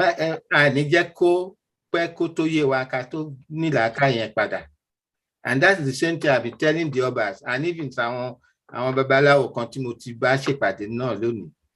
And they now understand, because we all have to stand up. The future of the Yoruba race, it lies in every one of us hands. Kì í ṣe èmi nìkan. No. So, ṣé mo lè fi kún? Bẹ́ẹ̀ni sir. Let us forgive ourselves of our errors of the past. Bẹ́ẹ̀ni. To do so, forgiveness has a price. We must be dedicated to avoid errors of the future. Àwọn tí wọ́n gbé wa débi tá a dé yìí, wọ́n bẹ̀rẹ̀ lórí àwọn ẹlẹ́sìn. Mọ́mù ní òdodo, lèmọ́mù, bíṣọ́ọ̀bù àgbà, olórí àwọn ọmọlú, àwọn ni wọ́n lò, àwọn làwọn tó kó alẹ́rú lò tí wọ́n fi tan ọba wa jẹ, tọba wa tó fi sọ pé ọba tọwọ́ bọ kíní ẹ̀kọ́ tọwọ́ bọ kíní tí. After all, kì í ṣe pé ó kú jagun lọ títí kí wọ́n tó sọ pé Nàìjíríà pé àti di Southern Protectorate. Àwọn tí wọ́n bá ń bẹ̀ indirect rule. And who was the most experienced person in indirect rule? It was Frederick Lugard, who had already been governor of Uganda before they brought him to Nigeria. So, into ti ṣẹlẹ̀, a lè sunkún lọ títí, ìyẹn ò ní sọ pé kí n tó ṣẹlẹ̀ ọmọ ṣẹlẹ̀, ó ti ṣẹlẹ̀. In tí ò tí ṣẹlẹ̀ ni àwa gbọ́dọ̀ mójútó. Now, I challenge, as I always do. I did it in Ibadan. I did it everywhere I go. I was in Nigeria about 3 times in 2019 and at least twice in 2018. I challenged our team. Well, let's see. I challenge those of us that Jamfani, Awolowo's crowd. Awolowo crowd, because the Yoruba are not just whoever they were, they also were very lucky to have the Awolowo crowd in power between 1951 and 1959, and maybe a little beyond. Ajamfani oríṣiríṣi. We were not as fooled as the evangelists who participated unwittingly in getting us colonized. But we are not as wise as we need to be, because Iwelaka àti Kobori. Ogbori yẹn tá bá kà kárí wípé kárí mọ bí tí bàtà ti ń ta wá lẹ́sẹ̀. Tá bá kà tá kàn ṣe sọ̀gùnsọ̀gùn sọpọlọ tá ń tẹ̀lé gbogbo nǹkan tí a rò pé ó dáa. To sì jẹ́ pé after 100 years, ó ti fẹ́ dẹran ara, including our suffering. We owe the people of our land the benefit of sacrifice. That's correct. To give up on the ṣàgbẹ̀lójú yòyò attitude pé àwa la wà ńbẹ̀, a sì ń bì kan. If I walk through the streets of London or Philadelphia, I'm a nigger. When I open my mouth, then they know perhaps what part of the nigger kingdom I come from. We've been trapped since the 1500s when Father Las Casas asked them to go to West Africa to take slaves to bring to the Americas. We've been trapped since then. And to untrap ourselves, we need a people who are not directly involved with evangelism of one important religion or another, who are not unquestioning votaries of religious ideology, who can look straight to a small world, a planet that's only as big as 25,000 miles in diameter, and say to ourselves, ṣé bí tá máa wá dúró sí yìí tó jẹ́ pé gbogbo ayé á máa mú nǹkan jẹ lórí wa, wọ́n á sọ wá dẹrú nílẹ̀ wa. Àwọn ìgbà kan wọ́n ń kó wa lẹ́rú lọ síbòmíì ní ìsìn àti dẹrú nílẹ̀ bàbá wa. Ẹni tó bá kàwé tó tún wá ka ọgbọ́n orí mọ́ must be a participant in re-educating our people about where we must be in short order. Now, how to get there? Èmi ò tẹ́ńbẹ́lú anything tí anybody bá ń ṣe. Number one, bá a ṣe ń sọ̀rọ̀ yìí, tá ń sọ̀rọ̀, àwọn tí ń sọ̀rọ̀ nìkan kọ́ ló ṣe pàtàkì, àwọn wọ́n tiẹ̀ lè mọ́ ṣe pàtàkì tó àwọn tó ń gbọ́. Because àwọn tó ń gbọ́ ò mọ ibi tí wọ́n máa mú lọ. Tí a bá sọ pé ọgbọ́n ju agbára lọ, ó lè jẹ́ pé ọgbọ́n tá ń fi yẹra wa níbí yìí, ó ló máa create agbára fáwọn ẹlòmíì tí wọ́n fi lọ ṣe nǹkan tá a fẹ́ kí wọ́n ṣe. But tá a bá ní ṣe la máa dákẹ́, gbogbo nǹkan ló máa bá wa dákẹ́. Finally, I was in Ethiopia in 1996.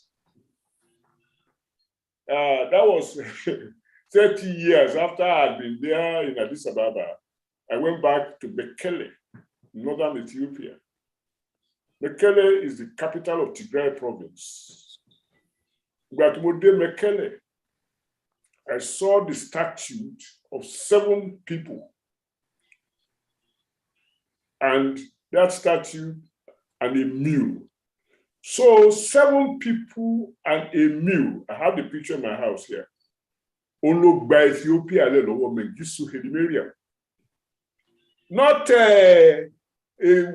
want you warrior. You just need a number of people who are dedicated to a particular outcome. They will rally other people to work with them. But they wouldn't be able to do anything if they didn't have an understanding of what mess they are in, and that can only be by discussion. And that's what we are doing now. Let us hope that ọgbọ́n tí a lè bá mọ̀ pín láàrin ara wa bá ti sọ̀rọ̀ bí àjàkàrà, pé àwọn ẹlòmíín mú ọgbọ́n yẹn wọ́n ń sọ di agbára in short order.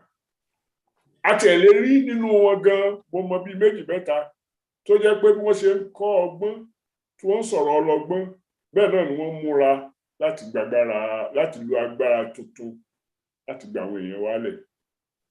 So kọ́lọ́hun fún wa ṣe.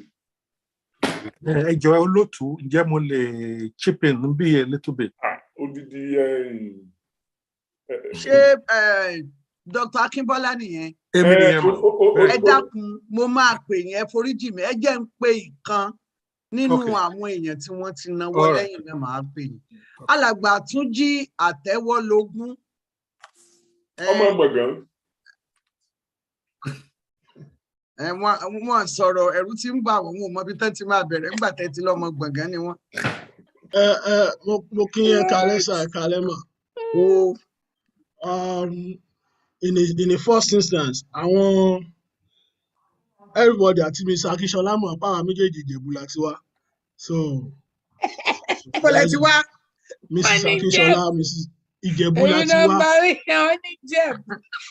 Àti bàbá Adébóyè nǹkan Ìjẹ̀bú náà wọ́n ti wá.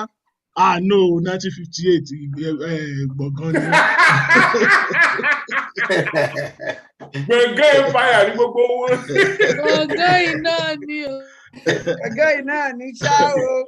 Àbí o, nǹkan méjì ni mo fẹ́ béèrè. Ìkíní, Bàbá Àjàlá wọ́n refer wa several times to so many àwọn òyìnbó. Mo wá béèrè yìí pé gbogbo àwọn historians tó jẹ́ wọ́n mọ ìtàn tó jẹ́ Yorùbá, ìwọ̀nba ni mo ti gbọ́ nípa wọn lénìí nígbà ṣe ń sọ̀rọ̀ sà. Bàbá Adé Àjàyí, Professor Adé Àjàyí, Professor Ọ̀ṣúntòkun, Professor Bàbá Bíòbákú, who was once a registrar at LAG. So when he got a PhD, he became the VC.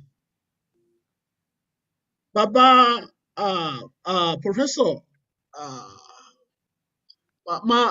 Mabogunje, who is a professor of geography, has a place in history too. And so many others are not actually referenced in most of the things you are saying, sir. What is the reason? What is their place? And ká má tún gbàgbé púpọ̀, Professor Adeboye Adeniran, although a professor of mathematics, but is able to chip in and take an historical part in the history of the Yorubas. I don't know why he has to go and take a DSc in history of the Yorubas, maybe at the end of the day. Question coming in here, sir. Okay. Question kejì ni pé, wàhálà dé o. Ẹ ṣáàbù. N tó ṣe fún Deborah Samuel lánàá àbí during the week. Deborah Yakubu. Deborah Yakubu, iṣẹ́ nǹkan tó lágbára, kì í ṣe nǹkan téèyàn lè fojú wò rárá. Ó dẹ̀ nídìí. Ní 1984, mo wà ní ìlú kan wọ́n pè ní Yola, Gongola State at that time. Èmi àtàwọn Hausa a ní èdè àìyedè. Nǹkan tó ń pè ní fatwa was placed on me. Ṣùgbọ́n, it was not pronounced, but I discovered ọ̀rẹ́ mi tó gbọ́ Hausa gidi jùjẹ̀kí, olóní Túnjí, já lọ gbòòrò. Kí là ń lọ ṣe ń gbòòrò? À ń lọ mẹ́mú ni, já lọ. Nígbà tá a dé gbòòrò, ìgbẹ́ gbọ̀n mi, mo tọ̀ sí ṣòkòtò nígbà tó sọ nǹkan tó ṣẹlẹ̀ fún mi. Ọ̀sẹ̀ kan ni mo lò ní gbòòrò. Ní Tafawa Balewa University ní Bauchi, people wọ́n ti capture wọn, wọ́n ti so wọn, kán bẹ̀rẹ̀ sí máa dú wọn lọ́rùn lókù ní àwọn CID Nigerians tó bá wọ auditorium yẹn níbi tí wọ́n ti fẹ́ máa pa àwọn Yorùbá. Wọ́n pa ẹnìkan. Àwọn tó kù tí wọ́n ti so, wọ́n wà ńbẹ̀. Iná ti jó dórí kókó. Ọlọ́run má jẹ́ kọ́kọ́ ìdànù àti dé tí agbami. Ẹ ṣé o. Bẹ́ẹ̀ ṣe sọ̀rọ̀ ẹ, references tó wà, nǹkan náà àwọn ìwé, mo lo ìwé bàbá Professor The History of the Yorubas by Professor Banji Akintoye, and then ìwé Kọ́lé Ọmọ́tọ́ṣọ̀. That was where I quoted Balewa's this thing. I have a large reference to the way far, where I pick some of the ideas I have. On my table here, there's still some references. There's the presentation to Falola Belewe. He introduced tí bá jẹ́ tí ó ní ìmọ̀ díẹ̀, màá rò bí pé Nàìjíríà wà tó ìbò wá colonize,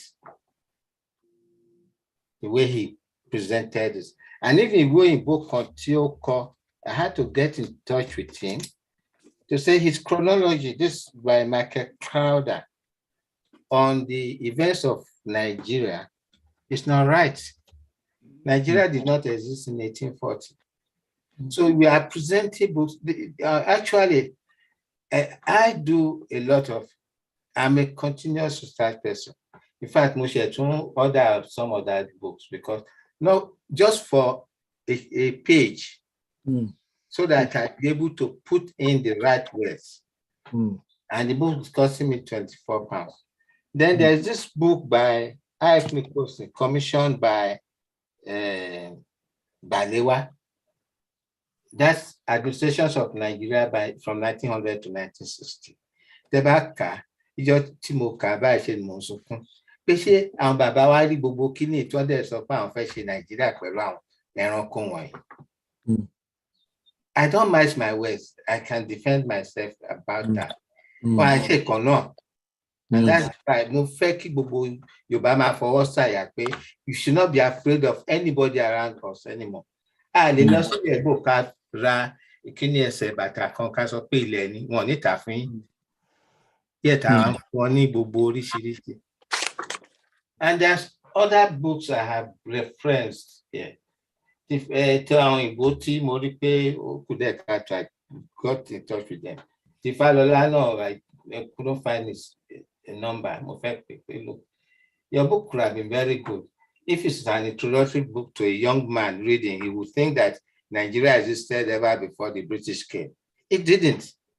So you see, factor of facts, chronology is important in the presentation of contemporary history, which is very important, so that àwọn èèyàn tí à ń bá sọ̀rọ̀ kọ́rọ̀ yẹn lè yé wọn. And that's why I'm very careful when I'm making references. I have a wide range of references, including my own book. That's a reference which I included my own thoughts, that Nigeria could have been called Lugadian. That's my thoughts. Or New Sudan. Just like this man named Zimbabwe Rhodesia. We could have been called Lugadians. And nobody, we should have taken it. And she also pay our Baba front runner politicians and founding fathers were. Besides, made this or none a day botalo. How can they be our founding fathers when they were just, none of them was teenagers at the time Nigeria was created? So, Yomi, if any time you need to ask or know something, I'm ready and open. I'm open to everybody. I'm ready to share what I know with everyone, so that you can share it with others. Thereby, the information will become a very large bomb that will change the minds of our people. So that Amoye, not the 100%, we cannot get 100%. But if we get over 50, 60%, we are good to go.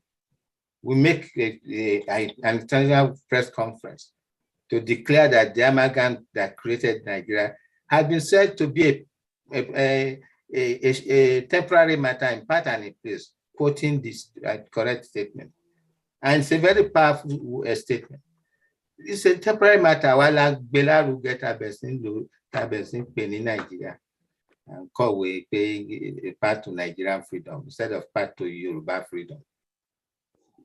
We are just in Nigeria. We are not Nigerians. Sorry, thank you. Ẹjọ́ olóòtú. Ṣònlẹ̀ mo ti gbọ́ yín o. Ẹ̀yin ṣòṣà. Ẹ jẹ́ kí n jáná sí. Number 1, small correction. Saburi Olade níbí ò bá kú was a registrar, not in University of Lagos, but University of Ibadan. That's correct. I was a student when he was when he just left, and Adamaleko replaced him. And but then he came to University of Lagos when they removed the Igbo vice chancellor from University of Lagos. They put Bio back. I served.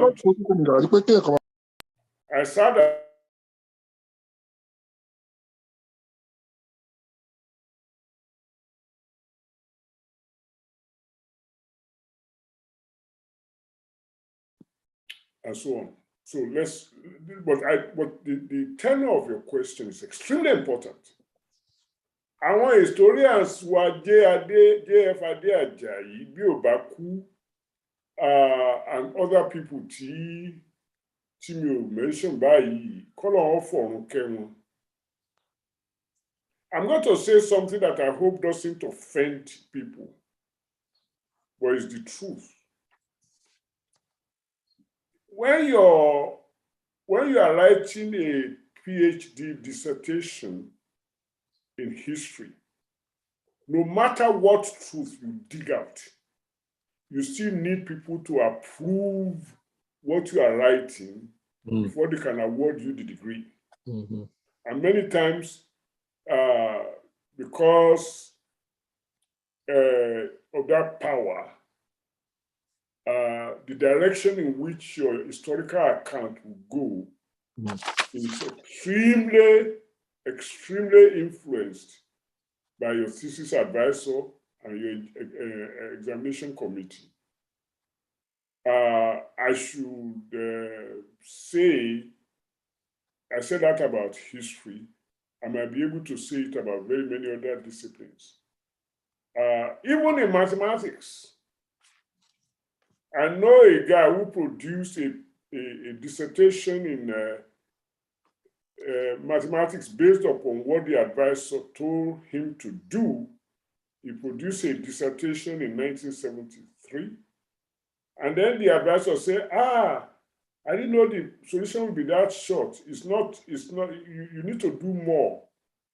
So I gave that particular person a new topic, only to discover 3 years later that that same problem that was solved in 73 was solved by somebody else in 1976 and earned him a PhD in a majority school, in a very well-known school, University of California, Berkeley. So how come what wasn't enough for a PhD in 1973 at the Johns Hopkins was enough for a PhD in 1976 at the University of California, Berkeley, the so-called #1 math department? So all of these things says what?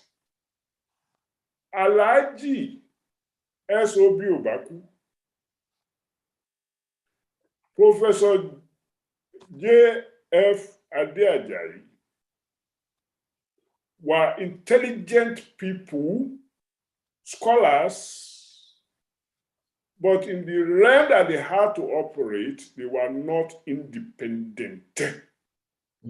So if they wanted to be read or heard, there is a degree to which they have to say what people want them to say. I learned a lot from both of them. I learned a whole lot from both of them, from their works. There are things that I learned that are positive. There are things that I learned that are not so positive, but I learned a lot. And that's where I give credit to their scholarship. So now, as to what we must do, again, repetition is good. Ọwọ́ ara ẹni la fi tún ara ẹni ṣe.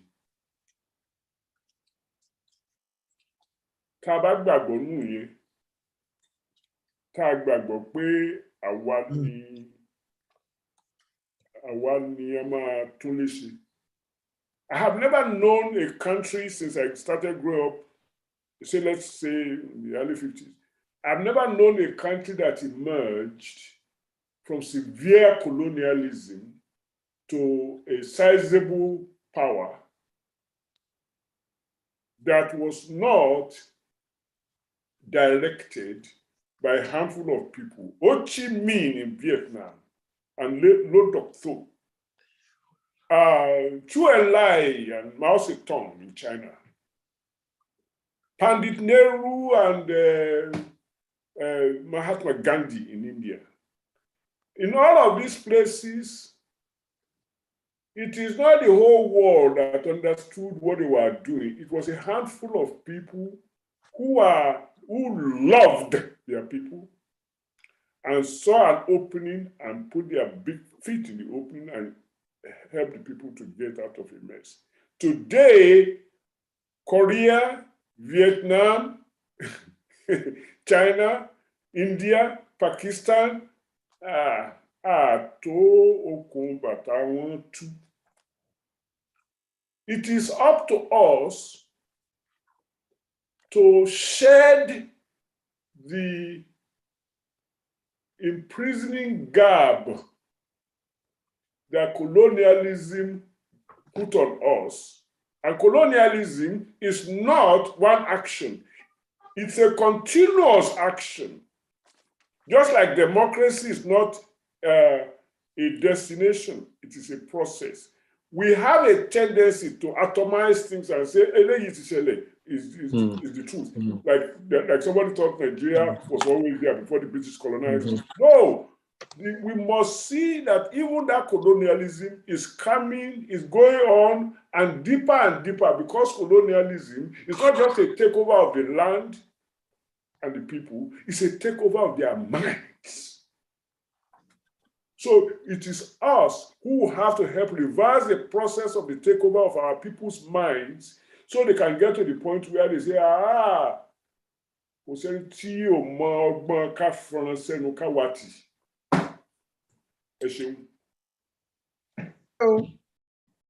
ẹ ṣeun bàbá Adébóyè, Amoye Akínbọ́lá, ní ṣókí lẹ́yìn náà màá wá pé Rama. ó yá. Mo ní ṣókí bẹ́ẹ̀ ṣe sọ, wọ́n lọ́gbọ́n jágbára. I was thinking about that, and nǹkan direct interpretation ló ní Gẹ̀ẹ́sì. Ó dà mí pé brain over brawn nìyẹn tèmi bá wò, which would suggest to me that maybe literary translation àwọn ẹlòmíì tí wọ́n try láti wo agbára in the context of some might be a wrong interpretation. Anyway, mo kàn wo yẹn again in terms of àwọn òwe àtàwọn some of the things tó jẹ́ pé a can adopt tá àti critique enough láti lè assure pé títa bá ní that it discard. No?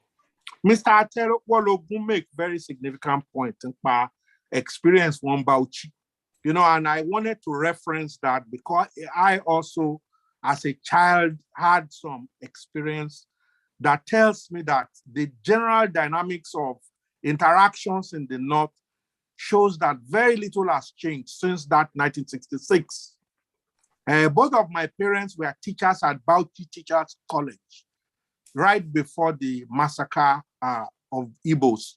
And in particular, mom was on duty láàárọ̀ ọjọ́ tó máa bẹ̀rẹ̀ on riots or massacre. She went to the dormitory early in the morning to see that the students were all getting ready to go to school and the dormitories were all empty. Apparently, our students had all trooped into Bauchi City and they had started the whole process of killing the Igbos. Even in our own house, we ended up hiding some Igbo neighbors for some time. So what am I saying? Motigbeni Sokoto no Molo ABU and so forth. I've been in the North long enough to recognize these are common scenarios that the typical intellectual from the Southwest pay enough attention. See, second-class citizenship. So mo kàn tún mention yẹn láti sọ pé a lè sọ gbogbo ẹ̀tàn lédìí, but suffice it to say pé mentality yẹn ó ìwà. Finally, the issue of our intellectuals and our leaders. And sọ̀rọ̀ pé okay, àwọn professor ń bí professor long. The truth of the matter is that, in my own view, a lot of our professors and doctors are more of content experts rather than describing them as really fully educated in the sense of the word, where they will be able to offer a more courageous role when the issues we are currently dealing with are reflected. And so hope me only pé níwà in a hurry láti wo solutions, but àkọ́kọ́ wọlé náà ká determine kí ni ìdí tó fi jẹ́ pé àwọn olórí wa intellectually in Yoruba land nísìn. Most of them are against Yoruba nation. Even though I can't but that's the reality. And I believe pé tababe se interrogate on issues at that kind of level, then I lè mú tọ̀rọ̀ nípa irú àwọn ogun àárín ilé àbí àárín compound tá gbọ́dọ̀ kọ́kọ́ jà kó tó di pé I'll take on our external oppressors. So I guess I just felt very strongly that when we talk about Yoruba intellectuals and intellectualism, we must make sure that we delineate what education is of the most worth. We need to identify that so that so they capture imagination the way it did. I think that we need a better understanding of why that happened and how we can engage it in such a way to get the kind of new paradigm Timo believe I need to take on issues standing soon. I take on, but obviously I need a mark or so in my own view, actually lobby that law. Ẹ jẹ́ mú ìbéèrè kan sí kí ọmọ ọba Adéwálé ẹja make it short ọjọ́ ti lọ kó má jẹ́ alẹ́ alàgbà Àjàlá torí tá a bá dá wọn dúró púpọ̀ jù ó yá o ọmọ ọba Adéwálé JP. Ẹ ṣé ìyá mi olóòtú, ẹ ṣé mo dúpẹ́, mo kí gbogbo ilé, mo dẹ̀ kí àwọn bàbá wa méjèèjì náà, ẹ ṣé ẹ kú ọ̀rọ̀ onítàn lẹ́nu nísà.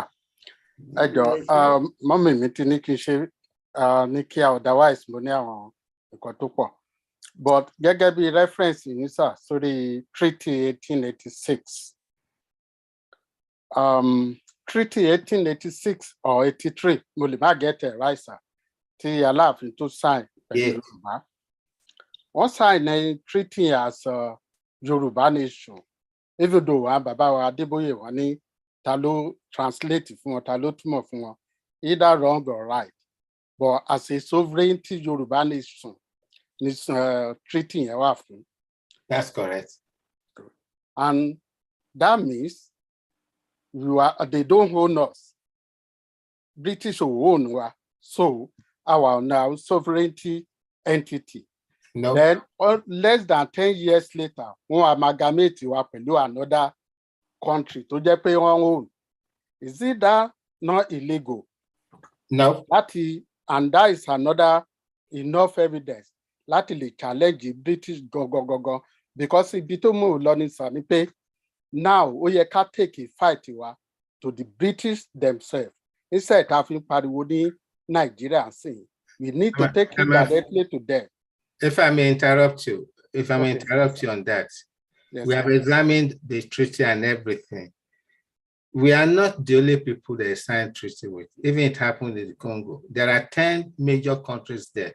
All their treaties were overtaken by the continuous events that happened along the line. We signed a treaty with them. They settled down amongst us. They brought their people and they set up governments, district council offices. They had, I grew up to see some of their districts working in our land, and they were also reporting back to the bailiffs and others. So it's not about owning. If we are going that direction, we are going to make a very grave mistake of political suicide. That's a fact. Because the treaty was now overtaken by 1900 when the Southern Protectorate and Yoruba country was put together. Lagos colony, Yoruba country, and the Southern Protectorate were put together as a single Southern Protectorate of Nigeria. So they are already part of a new body. We now have two countries, Southern Protectorate of Nigeria, Northern Protectorate of Nigeria. We have been subsumed into that. So if by dialectics you are trying to prove that what were they doing in our land? Well, they came to sign a treaty of trade protection at this time. They did not go away. They did not see us as a separate entity. They saw us as one of the trading posts they can use. And that was why this man was going around, Thomas Golden was going around to sign more treaties. EBT, our French signed treaty wrote is Kishi, they can't have signed another treaty with Kishi. You see, they told lies to the Kishi Oba that I want who are better. You see, that should not waste our time. And there's no country where you go and sue somebody in proxy. They have left you a long time. It was up to you to decide whether you want that country or not. And most of the time, the Northerners will tell us in the South that they want to go. And when inside, they have been challenged several times. Mr. Ajala, you talk too much. You are this. You see, that right? You see, it is us who have now said that amalgam that we went into as at independence should have been dissolved on Independence Day. Yeah. That should have been our position. Don't let us waste time looking at the rightness or the wrongness of a treaty that was signed that was superseded by another move which brought us into a certain and not protectorate, and they set up several distances. And they respected our Obas more than our own current government. They did, because I saw them with their small cars coming to Jabo fún Obawa, and that's the same way they did all over Western region. Like I said earlier, I've traveled a lot, and I saw a lot of things when I was young at the primary school level, and I didn't forget. But why would I? Is it because he's white? Or is it because in the car? Okay, mommy, that's the number of the car. You see, it's your mindset, the way you grew up to understand the nitty-gritty of positioning. We just don't have to we don't have the room to make any mistake of saying that, because I know some people are looking at suing the British government. That East Timor did not sue Indonesia before they went. There were East and West Timor. East Timor decided to go. Southern Sudan, they did this thing, a referendum. Czechoslovakia had a very quiet this thing. Signage will go on their own way. And if, for instance, these people go now, Scotland, they're not going to sue Britain. Thank you, goodbye.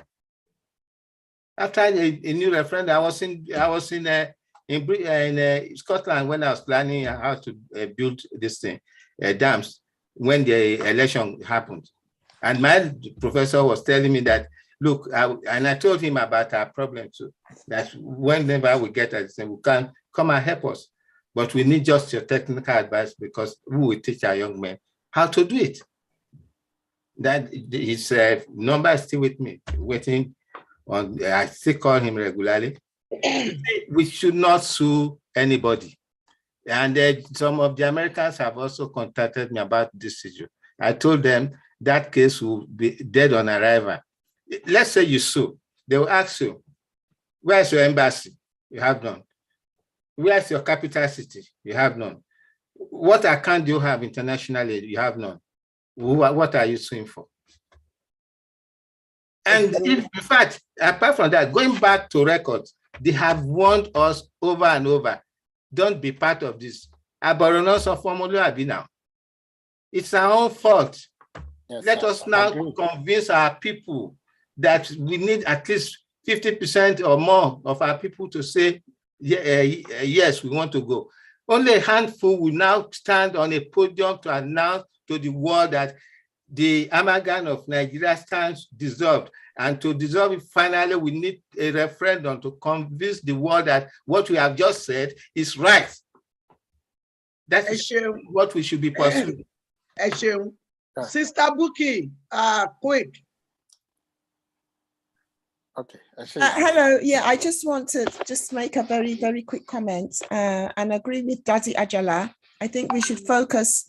I think our main goal now is to focus on the awareness, and that is to deliver and educate our people. I think that's the most important thing.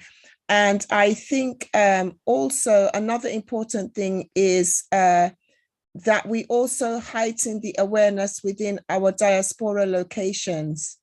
because there is a demography that is missing between the ages of 18 to 30 that are not actually aware, that we're not carrying along with regards to informing them and them also joining us in our campaign for our new Yoruba nation. I think that demography is filled in Yoruba land, but it's not filled up in our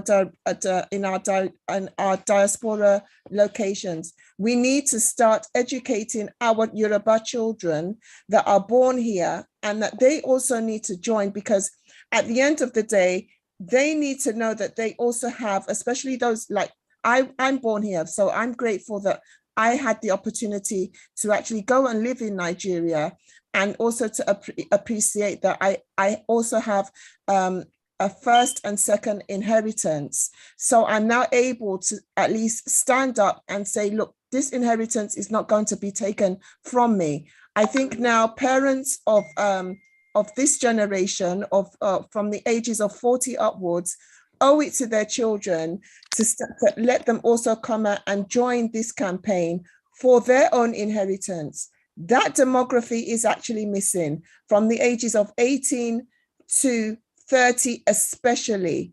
So we need to start joining those hands amongst ourselves. And I think now the awareness, it's imperative that we need to leave that space. There are these people are animals. We cannot continue to live with them. It's very obvious now that we have total different cultural differences. Our identifications are not the same. Our languages are not the same. The way in which we conduct ourselves is totally different. It's not the same. So if we can now begin to educate our children and let them also push that agenda for the Yoruba nation, especially within our diaspora locations, I think that would be absolutely fantastic. And especially within the UK would even be greater, because that is where the voices need to be heard. I think that agenda needs to start right away. If we start doing certain things, using certain apparatuses within the UK, for example, we're planning on having a June the 12th rally.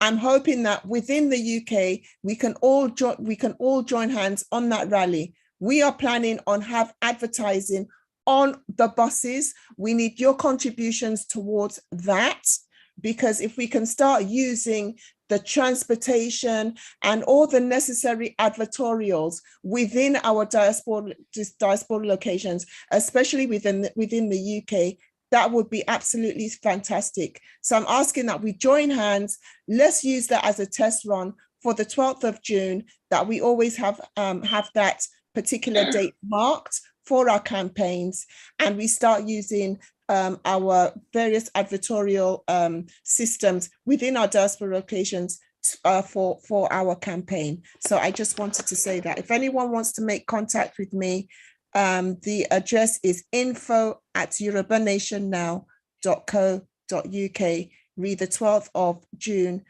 rally. Thank you very much. Okay, please, Sister Buki, can you text that on the chat box for us? Yeah, I'll do that. I also wanted to say that is one of the best things that I've had in recent times. Thank you.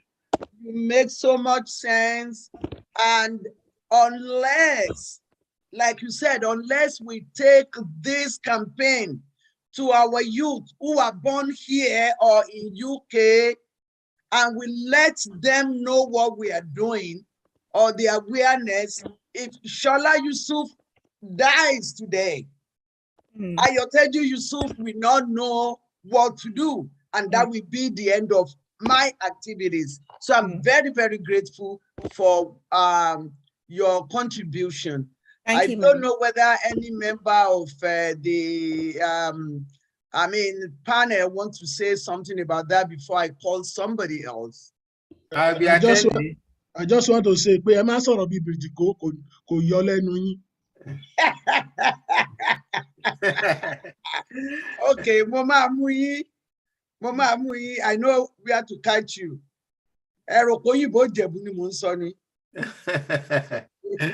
Okay, yes. Who want to say something else? Yeah. And then Olatayo Ogedengbe Esquire. Okay, Amòfin Ogedengbe, then it will be Bola. Amòfin Ogedengbe, you are on. Thank you very much. Eshe Sister Shola. Mo kí gbogbo àwọn bàbá Amoye, mo dẹ̀ kí gbogbo ilé lápapọ̀. Bàbá wa Alex Ajala, mo fi tọ̀wọ̀tọ̀wọ̀ pé orúkọ yín. It's so nice seeing you again, and indeed, you've been a blessing, and very emotional for me hearing most of the things that have been said here today. And more early daddy, as a meeting lẹ́ẹ̀mejì over 2 years ago. Ìkan nínú àwọn brother wa ọmọ yín ó wà pẹ̀lú wa ńgbà tá a ṣe ìpàdé yẹn. Láti ìbẹ̀rẹ̀ ìpàdé yẹn títí dé òpin. Lájọ́ tán ti bí mi tí rí àgbàlagbà tó sunkún báyìí. Ẹ máa rántí daddy. Ẹ rántí. He used to work for the Foreign Office. Ó sọ̀rọ̀ nípa ikú olóògbé MKO Abiola wọ́n ṣe pa. Mo ń try láti joggle memory. Bí owó ṣe jẹ́ ìran Yorùbá níyà ní àsìkò yẹn tí ó jẹ́ kán lè ṣe àwọn nǹkan kan. Ẹ jẹ́ ká máa move on kó lè yá. Tí wọ́n fẹ́ ṣe. Nǹkan tí mo fẹ́ sọ nípa ẹ̀ ní wípé ní àsìkò tá a wà yìí ọdún méjì tí kọjá sẹ́yìn. Ọ̀rọ̀ owó nínú ìjàngbara activities wa bí ò ṣe ní sọnù mọ́. Bá a ṣe lè máa direct àwọn ìran Yorùbá tó jẹ́ wípé wọ́n lè máa dáàbò bo owó wọn. Kan tó bí àwa a gbọ́ nínú ìtàn pé ìjàngbara Yorùbá ti bẹ̀rẹ̀. Bọ́ lẹ́nu ìgbà tá a ti join wọn, ó bani nínú jẹ́ láti rí wípé ọ̀pọ̀lọpọ̀ àwọn tá a jọ wà láti bí ọdún 3 sẹ́yìn wọn ṣe pẹ̀lú wa mọ́. Wọn dá sọ̀rọ̀ Yorùbá mọ́. Àwọn tó ń fowó sílẹ̀ wọn fowó sílẹ̀ mọ́. Nítorí wípé ibi tó yẹ kán ti bá òtítọ́ irọ́ náà bá níbẹ̀. Àwọn èèyàn náà ni mo bí pé kẹ́ bá wa fi sí gbogbo nǹkan tá à ń sọ. Ọgbọ́n òye tá a máa fi máa bá àwọn èèyàn wa sọ̀rọ̀. Tí false evidence kò ní dàbí òótọ́. Ìyẹn ni mo ní màá tún gbé jáde. Ó jẹ́ nǹkan tí mo fẹ́ contribute. Thank you very much, sir. Ẹ ṣé. Tí máa bá sáré dáhùn kíní yẹn. Àti bímọ tí ó rí ọ̀pọ̀lọpọ̀ àwọn èèyàn wa ipò ló dàbẹ̀ pé wọ́n wá jù nígbà tí wọ́n bá sọ pé wọ́n kóra wọn jọ láti sọ̀rọ̀ nípa ewu ńlá tí Yorùbá wà nínú ẹ̀ nísìn. Èmi àtàwọn kan l'Amẹ́ríkà àti níbí a ti gbìyànjú láti dá Yorùbá Trust Fund account lẹ̀. Wọ́n ti bá wa ṣe. But a lè publicize it because àwọn ẹgbẹ́ ti pọ̀ jù tá a mọ ẹni tá a máa sọ fún pé iye báyìí ní kẹ́ fi síbẹ̀. And the purpose of that trust fund is that a fẹ́ kó owó pọ̀ nú ẹ̀. Àwọn tó ń ṣe ọmọ ẹgbẹ́ àwọn ọlọ́lá wa àtàwọn tó ní businesses káàkiri ní gbogbo àgbáyé la ṣe àkáǹtì yẹn fún. Tá a bá gba kíní wa, we will not borrow money from the World Bank or IMF. That is our vision. And we are pursuing it. The account is still there. And àwọn ẹgbẹ́ yòókù, wọ́n rí táwọn kan sọ pé a joining fee. This is not a social club, mo ń tẹnu mọ́. This is a very grave assignment for all of us. You don't have to be forced to ask for a dinner purse that should not be spent on unnecessary things.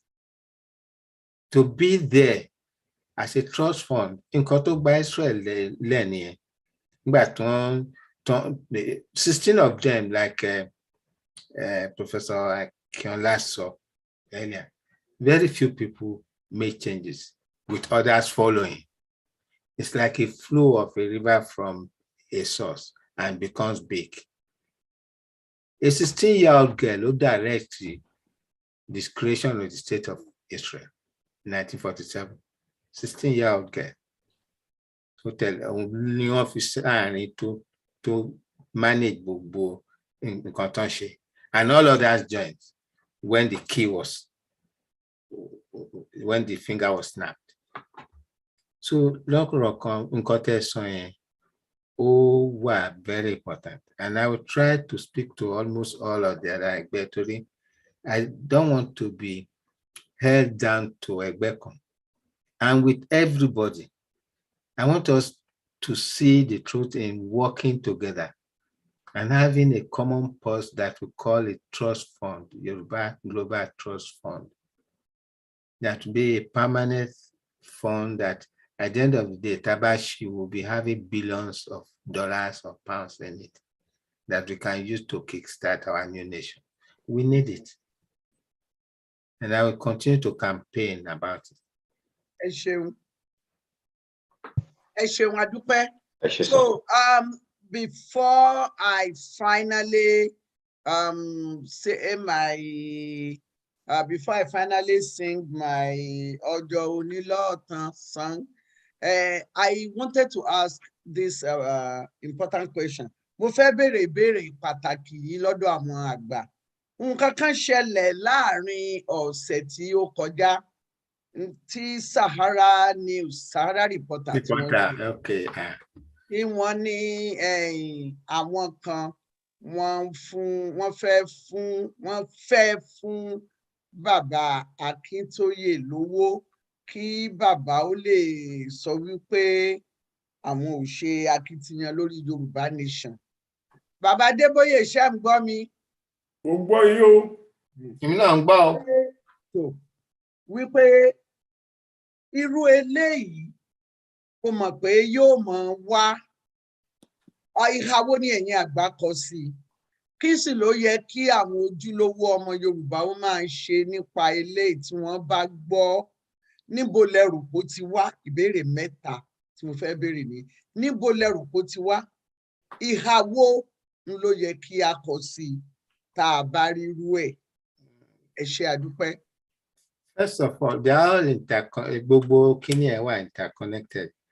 Professor Adébóyè, ṣé ẹ kọ́ dá sí ẹ jẹ́ fún láyè láti sọ̀rọ̀ torí mo ti ń sọ̀rọ̀ láti. Ẹ ṣé. Number one, ìròyìn yẹn mo tún ti rí ìròyìn míì tí Professor Akíntóyè ti deny pé kò sẹ́ni tó lè ra òun. So a sọ pé àwọn èèyàn ò gbìyànjú o, ṣùgbọ́n gbàtà Akíntóyè dáhùn tó sọ pé kò sẹ́ni tó lè ra òun, àmì pé ìròyìn pé wọ́n fẹ́ rà kó òdodo wà nídìí ẹ̀. Bẹ́ẹ̀ni. Ìgbà tó wá sọ pé wọn ò lè ra òun, a mọ̀ pé kì í ṣẹni tí ó rẹ́dì láti mọ̀ọ́mọ̀ gbẹ̀yìn bẹbọ jẹ́. So nǹkan tí mo ní sọ lórí ìyẹn ò ní pé gbogbo wa la mọ̀ pé àwọn Fúlàní wọ́n gbọ́n lẹ́yìn bí ìpékeré Yábà. Takiya ni wọ́n máa ń pe instrument wọ́n ń lò, which kaba translate as Oyinbo is deception. Wọ́n sì ti ń lo takiya yẹn ní ìsìn ọjọ́ ti pẹ́. Òyìnbó a máa sọ pé fool me once, shame on you. Fool me a second time, shame on me. Oní Yorùbá fi sọ pé ẹ̀ẹ̀kan ni atanifẹ́ tan ní mọ́. So ìyókù dọwọ́ wa. Tí wọ́n bá ní kinní kan ṣẹlẹ̀, kíní ìṣẹ̀lẹ̀ àárọ̀ ẹ̀rù la fi dábọ̀ lọ́rọ̀. pé wọ́n tàn wá jẹ wọ́n fowó fún ẹnìkan wọ́n fi kan dí ẹnìkan lẹ́nu wọ́n fi gba wọn ṣàwò ìyẹn ò kì í ṣe nǹkan tuntun wọ́n lè gbìyànjú lọ́dọ̀ Ṣọlá kí wọ́n má wà successful tó bá wá dọ́dọ̀ Adébóyè nǹkan s'Adébóyè ò ní gbàbọ̀dè a lè sọ àwa la máa mọ Yorùbá plurality ló máa mọ nǹkan tí wọ́n gbọ́dọ̀ ṣe. We must keep our eyes open. Torí power concedes nothing. Ẹni tó ti ní agbára láti ṣèwárìbárìbò kò ní tú okùn lẹ̀ lọ́rùn wa. Àwa lójú ni ò ní jẹ́ kí wọ́n ti kàbọ̀. Ẹ ṣé. I am challenging the people tí ò tí gbàbọ̀dè. Tẹ́bi ò sì pa. Torí nílé stomach infrastructure ló dominate wa ọ̀pọ̀lọpọ̀ àtọ́jú kòkòrò. Stomach infrastructure pàwọn tí ò rí jẹ rárá àti ojú kòkòrò pàwọn tó rí jẹ ṣùgbọ́n tí ó jẹ́ pé kékeré kò kì í tó lọ́dọ̀ wọn. Olóòtú ẹjọ́ 30 seconds. Kí o sì lé ayé yìí ó wà lọ́dọ̀ wa náà. Ṣùgbọ́n àwa tí ebi ò pa tí a sì ní àǹfààní láti jókòó sòótọ́ ọ̀rọ̀ fúnra wa àti àǹfààní míì láti gba àwọn èèyàn wa lẹ̀ either by education or by this or by that or fáwọn tó ní agbára rẹ̀ tó bá di jàgídíjàgan tí wọ́n lè gbà wá lẹ̀ àwọn èèyàn la gbọ́dọ̀ dojú kọ. Trust our leaders but verify. Olóòtú ẹjọ́ 30 seconds. Mo kàn fẹ́ fi sorry. Mentally, I just got ahead of myself there. Go ahead. Oh, okay. Ṣé padà wá? Okay, ma. Ó dáa, Bàbá Àjàlá. Nǹkan tí mo rí ṣe rí ọ̀rọ̀ gbowó kò gbowó. I know the pro very well. I know how he operates. Tó bá jẹ́ ọ̀rọ̀ owó, rather a lot of time owó pension láti America ó máa ń gbélé fún ẹgbẹ́ láti ní. You know, as a professor emeritus, it's a lot, but he spends it for us. And he has said in his mind, God give me the strength and long life to make sure the Yoruba race and the Yoruba sovereignty is achieved. I speak to him almost about 3 or 4 times a week. We exchange ideas. He's somebody above that pettiness. And when you fed discourage you are, yeah, she bought guy in here. This is a man that is known by a lot of heads of states. I keep on saying it, and he has even taught some of them. Heads of government in Europe, who are his students. He will not allow himself to go into that distance. Sahara reporters should not even have given room to publicize such a thing, because I know Sheshe Orelo Nikini is calling for revolution. Revolution from where? If you look at Professor Adeniro, you remember the days of the Nigerian British Defense Party. Anglo-Nigeria Defense Party. I was in the primary school, but I observed, I knew that those who rose up were only from the south. Point I make in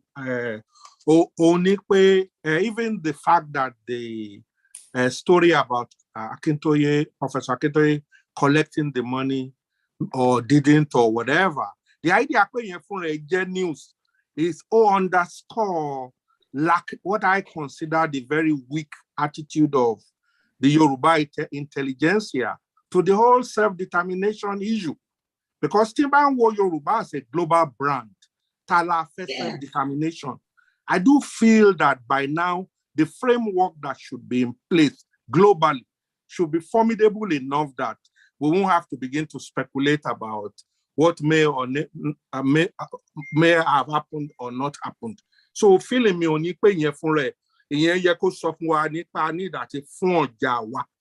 self-determination la really fair. Thank you. Ẹ̀yin èèyàn wa káàkiri orígun mẹ́rẹ̀ẹ̀rin àgbáyé, mo dúpẹ́ púpọ̀. Anágbára, anágboro, adé ẹsẹ̀ kùkú, kódà a tún tọ ọ̀nà tó jìn. Abẹ́rẹ́ ibi tá a ti bẹ̀rẹ̀ kó tó di 1914. Ibi tá a wá dé dúró, a máa fi èyí ṣe lọ, ṣùgbọ́n kó tó dìgbà náà, n ó ṣe àwọn ìkéde kan tó ṣe pàtàkì. Lẹ́yìn náà, màá fẹ́ kí àwọn bàbá wa àti amòye wa kí wọ́n fún wa ní ọ̀rọ̀ tí a máa mú lọ sílé. Ní àárín bí mo fẹ́ fi àsìkò yìí kí àwọn òbí àti àwọn ọmọ wa tí wọ́n ń ṣe àṣeyege ní àwọn ifáfitì tó wà káàkiri orílẹ̀-èdè Amẹ́ríkà àti UK. Ẹ dákun, ọmọ yín tó bá ṣe irú eléyìí, ẹ mú wọn wá sórí Yorùbá Gbòde. Bó tiẹ̀ ṣe fọ́tò wọn, ẹ mú wọn wá ká kí wọn ká yìn wọn, torí pé ẹni ó dènà fún ni kẹ́rù. Irú wọn lèmi mọ̀ lọ́kùnrin. Àwọn ọmọ wa dáa, tí wọ́n bá ń kàwé tí wọ́n ń gboyè nílùú yìí, ọmọ dáadáa ni wọ́n. Àwọn ọmọ tí mu gbó kí ń kọ́ nílùú yìí náà ni. A dúpẹ́ lọ́wọ́ wọn. Mo kí ẹbí council woman wa, Honorable Zulfat Adébùkọ́lá Suara, fún oríire ọmọ wọn tí ó di dókítà olùtọ́jú ọmọ kéékèèké. Ó di Dr. Aisha Àjọkẹ́ Ìyábọ̀dé ọmọ Suara. Inú mi dùn pé ọmọ àbúrò mi ni. Inú mi tún dùn pé akẹ́kọ̀ọ́ ilé ẹ̀kọ́ Yorùbá Gbòde ni. Ó ń kọ́ ẹ̀kọ́ Yorùbá nílé ẹ̀kọ́ Yorùbá Gbòde. Ọ̀sẹ̀ gan tó di dókítà náà ni ó ṣe ìgbéyàwó. Torí náà, oríire méjì ni fún Dr. Abdulrahman Suara àti Honorable Zulfat Adébùkọ́lá Suara. Ọlọ́run ọba yóò jẹ́ kí ayọ̀ wọn ó bá wọn kalẹ̀. Ayọ̀ náà ò ní di ìbànújẹ́. Àmín, àmín. Bákan náà, mo kí ẹbí Adénẹ́kàn, tọkọtaya Tòkunbọ̀ àti Adégbóyèga Adénẹ́kàn. Tẹ́ ẹ bá ń gbọ́ Adénẹ́kàn, olóòtú iléeṣẹ́ Bank Reconciliation Services, wọ́n máa ń ṣe ìrànlọ́wọ́ fún Yorùbá Gbòde ní gbogbo ìgbà. Kódà fún wọn lórúkọ ọmọ dúdú àti yorùbágbòde.org. Àwọn náà ṣoríire. Ọmọ wọn Ọlátóyè Adénẹ́kàn yóò ṣe ayẹyẹ ìkẹ́kọ̀ọ́jáde gẹ́gẹ́ bí amòfin ní ilé ẹ̀kọ́ gíga kan ní yunifásítì ti New York. Gbogbo àwọn ọmọ tí wọn ó bá wa délẹ̀ lérí, tí wọn ó lọ bá wa tún orílẹ̀-èdè wa ṣe nù, kí Ẹlẹ́dàá kó má jẹ́ kí á pàdánù ìkọ̀ọ̀kan wọn nínú àwọn ọmọ yìí. Ẹ dákun, àsìkò tí a mọ̀ kí àwọn ọmọ wa kú oríire ni nínú oṣù karùn-ún títí di oṣù keje. Ẹ mú fọ́tò wọn wá, ẹ mú orúkọ wọn wá, ká jọ yọ̀. Àwọn ọmọ yìí ni ògo ọjọ́ ọ̀la wa.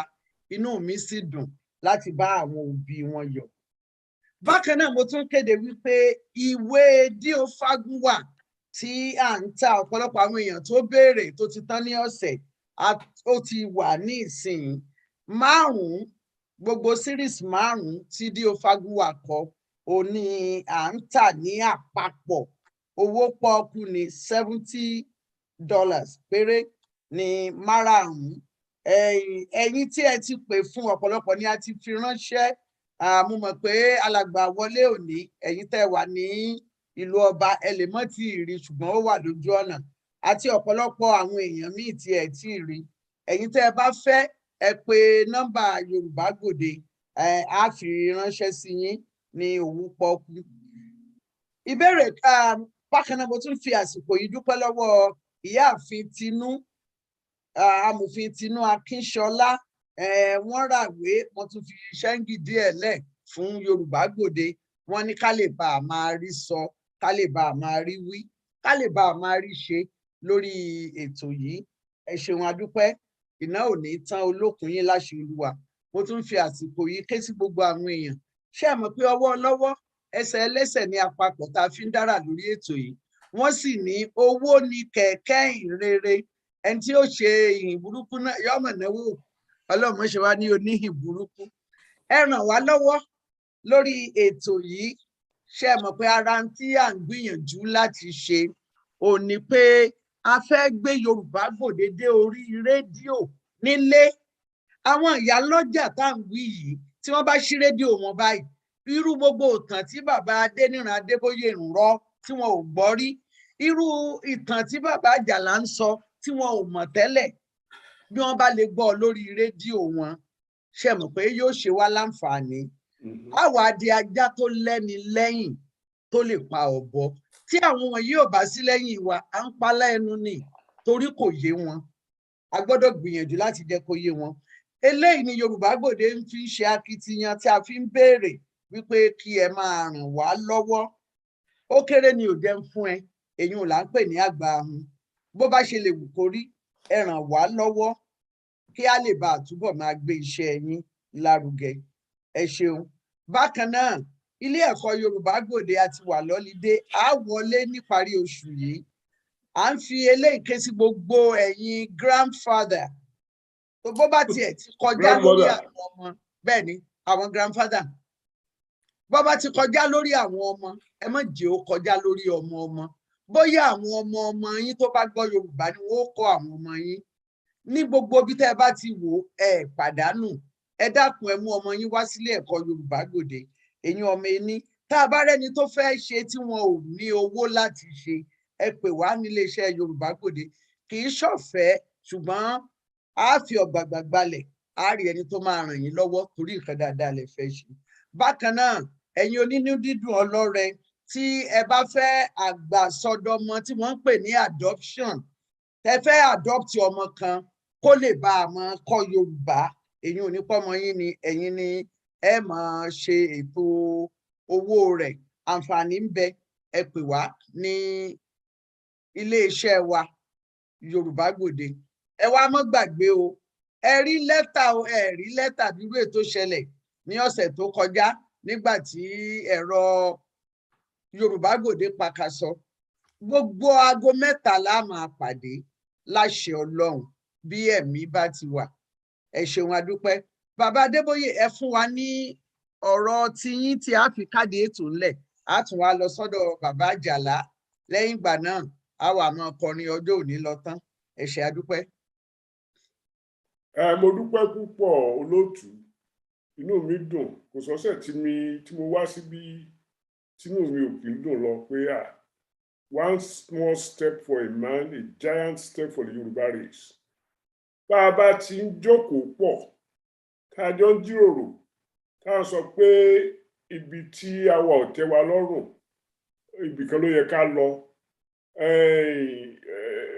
ó ṣe pàtàkì ìgbà tẹ́ bá tún wá lọ ní rédíò tẹ̀tún bóyá yóò tẹ̀tún lórí tẹlifíṣàn táwọn èèyàn wa bẹ̀rẹ̀ sí mọ nǹkan táwọn ará Ìjálẹ̀ ń sọ àwọn tí mo máa ń pè ní òkúló ọmọ káàárọ̀ òjíire lẹ́yìn odi tí wọ́n bá ti ń gbọ́ pé àwọn ọmọ wọn tó wà ń dálẹ̀ o tójú wọn ríran ju àwọn tí wọ́n wà nílé lọ torí gbà míì máa ti mọ nǹkan tó ṣẹlẹ̀ nílé káwọn aráalé gan tó mọ̀ tó bá ti rí pé tá à ń sọ pé kí àjọṣepọ̀ kì í ṣe nǹkan tí ó burú nǹkan tó máa tún ọjọ́ ọ̀la àwọn ọmọ wa ṣe ni á ṣe pàtàkì kì í ṣe pé àwọn òyìnbó wọn ní they also serve who do not carry the gun so ìwọ̀nba tá à ń ṣe ń bí yìí ó ṣe pàtàkì kò ju gbogbo nǹkan tá a fẹ́ ṣe lọ kò tó ṣùgbọ́n díẹ̀díẹ̀ ni mo ẹlẹ́dẹ̀ wọgbà mo dúpẹ́ púpọ̀ fún gbogbo àwọn èèyàn tó wá síbí yìí iṣẹ́ wa ó wá kọjá ká máa wá sí Yorùbá Gbòde o iṣẹ́ wa tí wàá débi tó kálukú wa gbọ́dọ̀ máa sọ nǹkan tí wọ́n gbọ́ nínú Yorùbá Gbòde fáwọn tí ò wá torí gbá àbá sọ á pẹ́ díẹ̀ káwọn èkó tó yé gbogbo àwọn èèyàn wa so ẹ̀ẹ́dẹ̀ lè fàárí lẹ́yìn olórí so wọ́n gbọ́dọ̀ fọwọ́ sí nǹkan tá à ń ṣe níwọ̀nba ká tó rí gbèsè. Ẹ ṣeun, mo dúpẹ́ lọ́wọ́ àlejò wa Professor Ajala. Wọ́n kú làákàyè, wọ́n kú ẹ̀kọ́ tí wọ́n kọ́ wa, inú mi dùn, mo dúpẹ́, ó dìgbà kan náà. Ṣeun, alàgbà Akínbọ́lá, àlejò wa pàtàkì mo fẹ́ kí wọ́n jẹ́ eégún ńlá. Alàgbà Akínbọ́lá, ẹ fún wa ní ọjọ́ òní lọ tán tá a mọ̀ mú lọlé. Mo dúpẹ́ púpọ̀ fún session wa òní, mo dẹ̀ mọ̀ pé Olúwa wà pẹ̀lú wa láti ìgbà tá a ti bẹ̀rẹ̀. Bí bàbá Adébóyè ṣe sọ, iṣẹ́ ló kàn, and ọ̀pọ̀lọpọ̀ náà àwa tá a wà lórí meeting la mọ́ra wa tó dẹ̀ jẹ́ pé la dẹ̀ wà very passionate nípa ọ̀rọ̀ yìí. However, ó dàbí ẹni pé a ní problem pẹ̀lú ká lè create the kind of framework tí a fi lè bẹ̀rẹ̀ sí navigate àwọn challenges tá a ní, because tí n bá ní kí n sọ láti ìsàlẹ̀ ọkàn mi, ó tọ́bẹ̀ ó ní pé àsìkò yẹn ò sí rárá. Unfortunately, ó dàbẹ̀ pé ìrẹ̀wẹ̀sì pọ̀ fún púpọ̀ nù wa, ìyẹn dẹ̀ máa ń kọ mí lóminú gan-an. So ṣe mọ̀ bí bàbá Adébóyè ṣe sọ, Ọlọ́run ló mọjọ́ olúkálukú, ṣùgbọ́n ṣe mọ̀ gbogbo ìgbà tá a bá pàdé ń bì in the same spirit of ọmọlúàbí and culture wa, mo fẹ́ ká recognize pé privilege ni. Finally, issue tí Sister Abuki bring up lórí ọ̀rọ̀ àwọn youth wa is something that is very close to my heart. I have a 30-year-old son, for instance, and ẹnujọ́ mẹ́ta yìí tí mò ń bá sọ̀rọ̀, tí mò ń try láti engage ẹnu ọ̀rọ̀ Yorùbá nation. Ó fún mi lésì kan tó jẹ́ pé mo di èsì yẹn mú lọ́wọ́ òsì mi, lọ́wọ́ àlàáfíà mi, mo dẹ̀ ní èsì tí mo ń láti ṣiṣẹ́ lórí ẹ̀ ni. Èsì kí dẹ̀ lèsì tó fún mi? Ó ń sọ fún mi pé ọ̀rọ̀ Yorùbá nation yẹn, wípé ìyẹn ni passion tèmi, yẹn ni bí nǹkan tèmi wà invested in as a priority mi. Essentially, in a way tó jẹ́ kí n wò ó pé the kind of insight typical Jewish kid or ọmọ from other cultures tó yẹ kí wọ́n wà aware of historical background, the way tó máa respond sọ̀rọ̀ heritage wọn, ó wà completely different. Kí dẹ̀ ni ẹ̀bí yẹn, ipò ẹ̀bí yẹn wà, ọwọ́ wa lẹ̀bí yẹn wà, nítorí àwa ló yẹ ká get àwọn ọmọ yẹn láti rí pé there is value in their getting involved. So mo ń sọ gbogbo yẹn láti kàn tún dúpẹ́ lọ́wọ́ àwọn àgbà wa tó join wa lẹ́nu, because nǹkan tó ṣe ni pé wọ́n tún fún wa lọ́wọ́ àwọn opening of mind in a way tó jẹ́ pé ṣe ló yẹ ká fi gba agbára, so that a bá ní next week a tún pàdé àwọn nǹkan kan á láti ti ṣẹlẹ̀ between now and next week yẹn tó ṣòó pa àmọ́ pé àníwà ń bí forever. Olúwa wà pẹ̀lú gbogbo ẹ̀yin tẹ́ wà pẹ̀lú wa ń bí lẹ́ni o. Mo dẹ̀ mọ̀ pé time wise not wasted at all. Odùduwà gbé gbogbo wa. Mo dúpẹ́. Ẹjọ́ mo fẹ́ gáfárà. Lọ́jọ́ mẹ́jọ òní mi ò ní lè wá sí Yorùbá Gbòde. Mo ti sọ fún olóòtú, ṣùgbọ́n mo fẹ́ kí mo kàn fẹ́ fiṣẹ́ rọ ọmọ Ìbàdàn yẹn lọ́rùn ni o.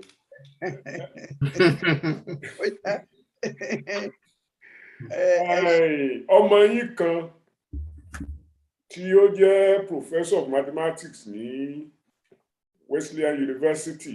Ọmọ tí wọ́n ń sọ ọmọ màásì ju Professor Adéníran Adébóyè lọ. Bó ṣe yẹ kó rí nìyẹn. Nítorí èmi náà mọ̀mọ́ òun. Ẹ mọ̀ sọ̀rọ̀ yín lọ ẹnu mi ni o. Tí bàdà bá tiẹ̀ bú yẹn, olùyà àgbàmọ́ra náà ni. Anyway, so ọmọ yẹn ni wọ́n yàn láti present commencement speaker ní Western University in Connecticut. Commencement speaker yẹn dẹ̀ jẹ́ nìkan tó orúkọ rẹ̀ gbòòrò. Ó ṣe oríṣiríṣi nǹkan láti jẹ́ kí àwọn ọmọ dúdú kó rí access sí ìṣirò àti engineering. Òun ni president University of Maryland, Baltimore County. Freeman Lebowski.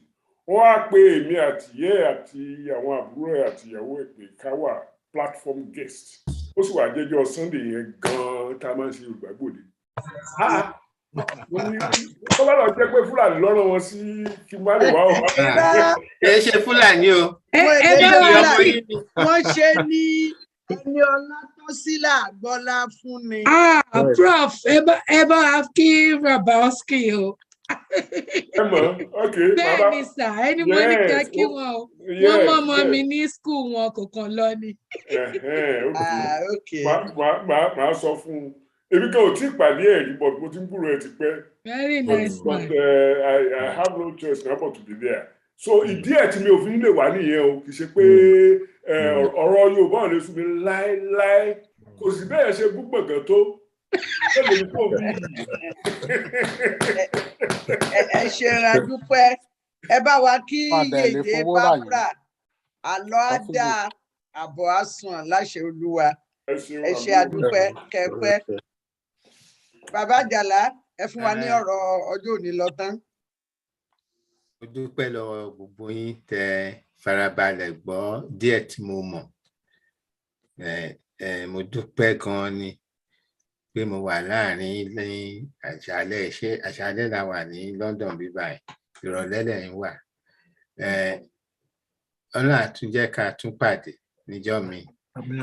Aráyé tẹ́ bá pè mí ni o, torí pé ọdún next Sunday ṣé 21st ni 22nd.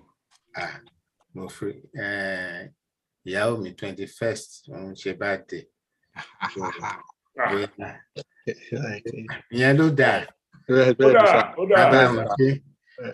Lágbà Ọlọ́run, mo dúpẹ́ gan-an nítorí ọ̀rọ̀ tá a ti sọ́lẹ̀, ẹ má jẹ́ ó jẹ́ pé bíbà nìkan ló mọ̀ ọ́. Ẹ bá wa sọ fún àwọn yòókù kí àwọn ẹlòmíì gbọ́, ilé gbọ́, kókó gbọ́, torí àlàáfíà oko òun ni àlàáfíà ilé. Ìyẹn ni àwọn òyìnbó ń pè ní developed rural environment, livable.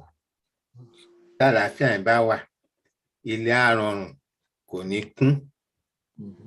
That's èyí táwọn òyìnbó máa ń pè ní geographical demographic distribution.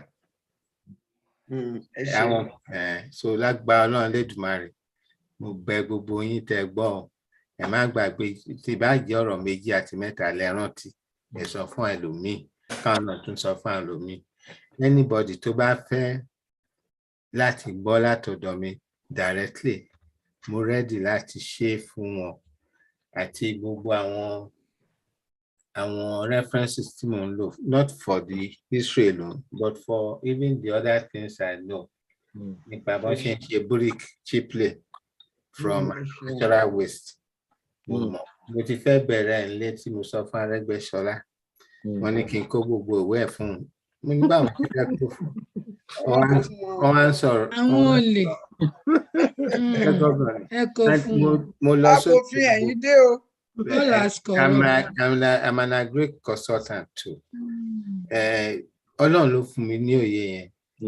Kì í ṣe fún tara mi, but fún ti gbogbo wa ni. Ó lè dá. Because màá fẹ́, and that's why I mentioned pé a consortium of expertise gbọ́dọ̀ wà nílẹ̀ láti bẹ̀rẹ̀ kickstart our new nation in both health service, everything. A ní wọn káàkiri. Within 5 years, I bet you, àwọn èèyàn máa bẹ̀bẹ̀ láti wá ṣiṣẹ́ ilẹ̀ Yorùbá ni. Amen. Àmì àṣẹ. Ẹ ṣeun o. Ẹ ṣeun. So, ẹ̀yin èèyàn wa, anágbàrá, anágboro, adé ẹsẹ̀ kúkú atọ́ ọ̀nà tó jù. Àwọn ìgbìmọ̀ Yorùbá Gbòde àti àwọn kòyẹ̀kògbò, àwọn ìgbìmọ̀ wa láti orí àwọn alájọṣe ìtẹ̀síwájú tí àwọn náà ń dáná tó jẹ́ pé àwọn èèyàn jókòó tí wọ́n lásìkò yìí. Reef Note àti olórí iléeṣẹ́ wọn, Honorable Tọ́lá Ọláyẹfun, Pásítọ̀ Kẹ̀wùkẹ̀wù, èmi náà ni mo tó sọ. Ẹ ṣeun, adúpẹ́, àjọṣe wa ò ní bàjẹ́. Ọmọ wa ojúlówó ọmọ tó ń fi àsìkò rẹ̀ sílẹ̀ lọ́fẹ́lẹ̀, ẹnjìníà Fíjì Ọmọláyínká ọwọ́ rẹ̀ ó kànkè ó ní àṣeyọrí láṣẹ Olúwa ó Àmín ṣeun o. mo dúpẹ́. Àmín Bákan yá. náà, ẹ ṣé. mo dúpẹ́ lọ́wọ́ ẹnjíníà láti orílẹ̀-èdè Nàìjíríà oníkọ́kọ́ bọ́ sórí Orílẹ̀-èdè ẹjọ́. Orílẹ̀-èdè Yorùbá. láti ilẹ̀ Yorùbá náà lọ́wọ́ ọ̀dà ẹnu mi wọ̀ lọ́dọ̀ ìgbà ẹnjíníà orí àpò Israel gan Yorùbá tí ń bẹ lẹ́nu rẹ̀ ọ̀fẹ́ ju ti Adébáyọ̀ Fálétí lọ. Ẹnjíníà orí àpò láti Èkó Àkété ilé ibú ńlá bàbá omi kómi mo dúpẹ́ lọ́wọ́ wọn. Mo wá dúpẹ́ lọ́wọ́ àwọn àgbààgbà tí ń bẹ nídìí ìgbà àwọn ni wọn ò jẹ́ kí n tún ṣe ìgbà jẹ lónìí. Ó bẹ̀rẹ̀ látòrí bàbá Àjàlá mo dúpẹ́ àgbà yín ò dálẹ̀ ọgbọ́n yín ò ní. Àmín. Ìwà yín tì láàrin àwọn akọni ojú òní ẹ̀ ní tẹ́ láíláí kódà ẹ̀ ní ṣòwò fọmọ ẹlòmíì. Àmín. Bákan náà mo dúpẹ́ lọ́wọ́ alàgbà Akínbọ́lá àwọn àti yín ni kèésù yín kèrè yín Ọlọ́run ní yọwọ́ lọ́rọ̀ yín torí pé ẹ̀ yọwọ́ lọ́rọ̀ Yorùbá. Ẹ ṣé ó pọ̀ mọ́ inú mi kò dùn.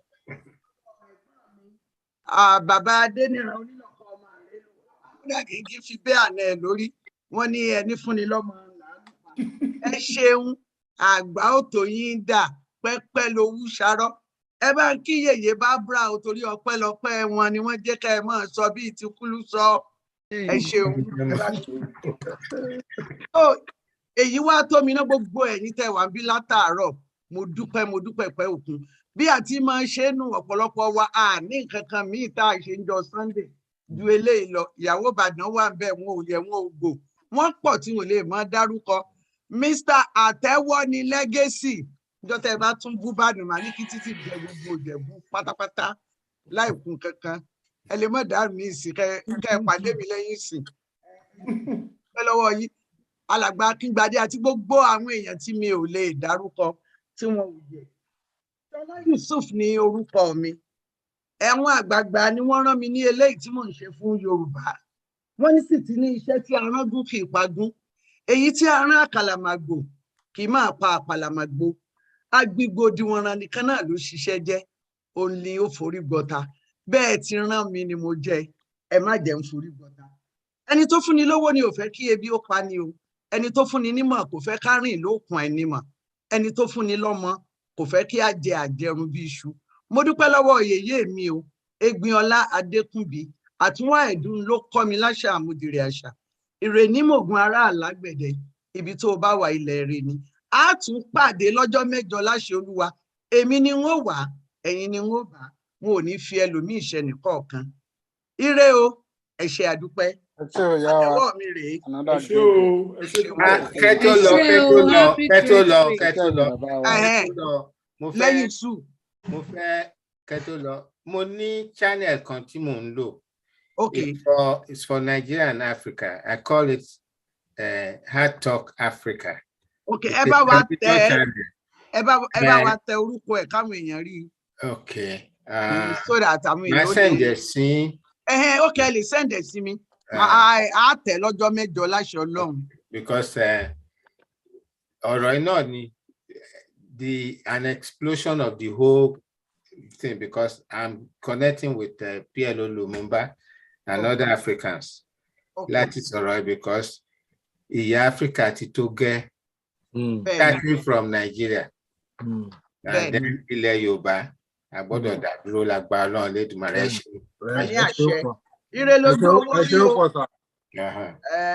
Ọjọ́ òní lọ tán ẹ ṣeun adúpẹ́ o. Ẹ ṣé o. A máa rí yín bá o. Mo ti text ẹ sórí screen fún yín. Okay. Ó dáa. Ẹ jẹ́ n fáwọn èèyàn níṣẹ́jú kan kí kálukú ó fi kọ sílẹ̀. Bàbá Àtẹ́wọ́ lógún tó bẹ́ẹ̀ kẹ́ mọ́ mú èbìrìpò wá sórí Yorùbá Gbòde lọ́jọ́ mẹ́jọ. Àgbọ̀ yín o. Wọ́n ti pa wọ́n lẹ́nu mọ́. Àṣejù wọn ti pọ̀. Tó tí ò bá ṣe a máa lé kọjá gbọ̀ngàn. Àní Mrs. Akínsọlá ló máa ṣe ọmọ Ìjẹ̀bú náà ni wọ́n. Ọmọ Ìjẹ̀bú wọ ọmọ Ìbàdàn. A ti fún wọn ní visa Ìjẹ̀bú-Òde. Oh gosh. Jẹ̀ṣà ni wọ́n jọ. Bó ṣe máa ń rí nìyẹn. Gbogbo nǹkan tó dáa ni Ìjẹ̀bú máa ń fẹ́. Ẹ̀dá pé gbọ́dọ̀ yìí wọ́n lóye òde.